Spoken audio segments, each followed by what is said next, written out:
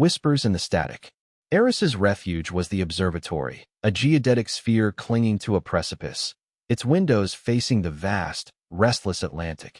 Inside, the air tasted of electricity, and the twilight glow from the monitors illuminated dancing dust specks. Sleep had become a luxury of the past, replaced by lukewarm coffee and the tenacious conviction that he stood at the threshold of a monumental revelation, a cosmic cry lost to the world's indifference.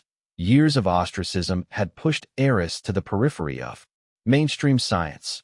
Branded a crackpot after his heterodox theories regarding interstellar communication crashed and burned at the Kepler 186F debacle, he now toiled in solitude that a meager inheritance fueled his obsession, a burning need to vindicate his beliefs that he settled the headset, the worn earpieces of familiar pressure against his skull. The sibilant hiss of static became his canvas, a blank expanse upon which he yearned to create a masterpiece of discovery. Fingers flew across the console, each touch deliberate, honed by years of practice. The usual suspects filled the airwaves, the blurt of amateur radio, the steady hum of navigational aids, the coded whispers of satellites, the clamorous din that threatened to drown out the delicate signals he hunted. Then, an anomaly pierced the noise that a fleeting disturbance rippled across the spectrum, like a dying ember. Eris stilled, his breath hitching that he reversed the recording, his pulse hammering in his ears. There it was again, a brief, fractured burst, unlike anything he had encountered before. Not random chaos, but a structured pattern woven into the fabric of interference. He isolated the anomaly, winnowing out the static with complex algorithms refined over years of dedication. The result remained fractured, yet sharper, a sequence of clicks, whistles, and guttural articulations that resonated with an unsettling familiarity that it echoed like a half-remembered language, a forgotten dialect stirring from the depths of his mind. Eris edged closer to the screen, eyes tracing the oscillating waveform. An uncanny pull resonated within him, a deep-seated connection defying logical explanation that he knew.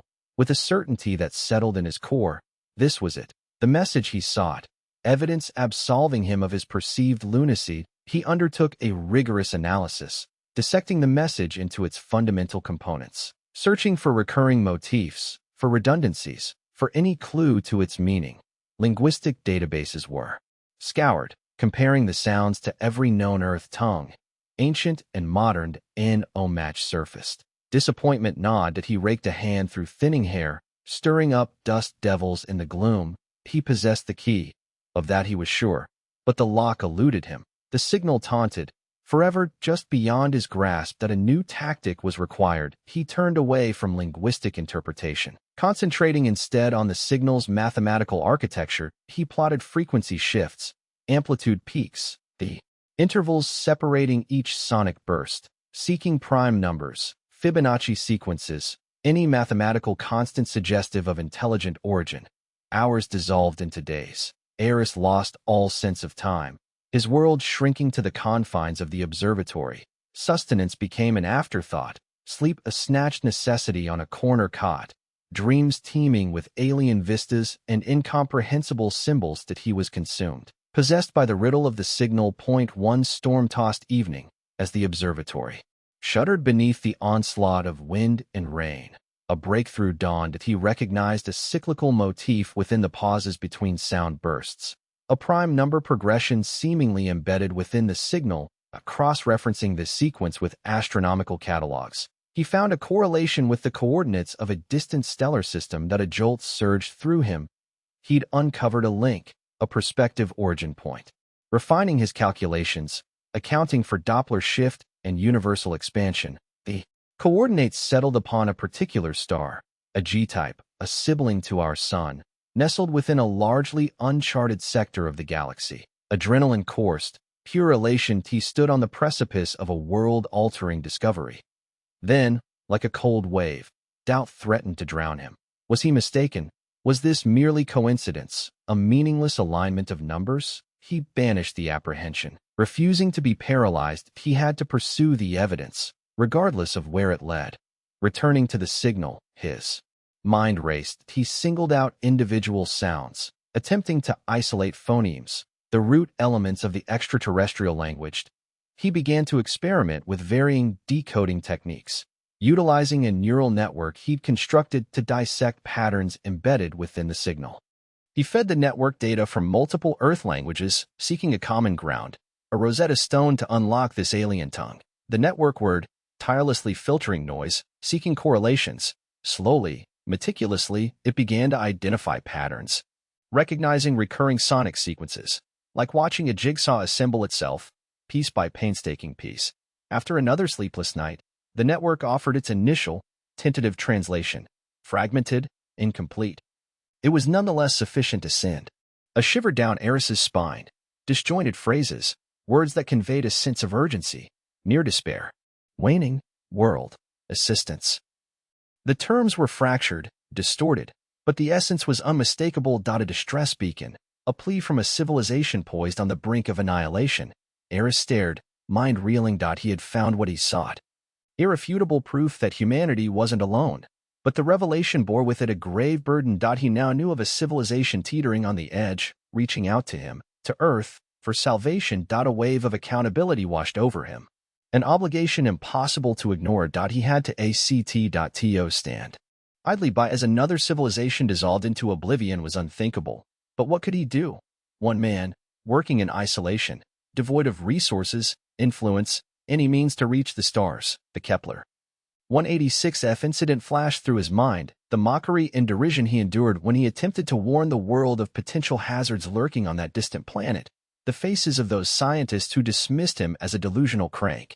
Public revelation would only be met with the same skepticism, the same disbelief, but that couldn't deter him. He had to convince the world of the signal's authenticity, of the desperate cry from a civilization hanging by a thread. He meticulously compiled his findings into a concise report. An uphill struggle awaited him, resistance at every turn. His resolve, however, remained unshaken. He heard the whispers and the static, and answer he must. His responsibility extended beyond himself, to the civilization desperately seeking help. As dawn painted the sky in vibrant hues, Eris completed his report. He gazed at the screen, eyes bloodshot, body depleted. The hardest step loomed, facing a skeptical world. But he stood ready. He carried a message, a crucial warning, and would not rest until he had exhausted every avenue to save a civilization he had never known. The KRYLL's plea. The final strand of binary code unspooled, birthing a glyph unlike any Eris had previously encountered. It throbbed, a subtle luminescence seemingly originating within the monitor glass. Obsessive labor, spanning weeks that bled into months, culminated in this solitary, shimmering sigil. The linchpin. Sleep had become a forgotten luxury. The stale confines of his observatory stank of acidulous coffee and ionized air. His eyes ached, inflamed and scratchy. He winced, struggling to lock his gaze on the alien figure. He'd cracked the fundamental grammar, the sonic architecture, but true comprehension remained elusive, rendering it all mere cacophony. Yet, this glyph.it resonated differently. He reran the decryption subroutine, meticulously adjusting the parameters. The glyph persisted, now flanked by a brief sequence of symbols recognizable from prior fragments. They flitted across the screen, an infuriating dance of the unknown.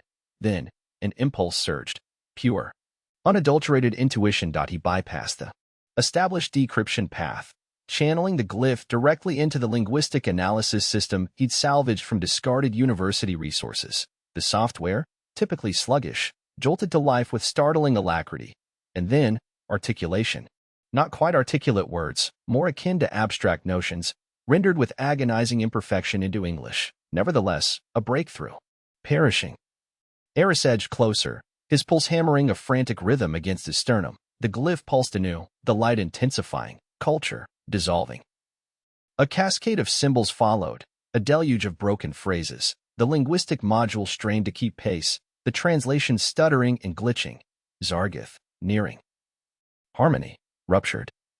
Eris fumbled for a notepad, his hand trembling so violently he struggled to secure a grip. He jotted down the phrases as they materialized, striving to piece together a cohesive story.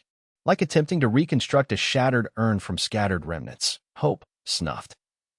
A dizzying wave threatened to overwhelm him. He clung to the edge of the desk, battling to remain upright. The glyph blazed brighter, branding itself onto his retinas. Aid required. The message truncated abruptly, the display reverting to the familiar sibilance of background radiation. The glyph evaporated, leaving solely the ghost of its entreaty echoing in Eris's mind. He remained motionless for a prolonged moment, reeling. Silence enveloped the observatory, punctuated only by the drone of the equipment. He replayed the decrypted snippets in his head, attempting to wrest meaning from the chaos. A dying culture. Zargith. Harmony ruptured. Hope extinguished. A call for aid. A distress signal. A desperate supplication emanating from the immense void of interstellar space. And he, Eris Thorn, the discredited scientist languishing in self-imposed isolation, was the only recipient. The ensuing hours became a blur of manic investigation, combing through every accessible database. He commenced with the KRYL, the cinders of the transmission. The designation drew a blank in mainstream scientific circles. No astral surveys, no exobiological reports, a complete absence of recognition. He then plunged into the shadowy margins, paranoid websites, ancient astronaut hypotheses, suppressed academic journals. The yields were sparse, but he unearthed a few tantalizing threads. Whispers of a serene, technologically superior race encountered millennia prior, dismissed as mythology or skewed interpretations of archaic texts. Legends of beings possessing shimmering, opalescent skin and a profound connection to the natural world. He cross-referenced these with the Zargith. The findings proved even more unsettling. The Zargith were absent from conventional scientific discussion, yet in the Internet's darker recesses, they were mentioned in hushed, trepidatious tones. A predatory race, consuming entire civilizations, leaving only desolate husks behind. A cosmic plague, spreading like a virulent disease through the galaxy. One particularly disturbing website portrayed them as animate shadows, beings of pure energy capable of manipulating matter at their whim, contorting it to their sinister designs. The site featured blurry, allegedly leaked images of Zargith vessels, organic-looking constructs resembling enormous, throbbing hearts, emanating an aura of malignant power. Eris dismissed the majority as hyperbolic drivel, yet the sheer volume of comparable accounts, the uniformity of the depictions, gave him reason to pause. He discovered a heavily censored file from a defunct government bureau, referencing Project Nightingale. The archive alluded to a potential Zargith incursion in the waning years of the 20th century, averted at great sacrifice. The specifics remained veiled, but the overarching tone was deeply unsettling. The KRYL, according to these scattered fragments, represented the antithesis of the Zargith, peaceful, empathetic, and intrinsically linked to their world. A civilization deserving of rescue. But how? He was one individual, toiling in isolation, with restricted resources. No starship, no army, no means of reaching them. An outcast, shunned by the scientific community for his past transgressions. He glanced at the decoded communique again, the words searing into his consciousness. Aid required. He couldn't disregard it. He wouldn't. The cynicism that had been his constant companion for years began to shatter, supplanted by a spark of something else. Hope, not the naive, unearned hope of his youth, but a resilient, desperate hope forged from the ashes of despair. He had erred previously, dreadfully, catastrophically, but this resonated differently. This felt tangible. He checked the clock. 3:17 a.m. He needed rest, but not yet. Too much remained undone. He initiated a new file on his computer, entitled Project KRYL. He started to formulate a strategy, a long shot, a desperate gamble. He would need to contact individuals, people he had estranged years ago. He would need to persuade them of his sanity, that this was not another fruitless pursuit. He would need to secure resources, funding, a pathway to the KRYL. It seemed insurmountable. Yet he had to attempt it. He owed it to the KRYL. He owed it to himself. He owed it to the universe itself. He began with Eva Rostova, his former associate at the university. A brilliant astrophysicist, possessing a keen ability to discern falsehood. She had always viewed his more eccentric theories with skepticism, but had also remained impartial, receptive to his rationales, even when they bordered on the absurd. Years had elapsed since their last exchange. Their final conversation had been fraught. He had accused her of undermining his research, of aligning with his detractors. Regrettable words had been exchanged, yet he needed her assistance. She possessed connections, accessibility to resources beyond his reach. He inhaled deeply and opened his email interface. The cursor blinked tauntingly on the screen. What could he possibly articulate to persuade her? How could he convey the impossible, the preposterous? He started typing, deliberately, cautiously, selecting his words with fastidious precision. He informed her of the anomaly, the decrypted communication, the KRYL, the Zargath. He presented the evidence to the best of his capabilities. Devoid of embellishment or exaggeration. He concluded the email with a succinct plea. Eva, I know this sounds insane, but I swear to you, this is genuine. I require your assistance. He hesitated briefly, then clicked send. He knew it was a long shot, but it was a commencement. As the email vanished into the digital void, Eris experienced a peculiar sense of serenity descend upon him. He remained terrified, still overwhelmed, yet he also felt hopeful. He had heeded the KRYL's entreaty, and he would respond, even at the cost of everything he possessed, dismissed as delusion. Eris was a silhouette against the sickly chartreuse of the comm console, its glow exacerbating the redness in his weary eyes. The KRYL plea had been dispatched through every conceivable channel, NASA, SETI, UN Space Command, only to be met with hollow silence. Or worse, automated replies, bureaucratic black holes leading to complaint forms and offers of therapeutic counseling. He slammed a fist against the console. The flimsy metal reverberated. Blasted. Are we so consumed by our own trivialities that we can't perceive a civilization's death throes? Again, he examined the translated KRYL message on the fractured screen. Zargath devours. Worlds succumb. Assistance vital. Hope wanes. Hope wanes. The phrase echoed the barrenness that had overtaken his own existence for years. The National Science Foundation was his next target.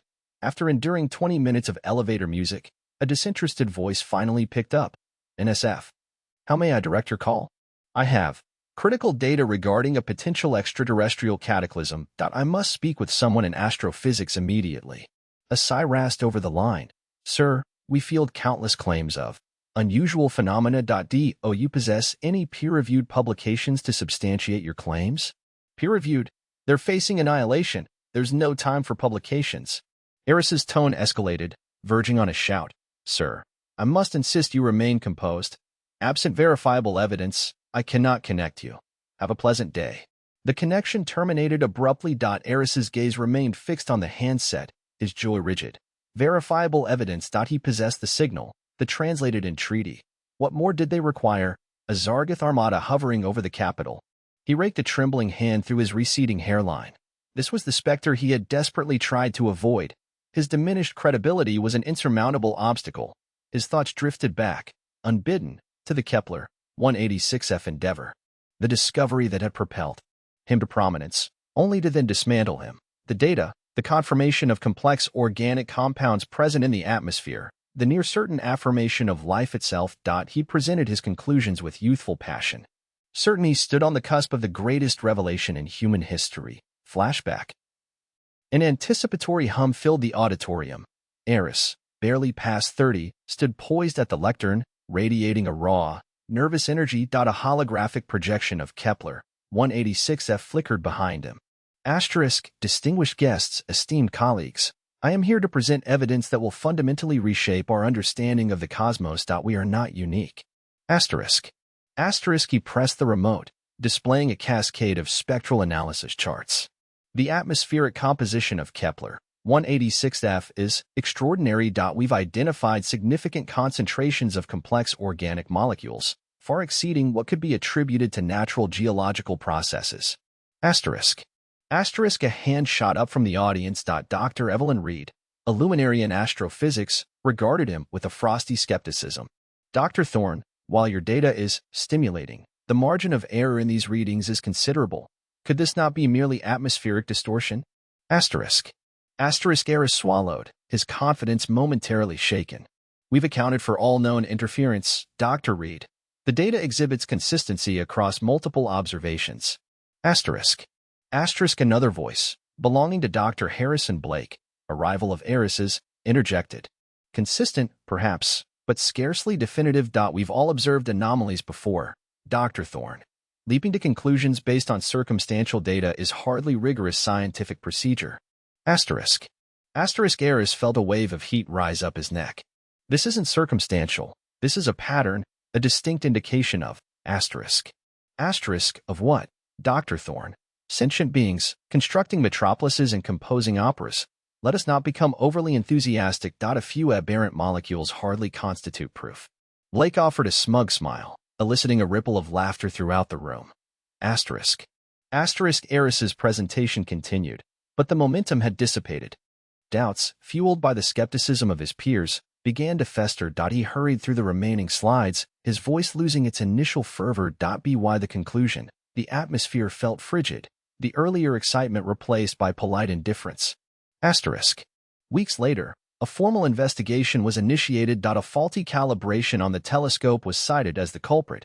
Eris received a public censure, his credibility permanently scarred. Kepler 186f was quietly shelved. Another aberration relegated to the footnotes of astronomical annals. In flashback, the memory was a brand seared into his consciousness. He'd been so resolute, so assured, and he'd been mistaken. Or had he? The doubt, the persistent unease that he'd been correct all along, had never truly abandoned him. Now, with the HFY transmission, that old certainty was resurfacing, more intense than before. He couldn't allow past failures to immobilize him. This wasn't about vindicating his reputation. It was about rescuing an entire sentient race. He fired up his laptop and started composing a message to Eva Rostova. He'd severed that connection years prior, in the aftermath of the Kepler debacle. She'd been one of his most fervent advocates, publicly defending his conclusions even after the inquiry. But the pressure had proven overwhelming, the derision too cutting. He'd retaliated, accusing her of blind conviction, of allowing emotion to warp her scientific judgment. He'd carried that regret ever since. He typed painstakingly, selecting his words with precision. He couldn't risk alienating her again. Asterisk Eva. Asterisk. I realize it's been an extended period, and I recognize I have no entitlement to solicit anything from you given what I said. He paused, deleting and revising the sentence several times. Eventually, he settled on, I require your assistance. I've intercepted a cry for help. I believe it's authentic, and I believe humanity represents their only salvation.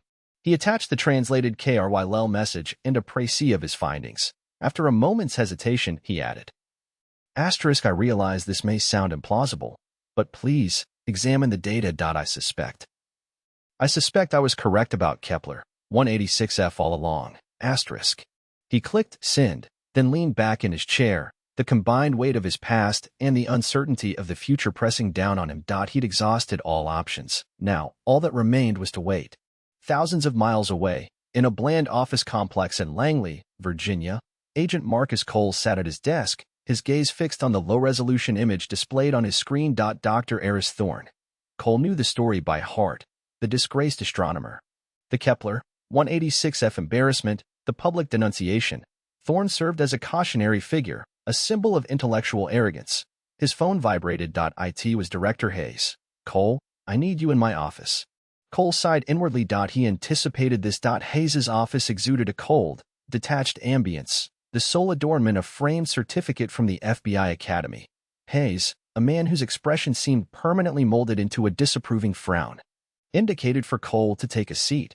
Thorne has resurfaced, Hayes stated, eschewing any preamble. He's alleging that he's intercepted an extraterrestrial distress signal, spouting the identical drivel he was peddling years ago. Cole nodded somberly. I reviewed the reports. He's contacted multiple agencies. Precisely. This must not be permitted to gain momentum.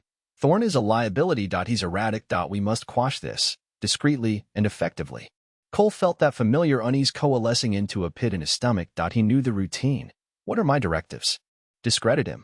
Unearth anything you can. Re-examine the Kepler 186f incident. Emphasize his alleged mental instability. Ensure no one takes him seriously. Hayes paused, his gaze unwavering and devoid of warmth. And Cole, I want this conducted by the book. I understood. Cole understood perfectly. By the book, translated to plausible deniability. It meant fabricating a narrative, shaping the truth to align with the desired outcome. It meant sacrificing a man's reputation, potentially his sanity, for the benefit of, what, national security, political gain. Cole found himself questioning the justification more frequently these days. Understood, Director, he responded, his voice devoid of inflection. As he departed Hayes's office, Cole accessed Thorne's dossier on his tablet. He scrolled through the details, academic record, psychological assessments, media appearances. He observed the flicker of brilliance in Thorne's eyes, the desperation in his tone. He also noticed the flaws, the vulnerabilities, the profound sense of isolation. Cole was acutely aware of his proficiency at his profession. He knew how to manipulate information, how to exploit weaknesses. He'd executed such operations countless times. Yet something about this instance felt distinct. Something about the haunted quality in Thorne's eyes resonated within him, a reflection of his own burgeoning disenchantment. He stared at Thorne's image, a question taking shape in his mind. What if? Just what if? Thorne was telling the truth, a spark of belief. The screen's luminescence bathed Lena Hansen's face in an eerie aquamarine glow. Code unfurled like an endless scroll, momentarily eclipsing the domestic disarray of her apartment. Stacks of discarded noodle containers stood sentinel on her desk. Grim testaments to sleepless nights fueled by caffeine and an unyielding drive. Her discovery of Eris Thorne's fragmented online presence had been serendipitous.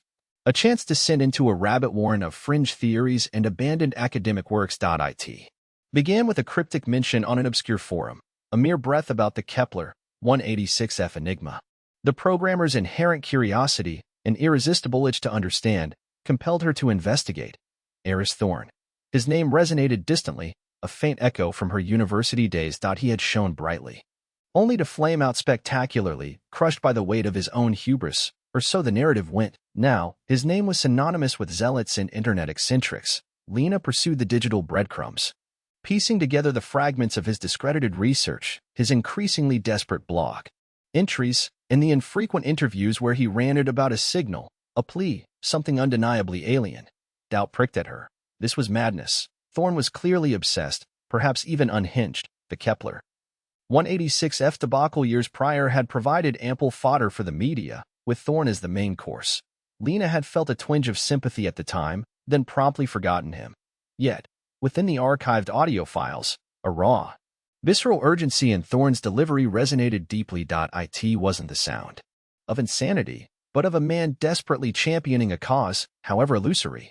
She tilted back in her chair, the cheap plastic groaning in protest. The city murmured beyond her window, a discordant urban lullaby of sirens and distant engines. She pivoted to face the glass. The stars remained hidden, veiled by the oppressive glare, but Lena knew they existed. Were they listening? Was anyone even out there? Lena shut down her laptop. Rising, she ambled to the kitchenette of her cramped dwelling. She retrieved a water bottle from the refrigerator. As she twisted the cap, a minuscule device, nearly imperceptible, adhered and then dislodged itself, plummeting onto the counter. Lena fixated on it, frozen. How long had that been there? Covertly lurking, reopening her laptop, she scrutinized the circuit board displayed on the screen. The schematic revealed its purpose: to intercept and record communications. Lena exhaled, a weary sigh. The world had grown excessively intricate. The intercepted KRYL transmission. Years of professional ostracization. His intensifying fervor. Once more, she played the audio file, dissecting the static that swirled behind Thorne's mangled translation. A subtle pulse emanated from it, a rhythm, a pattern that hinted at intention. All right, Thorne, she murmured, her gaze fixed on the screen. Let's see where this labyrinth leads. She powered up her primary rig, a formidable machine cobbled together from salvaged components and pure ingenuity. Its cooling fans roared to life, casting a comforting, low thrum through the diminutive space. This was her haven, her instrument. Her voice in a world that often felt profoundly indifferent. Lena began by refining Thorne's signal decipherment. The translation was imprecise, understandably skewed by his personal biases, but the foundational structure remained discernible. She subjected it to a battery of spectral analysis tools, removing the interfering noise, isolating the essential frequencies. What materialized was hauntingly beautiful. A collection of intricate, interwoven sonorities. A language unlike any she had previously encountered. As she worked, a strategy began to solidify in her mind. Thorne's impediment wasn't simply public skepticism, it was the signal's inherent weakness. Its localized range. It was a mere whisper against a cacophony. What if she could amplify it? What if she could broadcast it on a scale that demanded attention? The notion was audacious, verging on the reckless. It would necessitate infiltrating restricted communication infrastructures, circumventing stringent security protocols, and risking severe repercussions. Yet, the prospect of that faint, desperate signal fading into the vast cosmic void, unanswered, was intolerable. Lena launched a new terminal and began to type. Lines of code blossomed across the display.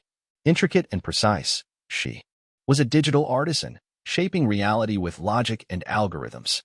Her fingers danced across the keyboard, weaving an intricate tapestry of commands designed to probe the weaknesses of global communication networks. Her first target was the Global Radio Astronomy Consortium's GRC network. They possessed the most potent antennas, the most sophisticated receivers. Should she be able to piggyback on their system, even momentarily, the KRYLL's message would travel farther than Thorne could ever envision. The security measures were formidable, a complex labyrinth, constructed to repel any unauthorized access. However, Lena had been circumventing security systems since adolescence, honing her abilities in the clandestine corners of the internet. She perceived the cracks, the inconsistencies, the human oversights that lay dormant beneath the surface. Hours dissolved into a seamless procession of code. Lena existed within the machine, her consciousness melding with the digital realm. She navigated firewalls, impersonated authentication protocols, and exploited subtle vulnerabilities. Each triumphant breach was a miniature conquest, a surge of adrenaline that fueled her resolve. As she penetrated deeper, she noticed an anomaly. There were backdoors, purposeful gaps in the security framework. Almost as though someone anticipated her arrival. It was disquieting, a sensation of being observed, manipulated. Yet, she couldn't relinquish control now. Ultimately, she reached the heart of the GRC network. The antenna array was within her grasp, ready for commandeering. She uploaded her signal amplification program, a meticulously crafted piece of code designed to boost the KRYL message without jeopardizing standard operations. Her finger lingered over the execute button. This was it. There was no turning back. Once she initiated the program, she would be exposed, vulnerable. But the thought of the KRYL, whoever they may be, awaiting a response in the silent depths of space, propelled her onward. She clicked.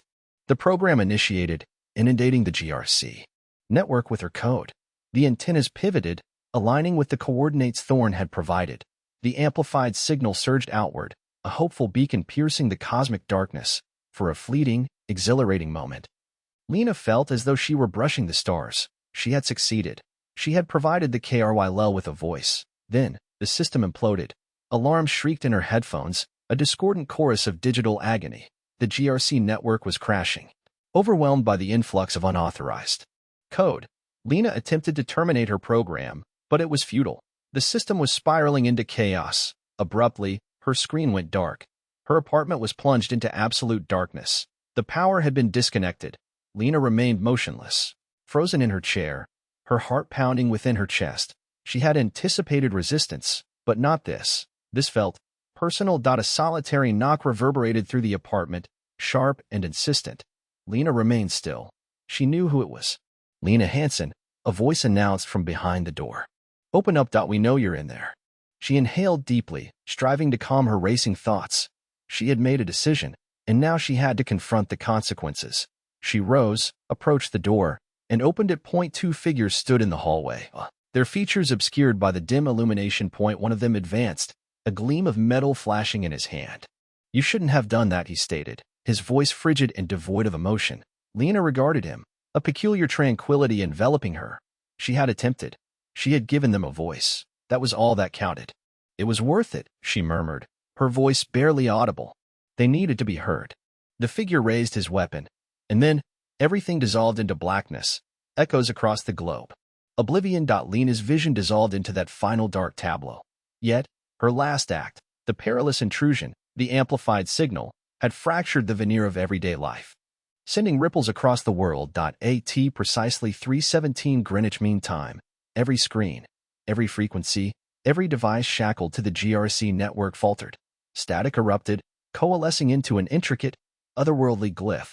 Then came the sound, not language as humanity knew it, but a sequence of shifting tones, percussive clicks, and resonant drones, woven with an undercurrent that felt like pure, unadulterated sorrow. It burrowed into the listener's soul, bypassing reason to strike at the very heart of emotion. In Tokyo, a drowsy salaryman, commuting by rail, felt his phone buzz with news updates. The screen flared with the alien glyph, snapping him awake. He blinked, sleep-heavy eyes widening as the bizarre soundscape permeated the carriage.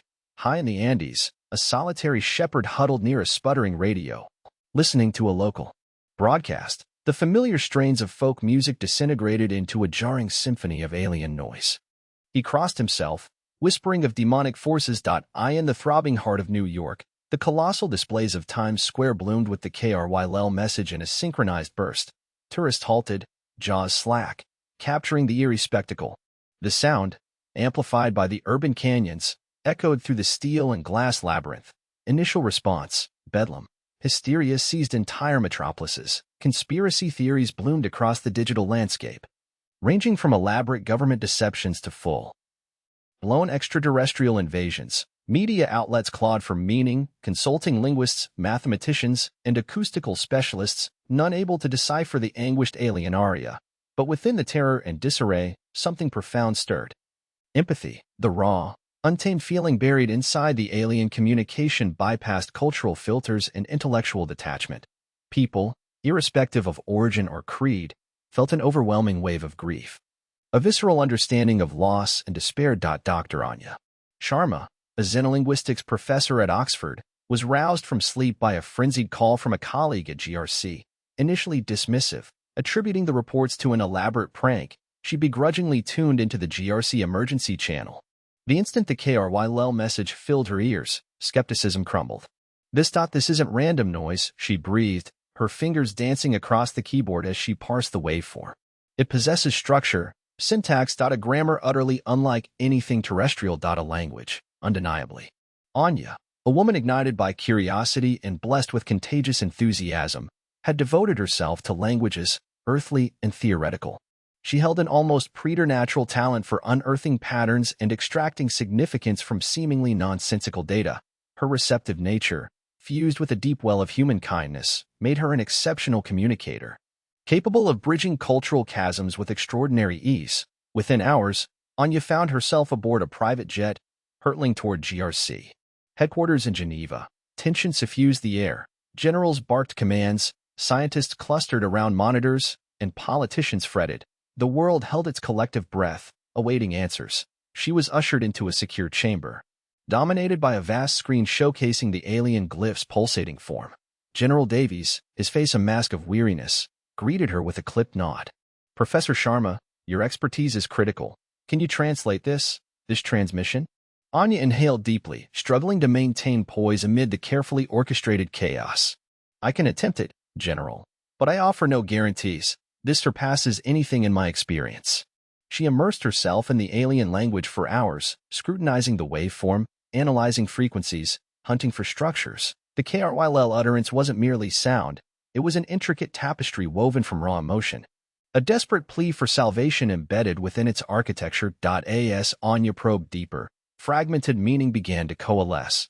Discrete words, recurring inflections, vivid impressions conveyed through subtle modulations in tone. It resembled reassembling a shattered mirror, each shard offering a distorted reflection of a dying world. They're detailing a catastrophe, she announced, her voice raspy with fatigue. A blight, perhaps, or some form of ecological devastation. Their world, it's collapsing. Silence descended. The weight of the revelation pressed down on them. The KRYL message was more than a call for assistance. It was a dire SOS from a civilization teetering on the brink. And there's something else, Anya continued, her voice trembling slightly. A reference to US.TO humanity. They're aware of our presence. General Davies leaned forward, eyes narrowing. What do they convey about us? Anya hesitated, wrestling with the complex nuances of the alien tongue. They appear to be requesting assistance. They're imploring us to intervene. The implications resonated. Humanity, barely venturing beyond its solar system, was being asked to rescue an alien race from annihilation. The sheer audacity of the request, the immensity of the undertaking, bordered on the incomprehensible. News of Anya's progress ignited a global firestorm of debate. Skeptics denounced the KRYL transmission as a sophisticated hoax, a psychological gambit designed to destabilize nations. Others hailed it as an authentic olive branch, a chance to forge an alliance beyond the stars. But the most compelling response arose from ordinary people, those viscerally touched by the raw emotion of the KRYL's plea. They staged demonstrations, launched petitions, and flooded social media with messages of solidarity. They demanded action, urging their leaders to answer the KRYL's desperate cry. The KRYL message had uncorked a reservoir of empathy across the planet. It had unveiled a shared humanity that transcended borders and beliefs. It had served as a stark reminder that, Despite surface differences, they were all threads in the same grand tapestry. Even as politicians and military advisors dissected the geopolitical ramifications of the KRYL message, a dedicated cadre of scientists, engineers, and visionaries was already striving for solutions. They were propelled by a collective sense of purpose, the conviction that humanity possessed a moral imperative to aid those in dire need, no matter the sacrifice. Chief among them was the engineering crew at the derelict GRC facility in Greenland. They were laboring relentlessly to restore Hope's Dawn, the experimental long-range shuttle.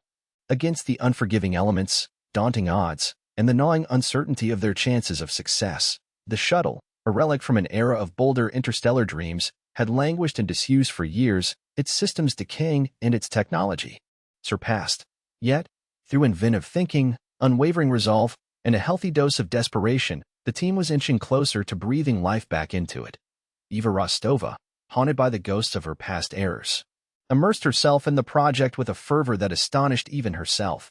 She perceived Hope's Dawn as a chance at redemption, a means to atone for past failings.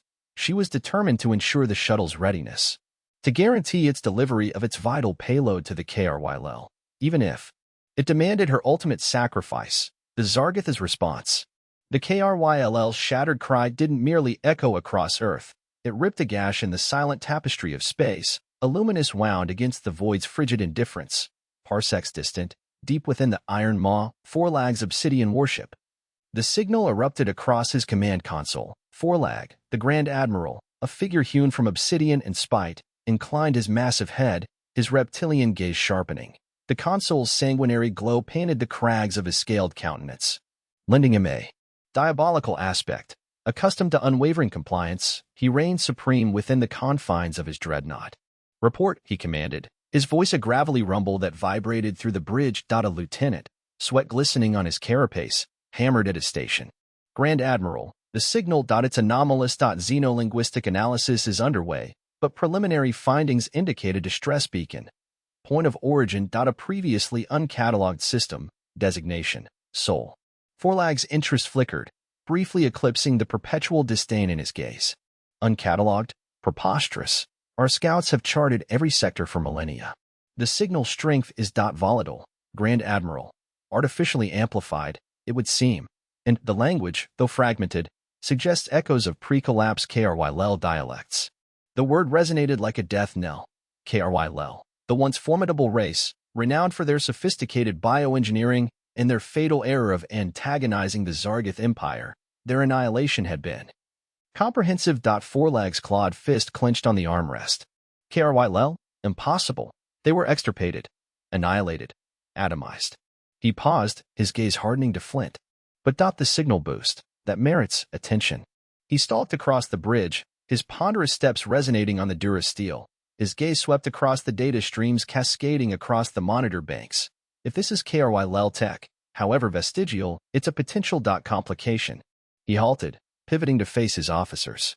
The KRYL were always ingenious. Their fate served as a reminder point, one the galaxy seems keen to ignore. We will not permit a resurgence, by them or anyone else. He slammed a fist onto the console, the impact jarring the entire bridge. "Lay in a course. Sol system. Maximum warp. I want a complete tactical breakdown upon arrival. And summon Zorgan. I have a task befitting his unique skill set." The bridge surged with activity, commands snapping, consoles flickering, the ship throbbing with newfound power. Forlag observed, his face a stony mass. He would obliterate this budding threat before it could truly take root. Asterisk, asterisk, asterisk. Deep within the Iron Maw's bowels, in a chamber dedicated to refined agony, Zorgan received his summons. Dimly lit, the air hung heavy with the coppery tang of blood and the ghosts of screams.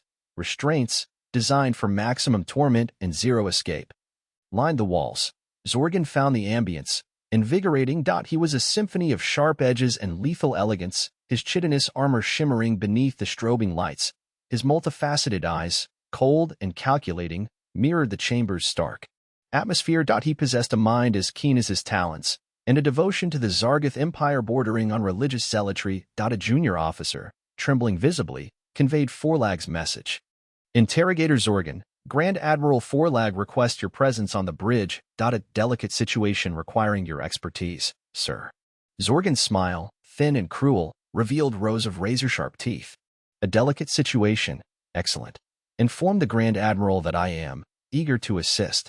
He followed the officer through the warship's maze-like corridors, his senses hyper-alert, cataloging every nuance. The drone of the engines, the metallic click of boots on the deck plating, the faint whiff of fear radiating from the officer beside him. All were data points, fragments of a larger schematic.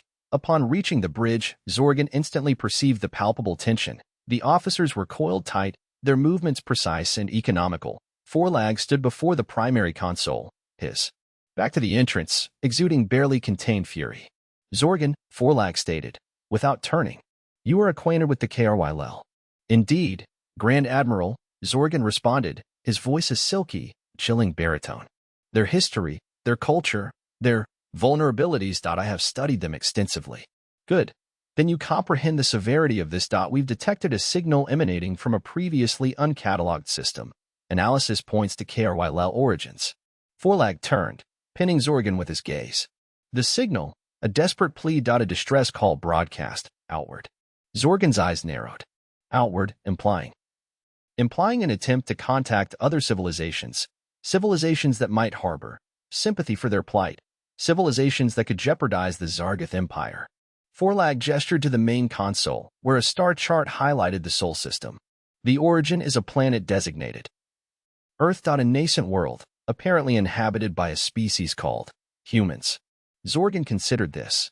Humans. He'd perused reports on this species, relatively primitive, technologically lagging, but possessing a modicum of adaptability. He struggled to believe such a species could threaten the Zargoth dominion.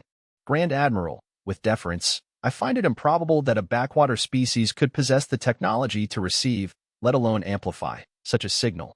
More likely they've stumbled upon KRYL technology, a derelict ship, perhaps, or some forgotten artifact. Regardless, Forlag snapped, the potential for hazard exists, and I will not tolerate any risk to the Zargoth Empire. The humans must be neutralized. The signal's origin must be eradicated, and any remaining KRYL tech must be obliterated. He turned back to Zorgan, his eyes blazing with glacial fury. I am entrusting this to you, Zorgan. You will lead a strike force to Earth. You will assess the situation, locate the signal's source, and eliminate it. I trust one need not delineate the methods you are authorized to employ. Zorgan bowed his head, a predatory light in his eyes. Your will is my imperative, Grand Admiral. I will ensure the humans learn the cost of siding with the KRYL, and I personally guarantee that this Earth will pose no further threat to the Zargoth Empire. He paused, anticipation flickering across his face. This promises to be most stimulating. Forlag watched him depart, a cold sense of gratification settling in his core. Zorgan was a monster, a creature of utter darkness and depravity, but he was unfailingly loyal and brutally efficient. He would accomplish the task. As Zorgan left to assemble his strike team, Forlag returned his focus to the star chart, his gaze fixed on the minute blue speck representing Earth. An infantile world, harboring a species teetering on the edge of oblivion. He felt a rush of contempt, laced with a hint of foreboding. The KRYL had been purged once. He would ensure their legacy, and anyone foolish enough to aid them suffered a similar fate. Earth was about to receive a brutal lesson about the repercussions of disrupting the galactic order, and Zorgan would be there to administer it. Paralysis of power. The holographic globe shimmered in the center of the United Nations Security Council chamber, its blue and green hues a stark contrast to the grim faces surrounding it. Static crackled from the hastily erected speakers, a lagging audio feed from the CERN facility momentarily disrupting the emergency session. A dozen conversations, each fraught with anxiety, warred for dominance in the room. Gentlemen, ladies, please. Secretary General Anya Sharma's voice, amplified but still strained, cut through the din. We must maintain order. We have only fragmented reports, but that the transmission is undeniable. Something is out there. France's President Dubois, his face pale under the harsh fluorescent lights, leaned forward. Fragmented is an understatement. Secretary General. We have grainy images, intercepted communications we can barely decipher, and a growing sense of impending doom. Russia is mobilizing its northern fleet. The Americans are taking necessary precautions. The U.S. Ambassador, Eleanor Vance, interjected smoothly, her steely gaze silencing Dubois. We cannot afford to be caught unprepared. This Zargoth Empire, if that is indeed what it is, poses an existential threat to all of humanity. General Riker, his uniform immaculate, sat ramrod straight behind Ambassador Vance. He hadn't spoken yet, but his presence filled the room with a palpable tension. He radiated a contained energy. A coiled spring ready to unleash. He tapped the table, a sound like a gunshot in the hushed room. Madam Ambassador, with all due respect, precautions are insufficient. We need action. Sharma sighed, rubbing her temples. General, we are still assessing the situation. We don't even know the extent of this threat, or its capabilities. Riker's jaw tightened. We know they're coming. The KRYL signal, weak as it may be, proves they're already aware of us. Waiting is a luxury we cannot afford. Every minute we debate, they get closer. He stood, his imposing frame casting a long shadow across the holographic globe. I propose a full-scale military mobilization, joint exercises, strategic deployments, the establishment of a unified command structure. He met the gaze of each leader in turn, his eyes burning with conviction. We show them that Earth is not an easy target. Germany's Chancellor Schmidt, a cautious pragmatist, shook his head. General, your proposal is aggressive. We risk provoking a conflict before we even understand the nature of our enemy. Provoking? Riker scoffed. Chancellor, they're already coming to wipe us out. What? Are we supposed to send them a welcome basket and hope they change their minds? The Chinese representative, Ambassador Chen, cleared his throat. The general's approach is destabilizing. A large-scale military buildup will be interpreted as an act of aggression by many nations, potentially triggering regional conflicts even before the extraterrestrial threat arrives. The room erupted in renewed argument. Accusations flew, old grievances resurfaced. The fragile veneer of international cooperation threatened to shatter completely. The KRYL signal, a desperate plea for help, had instead exposed the deep fissures within humanity itself. Outside the UN, the world held its breath. News of the intercepted signal had leaked, spreading like wildfire through the internet. Panic buying emptied supermarket shelves. Conspiracy theories bloomed in the digital darkness. Some hailed the KRYL as saviors. Others demonized the Zargath as inevitable destroyers. The truth, lost in the chaos, was that humanity stood on the precipice of either salvation or annihilation, and its leaders were too busy squabbling to do anything about it. In the Pentagon, Riker watched the news reports with growing frustration. The endless debates, the political posturing, the paralysis of power. It was all infuriating. He turned to his aide, Colonel Davies, a young officer with a sharp mind and unwavering loyalty. Davies, what's the status of Project Icarus? Davies consulted his tablet. Sir, the prototype shuttle is nearing completion. The modifications are unorthodox, but the engineering team assures me it's space-worthy. Unorthodox? Riker raised an eyebrow, as in, defying the laws of physics unorthodox? Davies hesitated. Sir, the KRYL technology, it's different. It allows for faster-than-light travel, but the energy requirements are substantial. We're still working on a stable power source. Riker grunted. Substantial as in, will it blow up the eastern seaboard? Substantial? We're mitigating that risk, sir. Riker stared out the window at the Washington skyline, the familiar landmarks suddenly seeming fragile and insignificant. Mitigating. That's what we always do. Mitigate, assess, analyze. Meanwhile, the clock is ticking. The Zargath are coming, Davies, and we're sitting here debating the proper shade of paint for the escape pods. He turned back to Davies, his eyes hardening. Forget the debates. Forget the politics. Focus on Icarus. I want that shuttle ready to launch within 48 hours. Understood? Understood, sir. Davies snapped to attention, his face resolute. Back at the UN, the emergency session dragged on, a torturous dance of diplomacy and denial. The Indian representative proposed a joint scientific expedition to investigate the KRYL homeworld. The Brazilian delegate suggested sending a diplomatic envoy to the Zargath, offering Earth's resources in exchange for peace. The proposals were met with skepticism, suspicion, and outright hostility. Ambassador Vance, sensing the growing despair, stood to address the council. Gentlemen, ladies, we are at a crossroads. We can continue to bicker, to allow our petty differences to blind us to the gravity of the situation. Or we can rise to the occasion. We can unite, not as individual nations, but as a single species, determined to defend our home. She paused, her gaze sweeping across the room. The United States is prepared to offer its full support to any initiative that seeks to protect humanity, that we are willing to share our resources, our technology, and our expertise. Her words hung in the air, a beacon of hope in the gathering darkness. But even as she spoke, Riker was enacting his own plan, a plan born of desperation and a deep-seated conviction that decisive action was the only way to save humanity. He trusted too little, perhaps, in the niceties of diplomacy, but he trusted in the cold, hard logic of power, and he knew, with a chilling certainty, that the paralysis of power would be humanity's undoing as the sun set over a divided Earth, casting long shadows.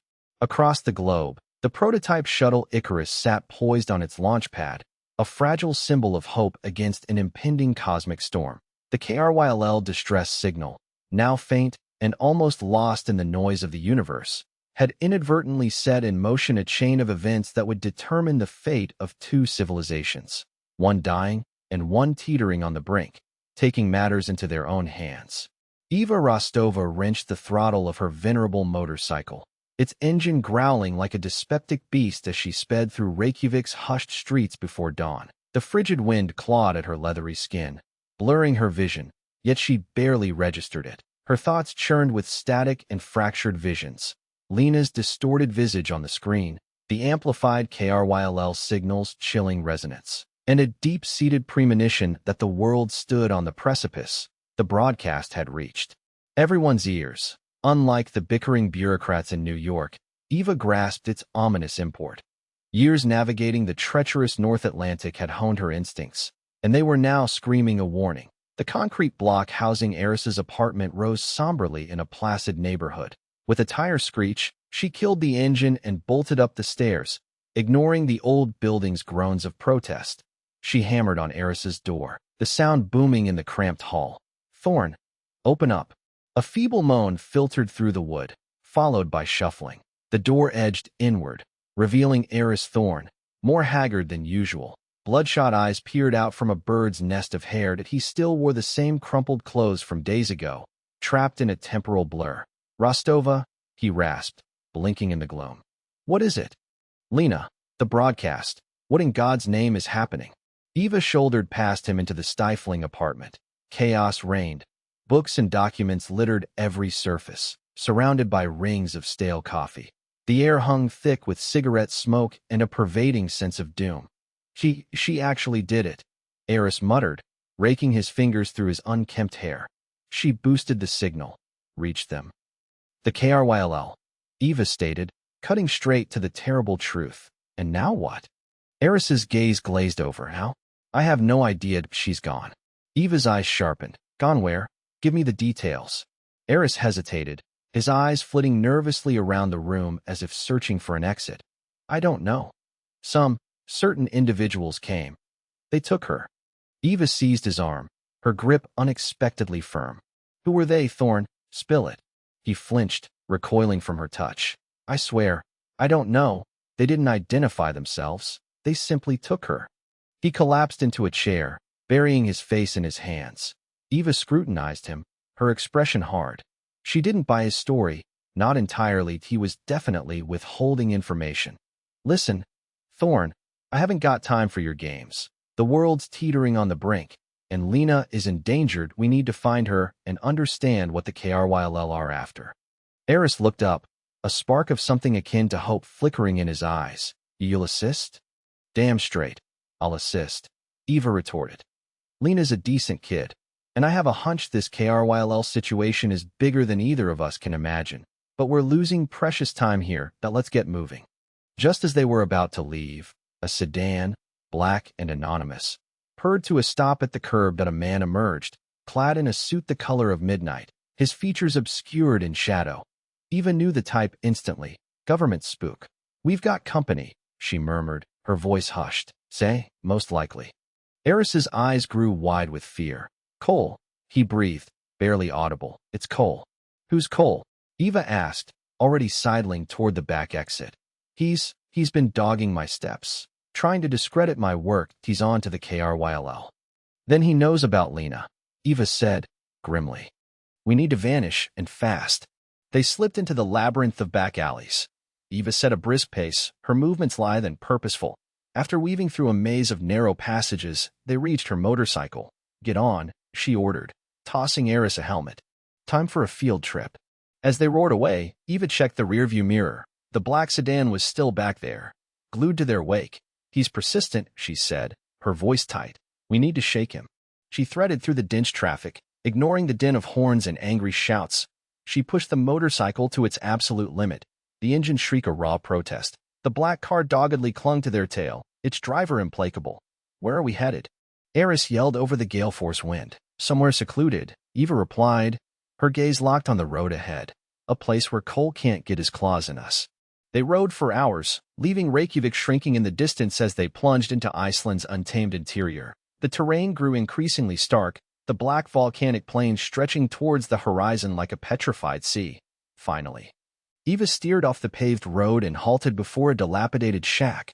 From the outside, it looked utterly derelict. But Eva knew better. It was her bolt hole, a place to vanish into when the world became too much. Here we are, she said, cutting the engine. Welcome to my humble abode. Eris's expression was one of profound doubt. This is your safe house.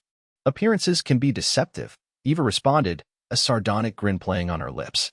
It's got everything we require. Sanctuary, provisions, and a first-class view. Inside, the shack possessed an unexpected warmth. A compact wood-burning stove radiated heat, and a pair of cots offered respite.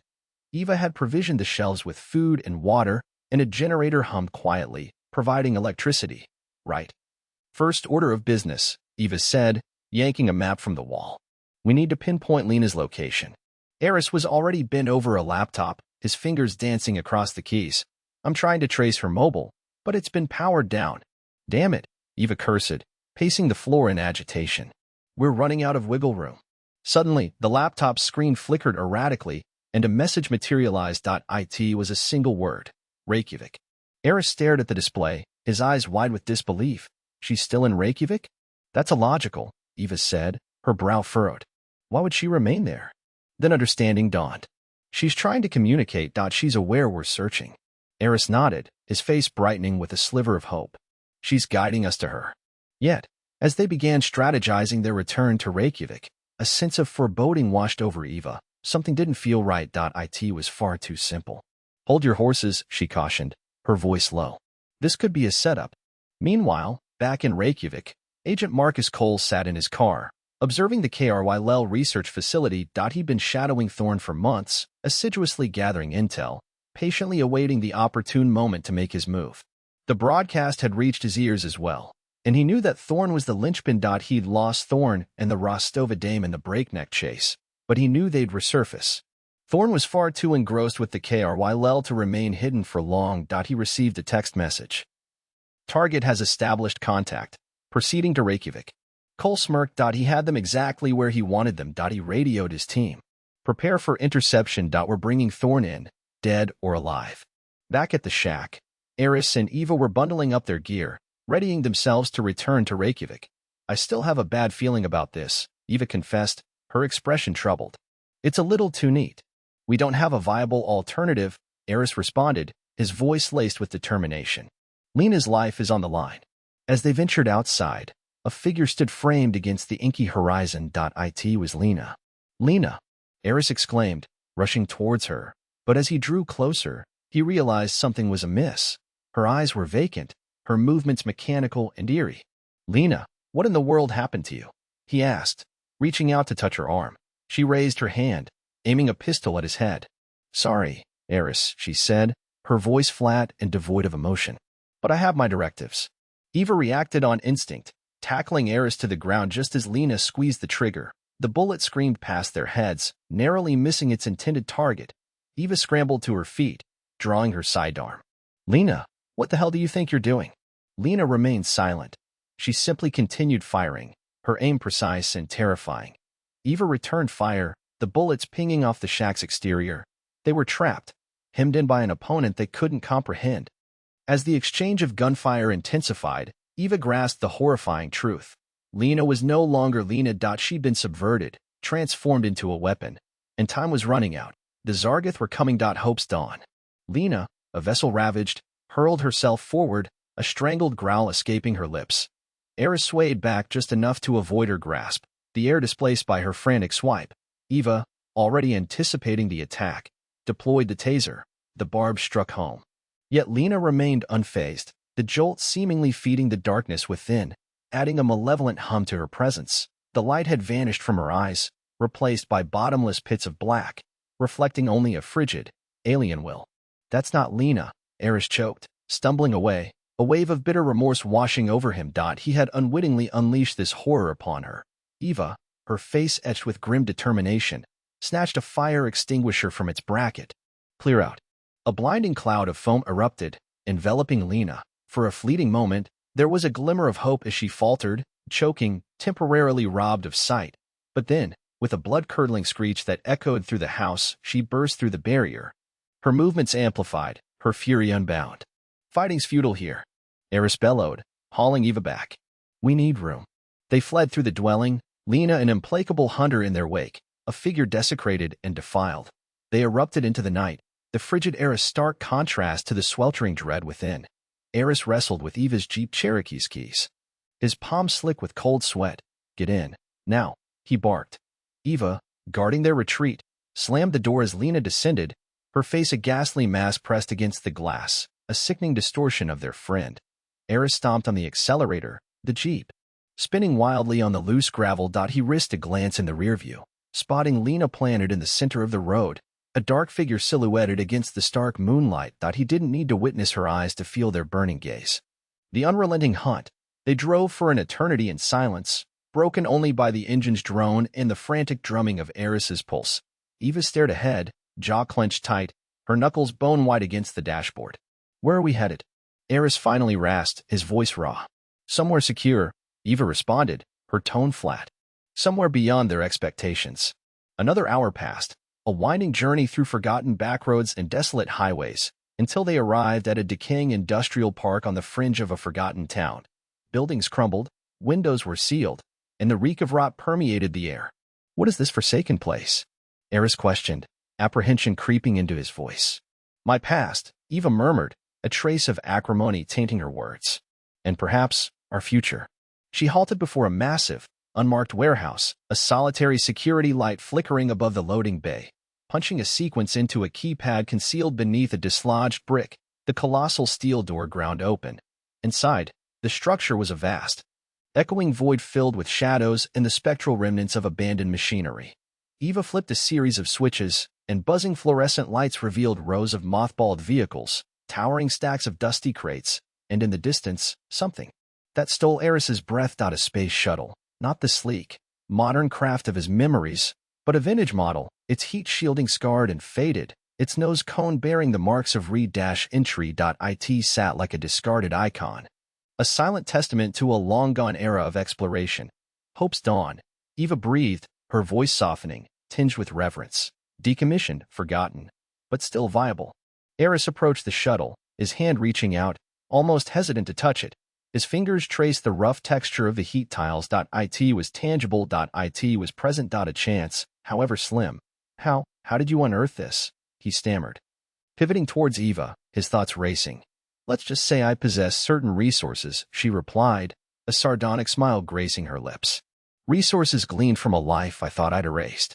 She detailed how the facility functioned as a clandestine NASA storage site, used to warehouse equipment and vehicles considered too valuable for disposal but no longer required. She had stumbled upon it years before, during her military service, and the image had remained in the recesses of her mind. "It's been dormant for 2 decades, she stated. "Untouched, undisturbed, almost as if it were awaiting our arrival." Eris circled the shuttle, his mind already dissecting, calculating, evaluating. The exterior was weathered, but the core framework seemed solid. The engines demanded inspection, the fuel system required purging. The avionics demanded updating. It was a colossal endeavor, yet not insurmountable. "Can we get it skyworthy?" he pressed, his voice surging with newfound resolve. Eva shrugged. "Given sufficient time, adequate resources, and a monumental amount of fortune, possibly. But time is the one commodity we lack." "We must attempt it," Eris asserted, his gaze unwavering. "It's our solitary prospect." He ascended the access gantry, his footfalls reverberating within the immense warehouse. Entering the crew cabin, he was met by the stale, musty air. The seats were threadbare, the control panels coated in dust, the gauges frozen in time. Yet beneath the grime and neglect, He detected the raw potency, the dormant potential. He settled into the pilot's seat, his hands hovering above the controls. Closing his eyes, he envisioned the deep thrum of the engines, the earth-shattering roar of liftoff, the ethereal weightlessness of space. For the first instance in years, a spark of hope ignited within him. Eva joined him, her expression somber. This is not going to be a simple task, Eris. This is a long shot. A perilous gamble. We're facing an adversary we barely comprehend, armed with technology beyond our current understanding. We could very well be walking into our doom. I'm aware, Eris responded, opening his eyes. Yet, we must strive. Lena laid down her life to alert us. The KRYL count on us. We cannot forsake them. He fixed his gaze on Eva, his eyes full of entreaty. We have to commit to this. Eva regarded him for a prolonged moment, her features inscrutable. Then, she inclined her head. Very well, she affirmed, her voice resolute. Let's get to work. They spent the subsequent hours dissecting the shuttle's systems, taking inventory of their limited supplies, and devising a strategy. The undertaking was immense, yet they pressed on with grim tenacity, fueled by a blend of hope and desperation. First order of business is to check the engines, Eris declared, indicating a schematic on a battered clipboard. And we need a way to circumvent the standard launch protocols. This facility is ill-equipped for a complete launch sequence. I know someone, Eva disclosed, a mischievous glimmer in her eyes. An old acquaintance from my previous life. He's a bit of a renegade, but he knows his way around rocket propulsion. Can you trust him? Eris questioned, his skepticism resurfacing. Eva paused for a heartbeat. I believe so, she conceded. He's indebted to me. As the initial rays of dawn filtered through the grime-covered windows of the warehouse, Eris and Eva stood shoulder to shoulder, regarding the Hope's dawn. The shuttle appeared antiquated and fragile, a vestige of a prior age, but in their eyes, it embodied hope. A beacon in the gloom. We are capable of this, Eris declared, his voice imbued with conviction. We must succeed. Eva nodded, her hand resting on his shoulder. We will, she avowed. We will. Yet, as the sun ascended higher, casting elongated shadows across the warehouse floor, a fresh wave of dread surged through Eris. He knew they were not alone. He could sense the presence of the Zargith, observing, anticipating. And he was aware that time was slipping away. The engineers' struggle. Oxide bloom stained every fastener, every cable raceway, a grim testament to decades lost to time. Lena spat out a curse, the coppery stench of decay assailing her. Hope's dawn wasn't simply retired, it was practically petrified. She wrestled with a seized panel, the aged metal emitting a tortured screech. This bore no resemblance to the cutting-edge tech she knew. This was a relic, a monument to a forgotten age of spacefaring, and she was tasked with resurrecting it. Blast it, she grumbled, finally dislodging the panel with a violent rip. Inside, wires formed a chaotic bird's nest, a jumbled anthology of obsolescence. Each strand was a washed-out echo of its original hue. Insulation flaking away at the slightest touch. Deciphering their connections felt like translating hieroglyphs. Eris, his face a canvas of grime, craned his neck. Any luck? Lena sighed, swiping a streak of sweat across her forehead, leaving a muddy smear. Luck? It's a wonder anything remains intact. This Hulk predates me. I swear. I saw a cobweb older than Google. Eva, ever practical, cut in. Grousing won't get us to the KRYL. What do you need? Lena ticked off items, new harnesses, a functioning avionics suite. This one's toast, replacement heat shields, coolant. The list is endless, and that's just a preliminary assessment. Eva nodded, unfazed. I'll see what I can dredge up. There's a salvage depot a few kilometers out. They used to handle NASA castoffs. Might find something useful. Be careful, Eris cautioned, a threat of anxiety lacing his tone. We're still unsure of who, or what, is hunting us. Eva offered a brisk nod and vanished into the hangar's echoing immensity, her boots clicking on the concrete floor. Lena returned to the Gordian knot before her, frustration coiling tight in her stomach. The KRYL were depending on them. Eris trusted her, and she was battling hardware that belonged behind glass. She longed for her lab, her tools, the ready flow of resources. Here, she was reduced to a scavenger and tinkerer, cobbling together a shattered dream. Hours dissolved into a relentless loop of dismantling, scrubbing, and improvising. Lena labored with a fervor born of desperation, fueled by stale coffee and the gnawing fear of failure. She circumvented crumbling circuits, cannibalized components from defunct systems, and reprogrammed archaic code, her fingers dancing across the keyboard of a repurposed laptop. The air buzzed with a faint tang of ozone and the purr of revived machinery. Progress was a slow bleed. Each minor triumph felt Pyrrhic, each reversal a staggering blow. Moments arose when she wanted to scream, to abandon ship and retreat into herself, but the KRYLL's plight echoed in her mind, galvanizing her resolve. The shuttle's navigation system proved particularly vexing. The original unit was unsalvageable, and a compatible substitute was nowhere to be found. Lena spent hours lost in schematics, her eyes burning. Finally, inspiration struck, a wild gambit. She could attempt to integrate a modern GPS module, but it would necessitate a complete overhaul of the shuttle's guidance software. A long shot, but she was running on fumes. As the first slivers of dawn crept through the hangar's grimy skylights, Lena cracked the puzzle. The GPS module flickered to life, spitting out a series of coordinates. A ghost of a smile touched her lips. Small gain, but welcome nonetheless. Eva reappeared later, laden with scavenged goods. She looked spent, her clothes smeared and ripped, but her eyes gleamed with success. I found some wiring looms, heat shielding, and a coolant circulator, she announced, dropping her haul onto a nearby workbench with a clatter. It was a slog. This place is a boneyard, but this could prove useful. Lena scrutinized the components, her spirits brightening minutely. This is great, Eva, really great. This will buy us precious time. They worked in concert, a silent partnership forged in the teeth of impossible odds. Eva's knack for scavenging meshed seamlessly with Lena's engineering prowess. Gradually, painstakingly, the hope's dawn began to awaken. Lights winked on. Systems whined to life, and the hangar's stale atmosphere gave way to the thrum of energized technology. One evening, as they broke for a late meal of stale biscuits and lukewarm water, Erich joined them, his face a mask of concern. I picked up some static on the comms, he said, his voice hushed. They're closing in. They know we're here. Lena's gut clenched. Time was leeching away. How much longer? Erich pressed, his eyes locked on Lena. Lena hesitated, her thoughts swirling. I can't say for certain, she confessed. We're gaining ground, but uncertainty is rampant. The engines. I haven't even begun work on the engines. The colossal, intricate engines that would hurl them across the interstellar void. They were the shuttle's very core, and they slumbered still, imprisoned in layers of corrosion. The ensuing days became a frantic cyclone of labor. Lena plunged into the engine's inner workings, wrestling with archaic designs and crumbling components. She consulted manuals, their pages foxed and incomplete, relying on instinct and innovation to guide her path. The engines were in far worse shape than initially feared. Essential parts had gone missing, and the fuel lines were choked with a thick, tarry sludge. It was a Herculean ordeal, dismantling, cleaning, and sourcing replacements that seemed to have vanished from the universe. One afternoon, while grappling with a particularly recalcitrant fuel injector, Lena reached her breaking point. She hurled her wrench against the wall, the resounding clang filling the hangar.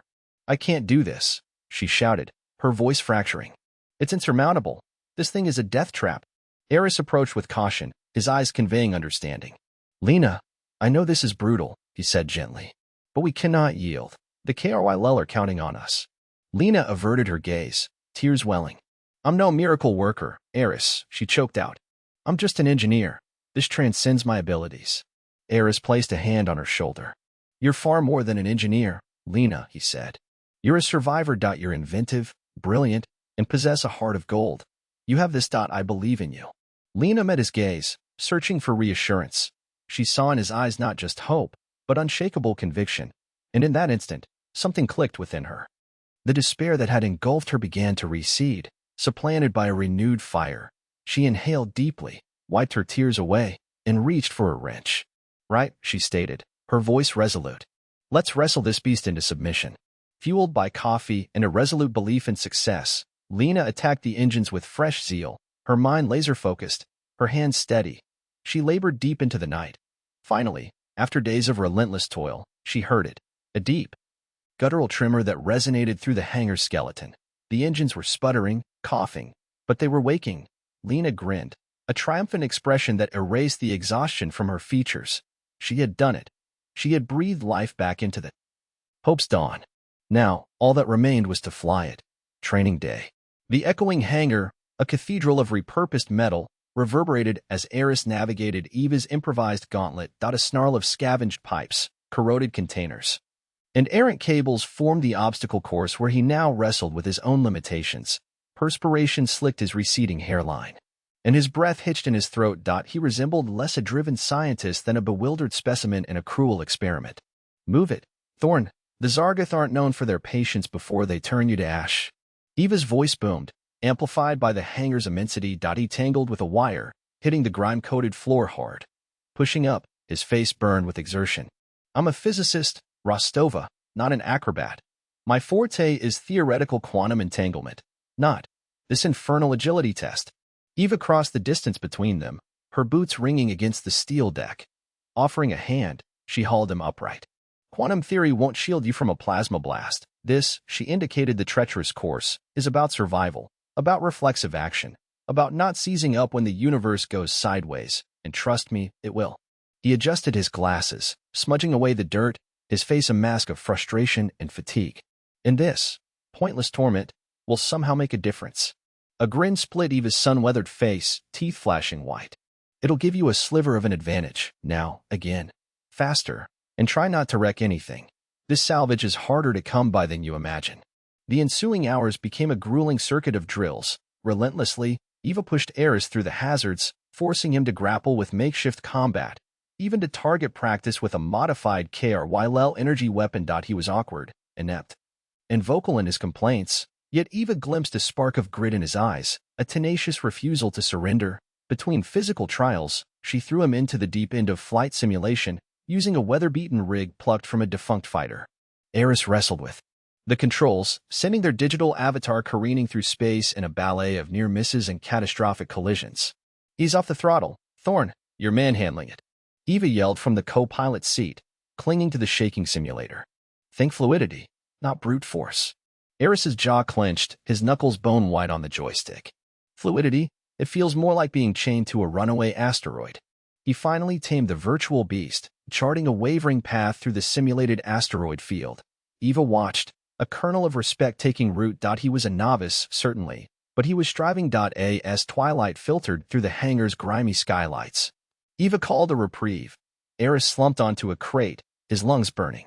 Enough for today, Eva declared, her tone surprisingly gentle. You fared better than anticipated. Eris scoffed. Exquisite praise. Eva shrugged.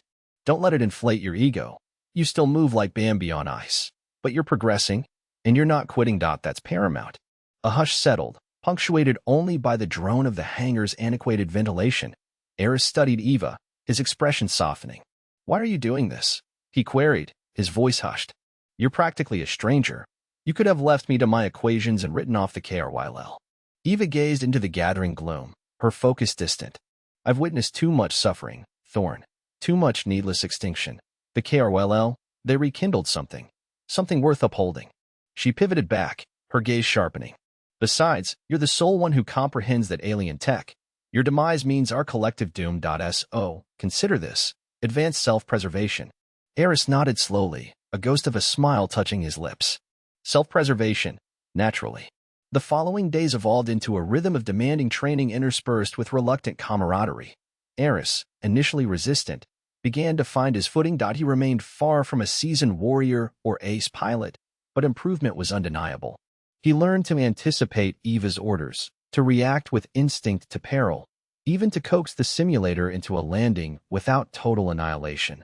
Most of the time, one afternoon, during a respite from the flight drills, Eva discovered Eris hunched over a diagram of the Hope's Dawn's engine, mumbling to himself, his brow knit in concentration. What's captured your attention, Thorn? Eva inquired, peering over his shoulder. Eris started, visibly surprised. Just trying to decipher the engine's power grid. It's unorthodox, to say the least. He indicated a tangled schematic filled with alien glyphs and indecipherable formulas. The KRYL employed some form of resonant energy transfer that's beyond anything conceived on Earth. Eva scanned the diagram, her expression unreadable. Sounds like gobbledygook to me. Eris sighed. It is gobbledygook. But if I can decode it, if I can grasp its function, we might enhance the Hope's Dawn's capabilities. Give us an improved chance of reaching the KRYL homeworld. Eva examined his face, recognizing the fervent gleam of obsession. He was driven, utterly absorbed in his pursuit. It was both compelling and slightly unnerving. Don't push yourself to the breaking point, Thorn, she cautioned, her tone more gentle than usual. We need you functional. Eris looked up, his eyes locking with hers. I know, but I have to try. For the KRYLL. For everything at stake. He refocused on the schematic, his fingers tracing the complex patterns. Eva observed him for a moment, a complicated blend of emotions stirring within her. She saw not merely a brilliant mind, but a man haunted by his history, yearning for atonement, and she perceived that, despite their vast differences, they were both striving for the same objective. A flicker of promise in an increasingly bleak galaxy as the launch date drew close. The tension within the hangar ratcheted tighter, the hopes. Dawn was nearing readiness, its hull mended and strengthened, its engines murmuring with tentative strength. Lena toiled relentlessly, fine-tuning the intricate systems, while Eris continued his relentless training with Eva, pushing himself to the absolute limit. One evening, after an especially grueling combat exercise, Eris sat on a crate, cradling a tenderized arm. Eva took a seat beside him, her expression inscrutable. You're prepared, she stated, her voice devoid of emotion. Eris looked at her, caught off guard. Prepared? I'm barely adequate. Eva shook her head. You're sufficient. You grasp the essentials. You can pilot the craft, and you won't succumb to panic when things unravel. That's all that matters. She paused, then added, besides, you possess something else, something more crucial than mere skill. And what might that be? Eris asked, his curiosity piqued. Eva studied him, her eyes reflecting an odd mixture of respect and something bordering on affection. You care. You genuinely care about the KRYLL. That will make all the difference. Eris stared back, his heart hammering in his chest. He knew she spoke the truth. He did care. He cared about the KRYLL, about their plight, about their desperate plea for assistance, and he was willing to risk everything to deliver them. But he rose to his feet, his bruised arm forgotten. Then let's proceed, he said, his voice resonating with newfound conviction. Let's demonstrate to the Zargath that humanity isn't as uncaring as they presume. Eva smiled, a rare and heartfelt smile that illuminated her face. That's the spirit, Thorn. That's the spirit. The destiny of the KRYLL, and quite possibly Earth itself, hinged on their shoulders. And as they stood there, bathed in the muted light of the hangar, they knew they were poised to confront whatever trials lay ahead. They were ready to fight. They were ready to hope. First strike. It began not with a cataclysmic boom, but a subtle tear, a fleeting ripple in the sky. As if reality itself had snagged on an unseen barb. The klaxons followed, a piercing shriek slicing through the manufactured serenity of the lunar base, puncturing its fragile bubble of security. Aside, sirens mirrored the lunar outpost's lament. News networks interrupted regular programming with static-laced images relayed from distant telescopes. The Zargath had arrived. Aboard the Devourer, dreadnought of the Zargath Armada, Grand Admiral Forlag gazed upon the azure sphere of Earth. That a disdainful curl warped his scaled lips. Insignificant, he rasped, the word dripping with loathing. Yet they dare to shelter the KRYLL vermin. With a flick of his wrist, Forlag enlarged a holographic projection of Earth's solar system. Tiny, vulnerable sparks represented lunar installations and communication relays. Blind them, deafen them, let them drown in the shadow of Zargath's supremacy. The Devourer unleashed its fury, a swarm of incandescent plasma torpedoes that surged across the void, colliding with the lunar outposts in cataclysmic bursts of light. Habitats ruptured, their fragile ecosystems extinguished in microseconds. Those stationed there were afforded no chance to react. Satellites, once the sinews of civilization, became mangled husks, drifting aimlessly in the gravitational currents. Earth's heavens, formerly an immaculate tapestry of stars, now bore the scars of humanity's shattered aspirations. On the ground, panic swelled into a tidal wave. Communication infrastructures crumbled. The internet, once a global network, dissolved into fragmented islands. The world was losing its senses.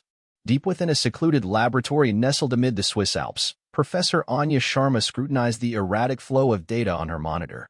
Her expression was a mask of apprehension and unwavering resolve. The KRYLL signal, previously a beacon of hope, was now choked by disruptive interference. They're stifling the signal, she breathed, her fingers dancing across the keys.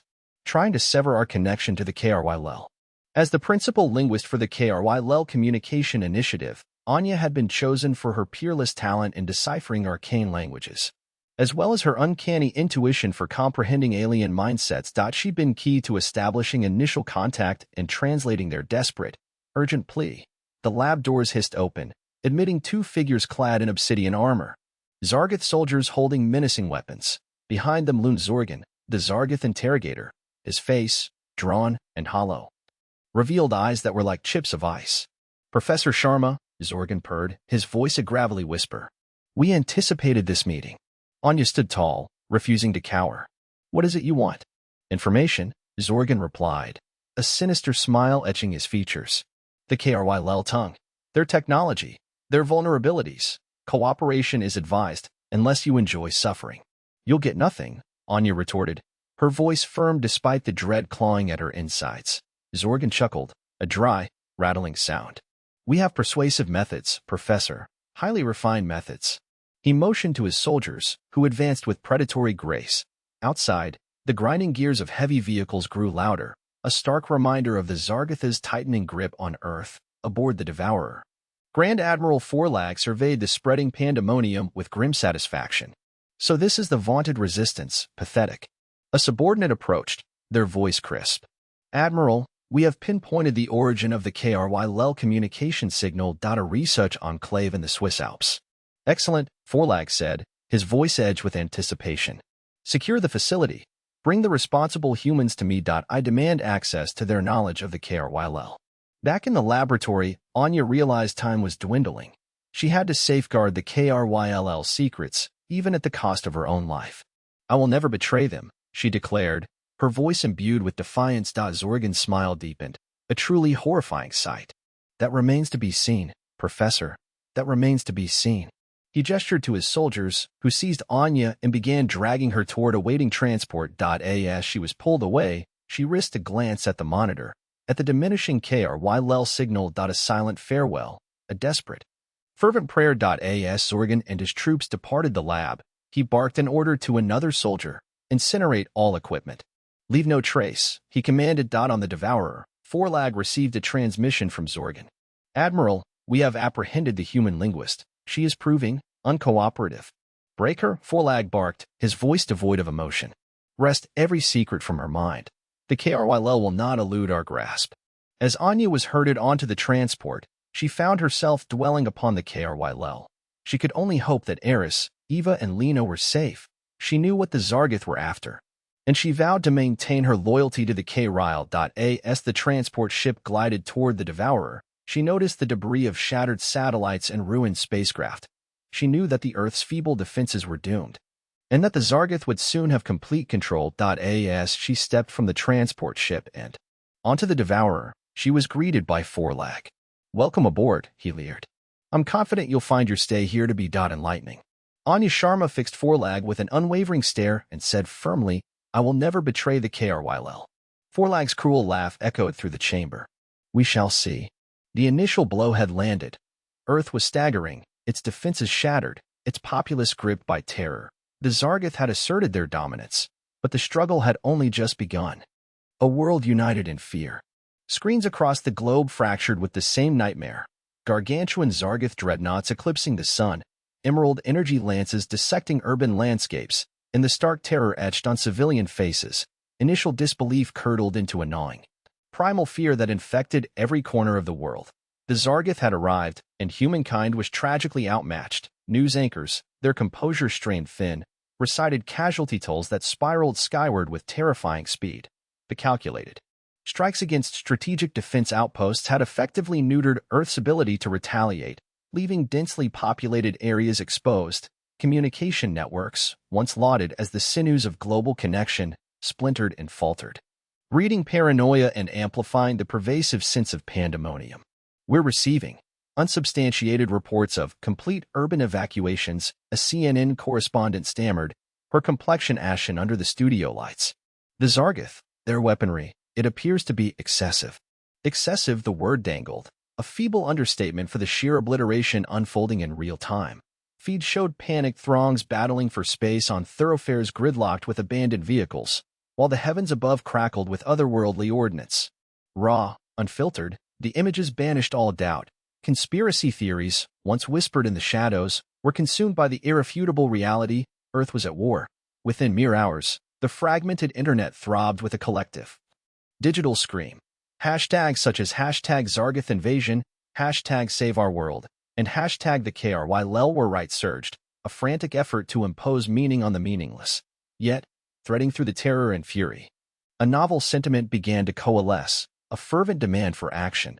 The first sparks of resistance were small, handfuls of individuals staging impromptu gatherings before government edifices, brandishing hastily crafted signs and voicing cries of dissent. But as the full horror of the Zargath incursion settled in, these flickers ignited into raging, worldwide conflagrations of protest. In London, a multitude converged upon Parliament Square, their unified voices reverberating through the venerable streets. "Defend our home," they roared, their ire directed at governments perceived as having failed in their duty to protect them. Banners declaring "No more war, fight for peace," and "Humanity united against Zargath" swayed above the multitude. In New York City, a human tide surged through Times Square, faces reflecting the garish glow of neon. The digital billboards, normally hawking consumer goods, were repurposed, flashing images of the KRY alongside messages of unity. "We stand with the KRY." One blazed, followed by a torrent of KRY glyphs. In Rio de Janeiro, demonstrators blockaded Copacabana Beach, their impassioned arguments beamed across the world. "They came for us, but they will discover we will not break so easily," a young woman declared into a microphone, her voice resonating with righteous fire. The crowd erupted in a unified roar, an anthem of resistance against the invaders. These acts weren't restricted to metropolises. Even in hamlets and backwater communities, citizens flocked to town squares and village greens, their cohesion forged by shared vulnerability. The specter of annihilation had cleaved through ideological divides, uniting disparate individuals in a common defense. World leaders, initially stunned by the sheer speed and brutality of the Zargath assault, scrambled to mount a coordinated response. Emergency summits convened, shaky alliances forged, and declarations of war issued. Yet, beneath the veneer of official pronouncements, a palpable dread remained. President Elena Ramirez addressed the nation from the Oval Office, her face a map of worry. "My fellow Americans," she began, her voice a somber blend of strength and vulnerability. "We face an unprecedented cataclysm. We are under attack by an extraterrestrial force of unimaginable power." She paused, her gaze meeting the camera's lens. "But let me be unequivocally clear. We will not yield. We will not capitulate. We will fight for our world, for our liberty, for our progeny." Her words were met with divided reaction. Some drew solace from her grit, while others saw them as hollow platitudes in the face of overwhelming odds. The invasion had exposed the fragility of global accord, revealing the limits of traditional warfare against a technologically superior adversary.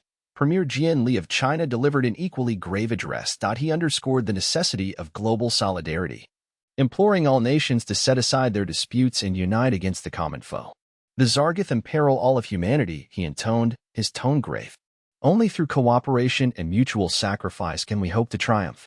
The leaders of the European Union issued a joint statement, pledging unwavering support to the collective endeavor. They revealed a vast mobilization of resources, promising humanitarian assistance to devastated regions and a bolstering of planetary defenses. But even their combined strength seemed paltry against the Zargath onslaught. The world watched, prayed, and waited. The initial shock receded, replaced by a steely resolve to endure. The invasion had exposed the best and worst facets of humankind: the fear, the chaos, but also the valor, the resilience, and the unshakable hope for a brighter future. Eris Thorne, absorbing the news reports from his improvised laboratory, experienced a tempest of emotions. He was sickened by the destruction, but also galvanized by the global reaction. The world was finally confronting the danger, and he understood that he and his team had a pivotal part to play. Eva, at his side, placed a steadying hand on his shoulder. "They need us, Eris," she affirmed, her voice resolute. "We cannot fail them." Lena, her expression inscrutable, simply nodded. She had remained taciturn since the attack, her focus entirely directed toward her training. The burden of her own potential, her capacity to wield the archaic technology, weighed heavily. She was the weapon Earth desperately required, and she knew she had to be prepared. The broadcast shifted to images of the Devourer, the Zargath command ship hovering like a dark god above the planet. The correspondent detailed the capture of Professor Anya Sharma. Her voice barely audible amidst the static. Eris's fist clenched. Anya was a brilliant linguist, a devoted researcher, and a cherished friend. He wouldn't allow her to fall into Zargath hands. We need to compress the timeline, Eris stated, his resolve hardening his voice. We have to get the shuttle online and establish contact with the KRY. They're our only viable chance now. Eva nodded, her eyes reflecting the fire of determination. Then let's make it happen. The destiny of Earth, the fate of the KRY, and the well-being of Anya Sharma rested on their shoulders. The world was bound together by dread, but Eris Thorne and his colleagues were determined to transmute that fear into a flicker of hope. They would fight. They would persist, and they would not relent until the Zargath were vanquished and Earth was secure once more. Defiance. The skeletal framework of the launch tower grasped at the twilight sky, its metal arms embracing the KRY shuttle, now christened Hope's Dawn. Strapped into the co-pilot's seat, Eris traced a gloved hand across the unfamiliar KRY interface. A low, vibrant pulse emanated from it, resonating within him. With a pneumatic sigh, the airlock sealed behind Eva. The pilot's chair creaking under her weight, the instrument panel cast her face in a harsh light, etched with fierce resolve. Ready, Eris? She clipped, her voice a taut blend of anticipation and thinly veiled dread. As ready as I'll ever be, he countered, striving for a levity he didn't possess. His gaze strayed to the unoccupied seat behind, the void Lena should have filled. A stab of remorse resonated deep within. He hadn't been granted the luxury of mourning. Not with civilization crumbling. He hammered the grief into iron-hard determination. Her sacrifice would not be futile. Eva initiated the pre-flight sequence. A torrent of KRY glyphs cascaded across the main screen, their significance largely opaque to Eris, but he placed faith in Eva's rapidly burgeoning mastery of the alien tech. Outside, a biting wind whipped across the ruined expanse that was once Cape Canaveral, a stark reminder of the Zargath's destructive dominion. All systems green, Eva announced, her voice crisp in the confined space. Initiating launch. A deep vibration resonated through the shuttle, escalating as the KRY engine spun to life. Eris felt an odd detachment, a separation from the ravaged Earth, from the pandemonium below. This was a last-ditch gamble for humanity's future. Then, a crimson light blazed on the console. Incoming comm, Eva stated, her brow furrowed in a frown. Ground control. She activated the link. Rostova here. Report. The voice that crackled across the speakers was icily formal. Captain Rostova, this is General Thompson. Stand down immediately. I repeat, stand down. This launch is unsanctioned. Eva's jaw hardened. With respect, General, we have a critical mission. Humanity teeters on the brink. Your mission is obedience, Captain. The launch is deemed too hazardous. The technology is unstable. Abort immediately and return to base for debriefing. Eris leaned in, his heart hammering against his ribs. He'd anticipated this. The government, splintered and frantic, clung to the remnants of its authority. They couldn't risk another debacle, another Thorn incident. Defiance blazed in Eva's eyes. Negative, General. We are proceeding. The fate of Earth hangs in the balance. Captain, you are in flagrant violation of a direct order. I repeat, abort the... Eva severed the connection with a decisive slam of her fist. Damn it, she exclaimed, frustration coloring her tone. They'll try to force us down. Eris gestured towards a secondary display. They've already scrambled fighters. Point 2 contacts inbound. Heading our way. ETA, 3 minutes. Eva's fingers danced across the controls. Time to see what this baby can do. The shuttle jolted forward, pinning Eris against his seat. The vibration surged into an earth-shattering roar as the KRY engine unleashed its pin-up might. Hope's Dawn ripped free from the launch platform, ascending with blistering velocity. Below, the ravaged landscape dwindled. The smoke-choked sky, scarred by Zargath weaponry, blurred past. Eris glimpsed the approaching fighters, dark predators against the blazing horizon. They're gaining, he stated, his voice strained. Eva executed a series of daring maneuvers, the shuttle weaving and twisting with uncanny agility. The KRY tech responded with an almost sentient grace, anticipating her every input. She was a born pilot, Eris mused, made to command this alien craft. Abruptly, another communication crackled through, this time on a secure channel. Eva frowned, touching a button to respond. Rostova? A voice resonated, low and urgent. A voice Eris recognized with a jolt. Cole? Eva queried, suspicion lacing her words. What do you want? I'm not here to arrest you, Agent Marcus Cole said. I have information that can help you escape. Eris stared at the comm panel, dumbfounded. Cole, the CIA operative who'd been shadowing him, the one assigned to discredit his work, was now offering aid. What game was this? Why should we trust you? Eva pressed, her voice steely. Because I've witnessed things, Cole responded, his voice grim. I've seen the Zargatha's capabilities, and the lengths to which the government will go to conceal it. Control outweighs survival in their calculus. He paused, then resumed. The fighters are utilizing trackers locked onto the shuttle's energy signature. They'll pursue you to the edge of the atmosphere. Damn it, Eva muttered. We can't outrun them. There's a shielded zone, Cole said. An obsolete military radar dead zone, roughly 50 kilometers east of your present location. Reach it, and you can shake their lock. Eris performed mental calculations. It's a close call. We'll be within firing range. It's your sole option, Cole responded. And Rostova. Good luck. The line went dead. Eva banked sharply, the shuttle protesting under the stress. Hold tight, Eris, she declared, her voice a taut wire of resolve. We're going for it. The fighters closed the distance, their missiles streaking towards them like fiery lances. Eva guided the shuttle with impossible skill, evading and twisting through the onslaught. Explosions battered the ship, sending tremors through the frame. Eris gripped the armrests. His knuckles bleached white. He felt the heat, smelled the sharp tang of burning metal. This was it, he thought. The end. But Eva refused to yield. She pushed the shuttle beyond its limits, extracting every last fraction of power from the HFY engine. They sped toward the radar void, the fighters nipping at their heels. At last, they breached it. A surge of static engulfed the shuttle as they crossed the threshold. The fighters' lock dissolved, their missiles veering off course. Eva released a triumphant yell. We did it. Eris slumped back, his body quivering with the aftershocks of adrenaline.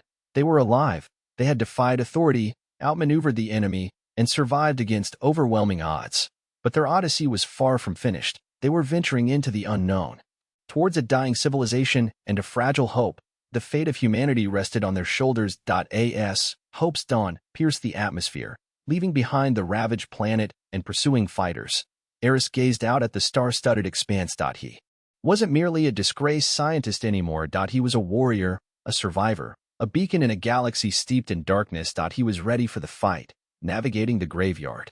The voiceless void of space hammered against the hope's dawn, a stark juxtaposition to the bedlam of klaxons and frantic shouts still ringing in Eris's ears. Earth, now a conflagrant maelstrom on the comm screen, receded behind them. A somber testament to their defeat. He wrenched his gaze away, forcing his attention to the maelstrom brewing ahead. A skeletal fleet of defunct satellites, relics of a long-gone era of peaceful cosmic exploration, drifted like mute specters.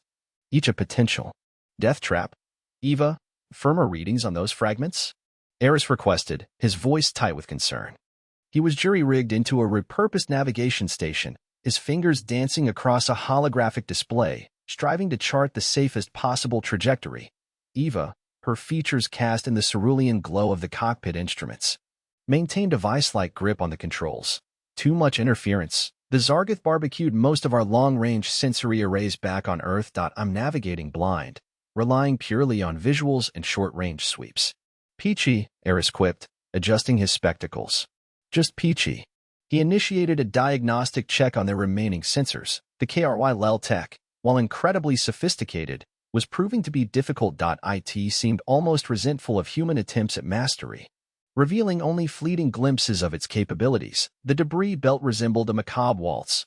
Solar arrays flashed in the unforgiving sunlight, reflecting glare that threatened to overwhelm the shuttle's navigation systems.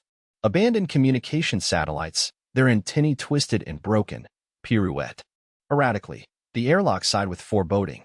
Eris, inbound, Eva's tone sharpened, laced with alarm. 2 contacts, bearing 270 Mark 40. High velocity. Zargath. Eris's pulse hammered in his ears. He hadn't anticipated their pursuit to be this swift. He scanned the shuttle schematics, desperately seeking an advantage. Can we simply outrun them? Eva shook her head, her jaw set. Not through this junkyard. Far too dangerous. We'd be torn to ribbons. We need to exploit our surroundings. Exploit? Eris exclaimed, incredulous. We're encircled by flotsam. Precisely, Eva responded, a glint of dark humor in her eyes. Time for a deadly game of hide-and-seek. She initiated a series of radical maneuvers, threading the hope's dawn, through the treacherous terrain with dazzling skill. Eris watched, mesmerized and petrified, as Eva coaxed the shuttle through the detritus, narrowly avoiding impacts with shards of metal and shattered composites. Crushing G-forces pressed him against his seat, blurring his vision. Each hair's breadth escape sent a surge of adrenaline coursing through his veins. "They're gaining," Eva relayed, her voice strained taut. "Their scanners are more sophisticated than we accounted for, predicting our every move." Eris swore under his breath. He needed to think, to devise a solution, but his thoughts felt sluggish, suffocated by the sheer desperation of their predicament. He scrutinized the schematics once more, his eyes searching for a spark of inspiration. Then, he saw it. A dormant system, buried deep within the HFY technology, a cloaking device, designed to mask the shuttle's thermal signature. "Eva, divert power to the cloaking device," he yelled, his voice raspy. "It's a long shot, but it's our only option." Eva didn't hesitate. She engaged a series of switches, siphoning power from the life support systems to the stealth array. The lights flickered, dimming momentarily before stabilizing. "Cloaking sequence initiated," she announced. "But I'm getting a warning. Power drain is critical. Temporary duration only." The shuttle appeared to shimmer, becoming nearly imperceptible against the starlit canvas. Eris held his breath, praying that it would be sufficient. On the comm screen, the twin Zargoth fighters loomed closer, their sleek, predatory silhouettes expanding with each passing moment. He could almost sense their malevolent intent, their relentless drive. Then, just as they were about to intercept, the Zargoth fighters decelerated, their movements becoming erratic. They seemed disoriented, perplexed. "They can't see us," Eva exclaimed, a triumphant grin spreading across her face. "The cloaking device is functional, but their respite was fleeting. The power drain was taking its toll. The shuttle's systems began to falter." "We can't maintain stealth for long," Eris warned. "We need to sever contact, to escape this debris field." Eva nodded, her eyes canvassing the vista. "I see something. A dense cluster of larger debris, further out. If we can position ourselves behind it, we might be able to evade them in the shadows." She adjusted their vector, piloting the shuttle toward the debris accumulation. It was a reckless gamble, pushing the shuttle's capabilities to the limit, but they had no recourse. As they neared the cluster, Eris noticed something anomalous. An energy signature, faint yet distinct, emanating from within the debris. It bore similarities to the HFY technology, but different, more volatile, more chaotic. "Eva, do you register that energy signature?" he questioned, gesturing to the readouts on his display. Eva frowned. "Affirmative." "What is it?" Eris's mind spun. Could it be another HFY artifact, or something altogether different? He couldn't say, but he sensed that it could be the key to their survival. Abruptly, a cacophony of alarms erupted throughout the shuttle. The cloaking device was failing. The Zargoth fighters had reacquired them and were rapidly closing the distance. "We're out of time," Eva asserted, her tone grim. "We need to choose. Do we risk investigating the energy signature, or do we attempt to evade them by speed alone?" Eris hesitated. It was a roll of the dice, either way, but he couldn't dismiss the intuition that the energy signature was more than happenstance. It was an indication, a lighthouse in the void. "We're going for the energy signature," he declared, his voice resolute. "It's our sole hope." Eva nodded, her eyes alight with determination. She steered the shuttle toward the debris nexus, disregarding the alarms and the encroaching Zargoth fighters. As they breached the cluster, the energy signature intensified, enveloping the shuttle in an unearthly aura. Eris experienced a peculiar sensation, a tingling in his extremities, as though he were being linked to something primeval and powerful. Then, a voice resonated in his consciousness. A voice that was simultaneously alien and familiar. Asterisk. "You seek answers. You seek redemption. But be forewarned, the route ahead is fraught with peril." Asterisk. Eris gasped, clutching his head in anguish. He surveyed the surroundings, attempting to locate the origin of the voice. "Eris, what is it?" Eva asked, her voice laced with worry. I heard a voice," he stammered, "within my mind." Eva stared at him, her eyes widening in astonishment. "A voice? What did it say?" Before Eris could respond, the shuttle shuddered violently. They had collided with something. "Damage assessment," Eva shouted, her voice taut. "Hull breach in Section 4. A computer voice declared. Life support failing." The Zargoth fighters were upon them, their weapons primed and ready to unleash. They were cornered, encircled by adversaries, with no prospect of escape. But as Eris scrutinized the turbulent chaos of the debris field, He observed something that ignited a spark of optimism, a flicker of movement, a subtle shift in the shadows. Someone was aiding them, witness to devastation. The energy signature intensified, dragging Hope's dawn deeper into the swirling graveyard of shattered starships. Eris, battling the persistent mental static, zeroed in on the readings. Pinpointed, structured, almost like a homing signal. Eva fought the controls, narrowly evading a colossal shard, the remnants of a capital ship's engine nacelle. Signal or snare, Eris, because after that Zargoth welcoming committee, I'm betting on the latter. We can't afford to hesitate, Eris retorted, his voice strained. The KRYL, they're crying out. This has to be their beacon. We can't ignore it. Lena's luminous face, bathed in that peculiar energy as she amplified the distress call, flashed in his memory. Guilt gnawed at him. Her sacrifice couldn't be for naught. Eva exhaled a sigh that frosted the cold viewport. Fine, Eris, but eyes peeled. This feels wrong. With practiced grace, she realigned their trajectory, threading the needle through the floating wreckage. As the debris field thinned. A vista of unimaginable desolation gripped Eris's throat. It wasn't a planet. It was the ghost of one. A fractured, ruined sphere, its once azure oceans vaporized, leaving behind a surface seared and scarred beyond recognition. Fragments of the world drifted aimlessly, silent testaments to cosmic horror.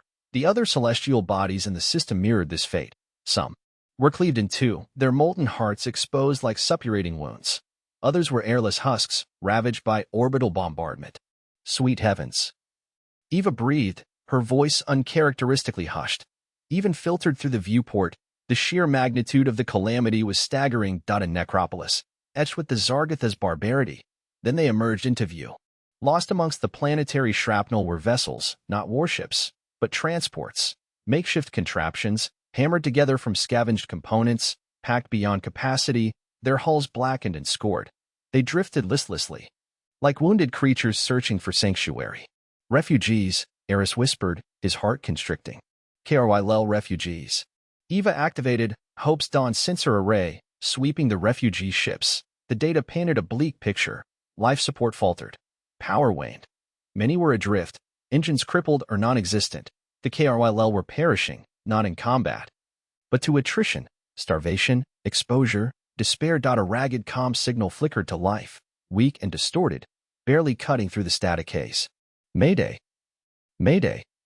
This is transport, static, requesting aid, life failing, children, need. The transmission broke off, dissolving into static. Eva worked frantically at the console, attempting to stabilize the signal, trying to amplify them. It's fading. Eris watched the refugee vessels, his mind reeling.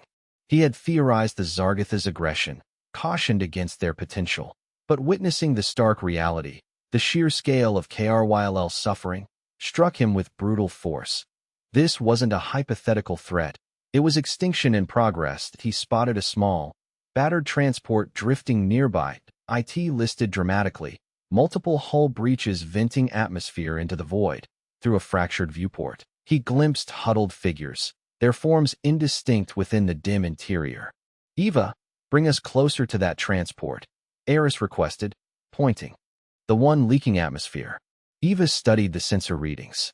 She's in critical condition, Eris, catastrophic, even, could be volatile, but all right.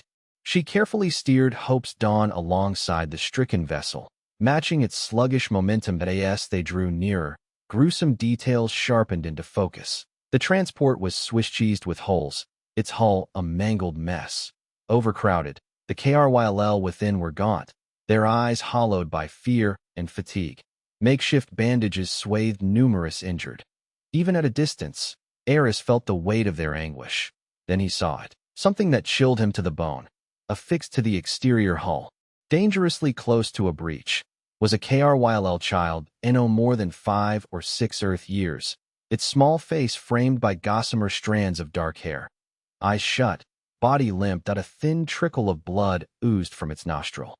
Eva stopped, Eris yelled, his voice tight with dread. That child, it's dying. Eva slammed on the brakes, bringing Hope's Dawn to a standstill.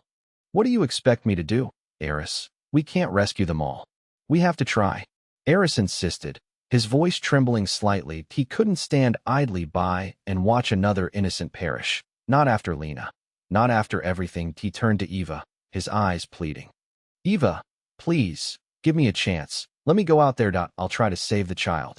Eva scrutinized him, her expression a complex blend of worry and exasperation. Eris, are you insane?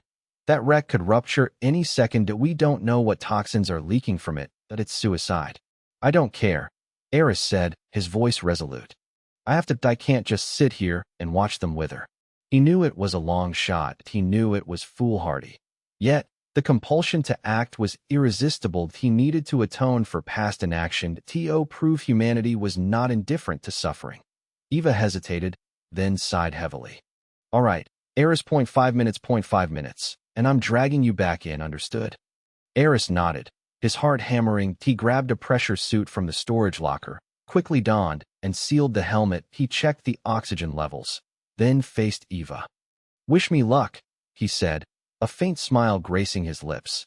Eva didn't return the smile. Just be careful, Eris, and try not to be reckless. Eris activated the airlock. With a hiss of escaping air, he stepped out into the unforgiving vacuum. The cold was immediate and visceral, biting even through the insulated suit. He activated his magnetic boots and cautiously navigated toward the crippled transport, guided by Hope's Dawn's floodlights. Closer, the scene was even more ghastly. The transport was pockmarked with breaches, its hull warped and torn. Shards of debris swirled around it. Like a grim halo, the air stank of scorched metal and decaying matter. He reached the location where the child was secured, still unconscious, its skin pallid and clammy. Eris swiftly released the restraints and gently cradled the child in his arms. The child was astonishingly light, practically ethereal. Eris felt a powerful surge of protectiveness, a primal instinct to shield this vulnerable life from the horrors of the cosmos. Turning back toward Hope's Dawn, a flicker of movement caught his attention, and he glanced up and saw them point two Zargoth fighters. Angular and ominous, materialized from the debris field, weapons charged, targeting systems locked onto Hope's Dawn. Eva's voice crackled in his headset. Eris, get back here now, they're coming. Eris knew he was out of time. The Zargoth had found them, and they were about to answer for their compassion. But cradling the KRYLL child close, he understood he wouldn't have chosen otherwise. He had witnessed the desolation, he had recognized the agony, and he had chosen solidarity with the KRYLL, even if it meant facing oblivion to Zara's distrust.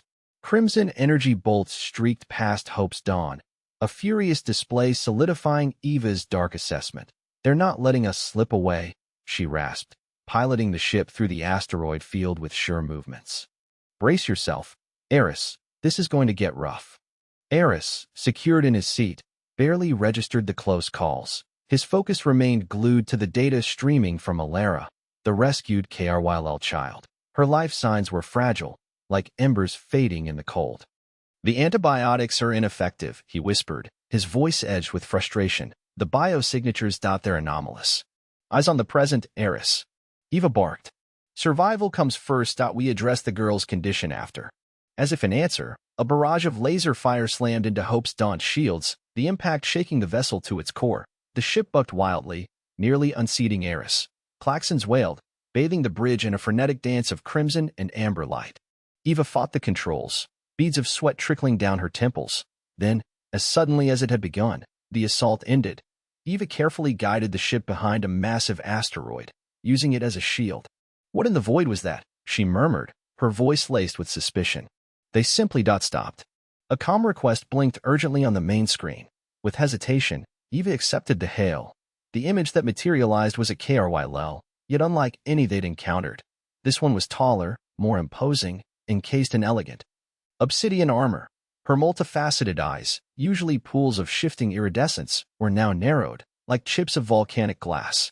Humans, she declared, her voice a deep, resonant thrum that vibrated through the comm system. You are encroaching on KRYLL territory. Identify yourselves and state your intent. Eva straightened, her military posture snapping into focus. This is Captain Eva Rostova of the vessel Hope's Dawn. We answered a distress beacon and rescued survivors from a Zargoth raid. We seek sanctuary and offer assistance. The KRYLL commander's gaze remained fixed and unwavering. A distress signal? You claim to have rescued KRYLL from the Zargoth? Her tone dripped with skepticism. Such an assertion is dubious. We have validation, Eris interjected, leaning forward. We have a KRYL child aboard, critically wounded. We are trying to stabilize her. The commander's face rippled with shifting light, a hint of something inscrutable flitting across her features. Bring your vessel to docking bay 7. You will be boarded and interrogated. Resistance will be met with the full force. The transmission terminated. Eva expelled a long, slow breath. Well, that was cordial.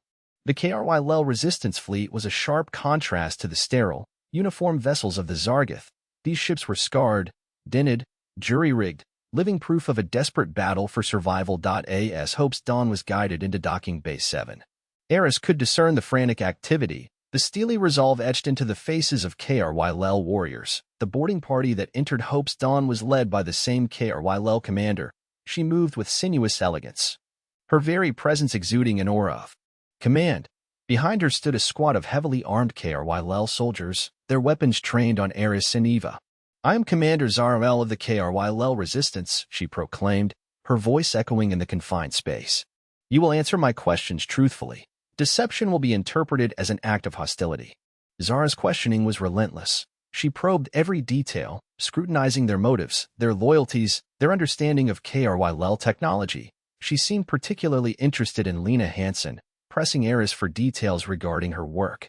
Her broadcasts, her vanishing. This, Lena Hansen, Zara pressed, her gaze unwavering. She amplified the KRYL signal. Why? Eris hesitated, weighing the implications. He was wary of divulging too much, but stonewalling would only deepen Zara's suspicions. She believed it was a call to arms for other KRYL, a way to unite against the Zargath. Zara's expression hardened like cooling steel. Such an action is reckless. It could expose our remaining havens to the enemy. Her intentions were noble, Eris countered, his voice rising slightly in defense of Lena. She sought to aid. Zara scoffed, a dismissive sound. Intentions hold no value in war. Only consequences matter. She shifted her attention to Eva. You are a pilot. What is your assessment of our odds against the Zargath? Eva met Zara's scrutiny without flinching. Poor. Their technology is superior, their numbers overwhelming. But the KRYL are resilient. With the correct strategy, with the right allies, you can inflict heavy losses. Zara studied Eva, her expression unreadable. Allies. Do you consider yourselves allies? Eva paused, choosing her words with care. We stand with the KRYL. We will fight alongside you against the Zargath. Zara remained silent for a long moment, her multifaceted eyes swirling with a storm of emotions. Eris sensed the internal battle raging within her. She desperately needed allies, but she was also wary of outsiders, of potential deceit. The KRYL had suffered too deeply to trust easily. Take me to the child, Zara finally directed, breaking the heavy silence. Eris led Zara to the cramped medical bay where Alara lay still. Zara approached the child with caution, her movements deliberate and gentle. She reached out and touched Alara's forehead, her fingers tracing the delicate contours of her face. She is frail, Zara observed, her voice barely audible. The Zargath, their cruelty knows no bounds. Eris watched Zara, attempting to decipher her inner thoughts. He detected a fleeting flicker of empathy, a hint of compassion beneath her hardened exterior. Perhaps, just perhaps, there was a chance to earn her trust.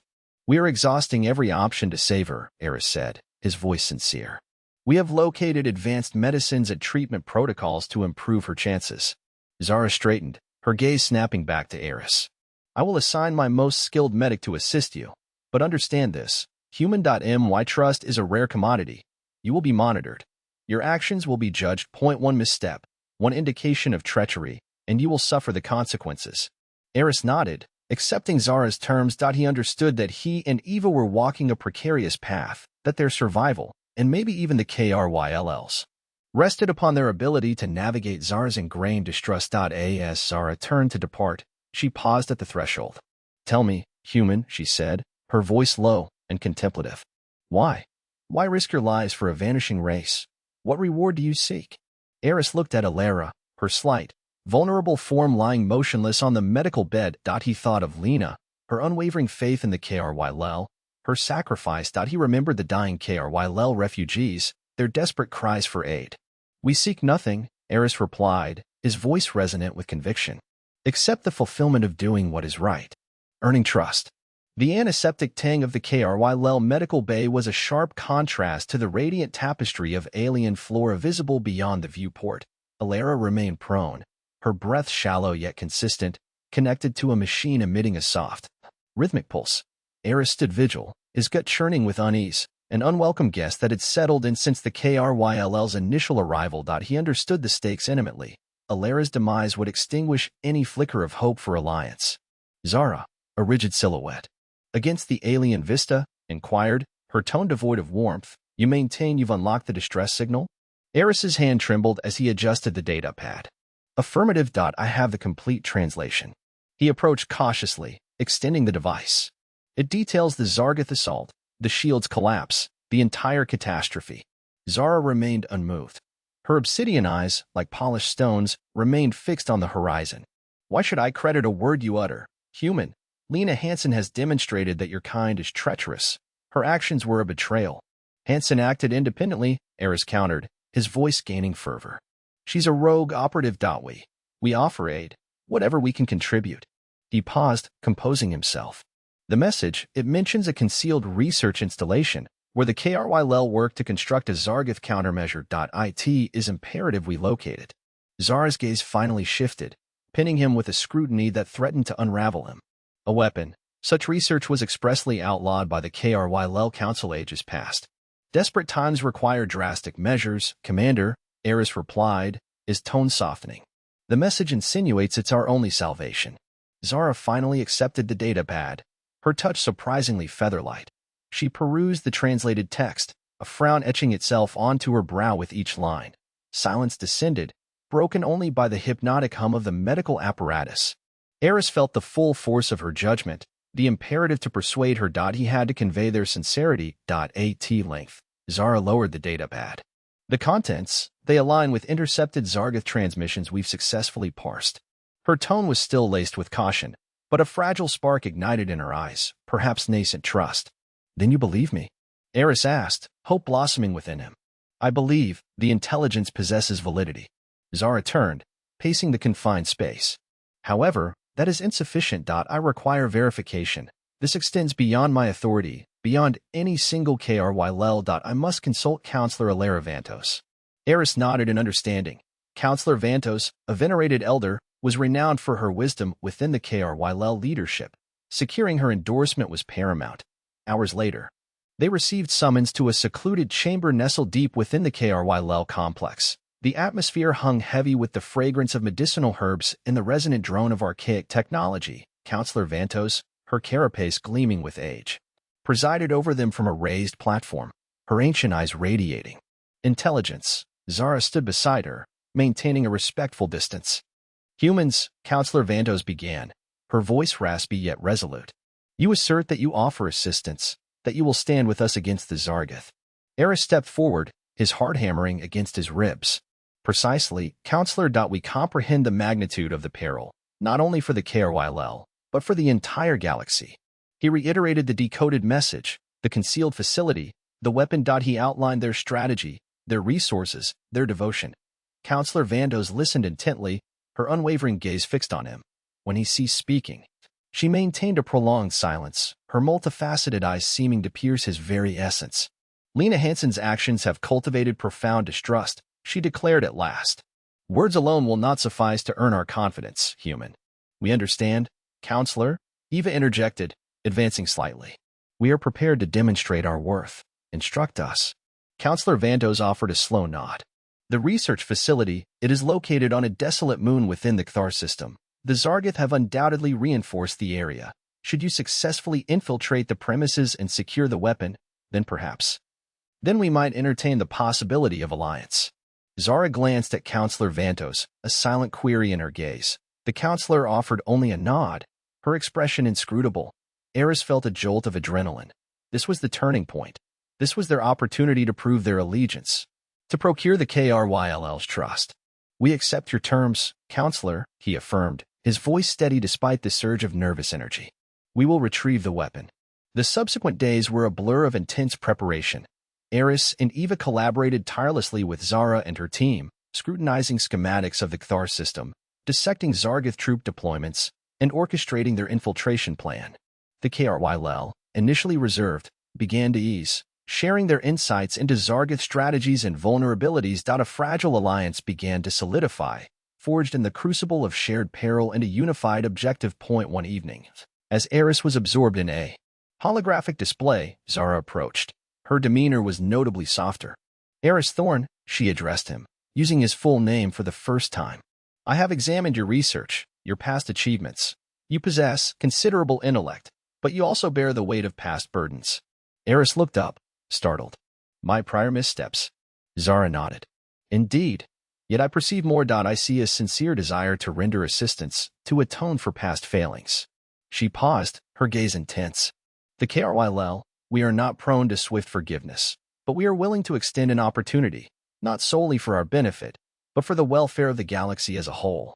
Eris felt his throat constrict with emotion. He had remained trapped by his failures for far too long, certain that he was beyond redemption. To hear these words from Zara, a KRYL warrior, a leader, resonated with a profundity he struggled to articulate. Thank you, Commander, he managed, his voice thick. I will not fail you. Zara responded with a subtle smile. I believe you will not. The following dawn, as they geared up for departure to the Kthar system, Counselor Vantos presented them with a small, intricately carved box. Within, she stated, rests a KRYL artifact, a device capable of disrupting Zargith communication networks. It is a potent instrument, demanding careful handling. Employ it judiciously. Eris accepted the box, his fingers tracing the smooth, cool surface. We will, Counselor. We pledge it. Counselor Vantos's gaze swept over them both. May the light of KRYL guide your path, and may you return victorious.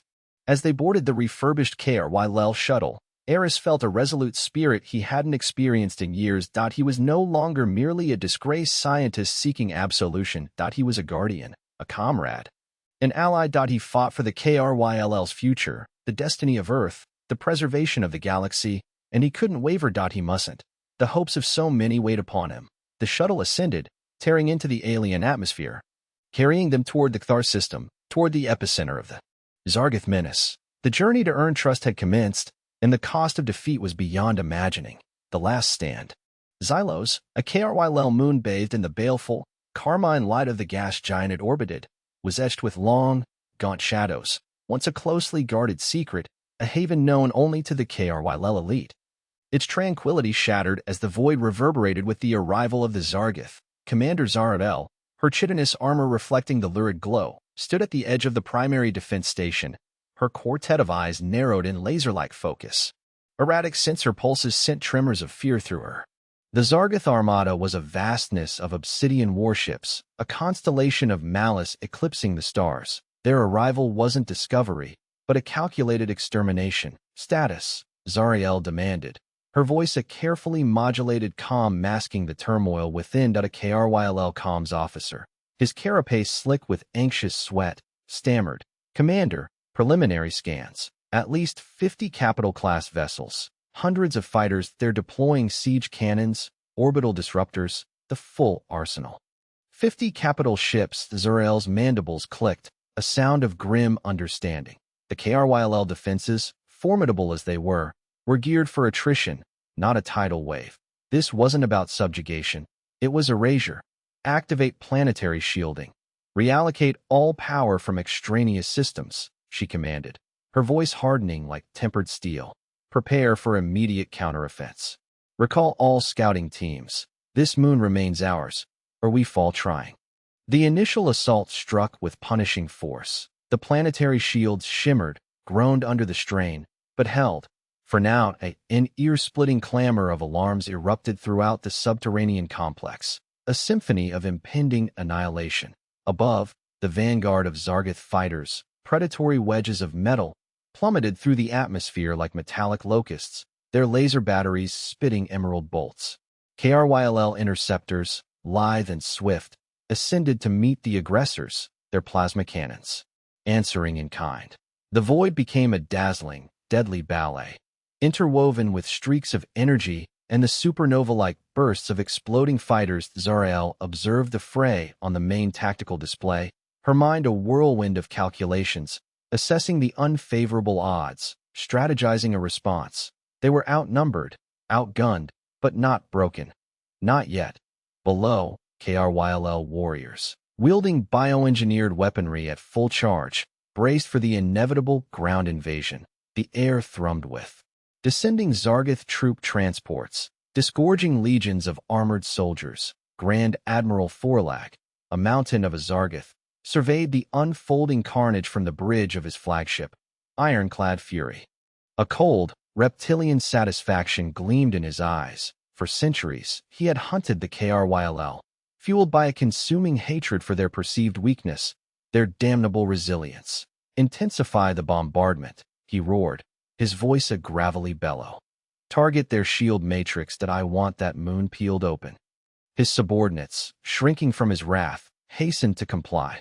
The ironclad Fury and its escorts unleashed a torrent of devastating energy blasts against the KRYLL shield generators. The shields wavered, fractured, and finally buckled in catastrophic failures. Zarael felt the violent tremor shake the command center. Shield integrity compromised. Divert power from all non-essential systems. Prioritize critical sectors. Another comms officer shouted. Commander, Zargath troops are breaching Sector 4. They are advancing directly toward the weapon facility. The weapon facility, Eris and Eva's destination. The very reason the Zargath were here. Seal off Sector 4. Deploy the Centurions. They shall not pass. Centurions, the KRYLL's elite guard. Colossal warriors encased in reinforced plating, wielding prototype energy weaponry. The best the KRYLL could offer, the last bulwark. Forlag grinned, a cruel, predatory expression twisting his features. The KRYLL were resisting, more fiercely than anticipated, but their struggle was ultimately futile. Their desperation only added fuel to his bloodlust. Deploy the Reavers, he commanded. Let them taste fear. The Reavers, Forlag's personal guard, savage warriors notorious for their brutality and unwavering allegiance. They bore advanced weaponry designed to rend KRYLL armor like parchment on the surface. The battle raged with unrelenting fury.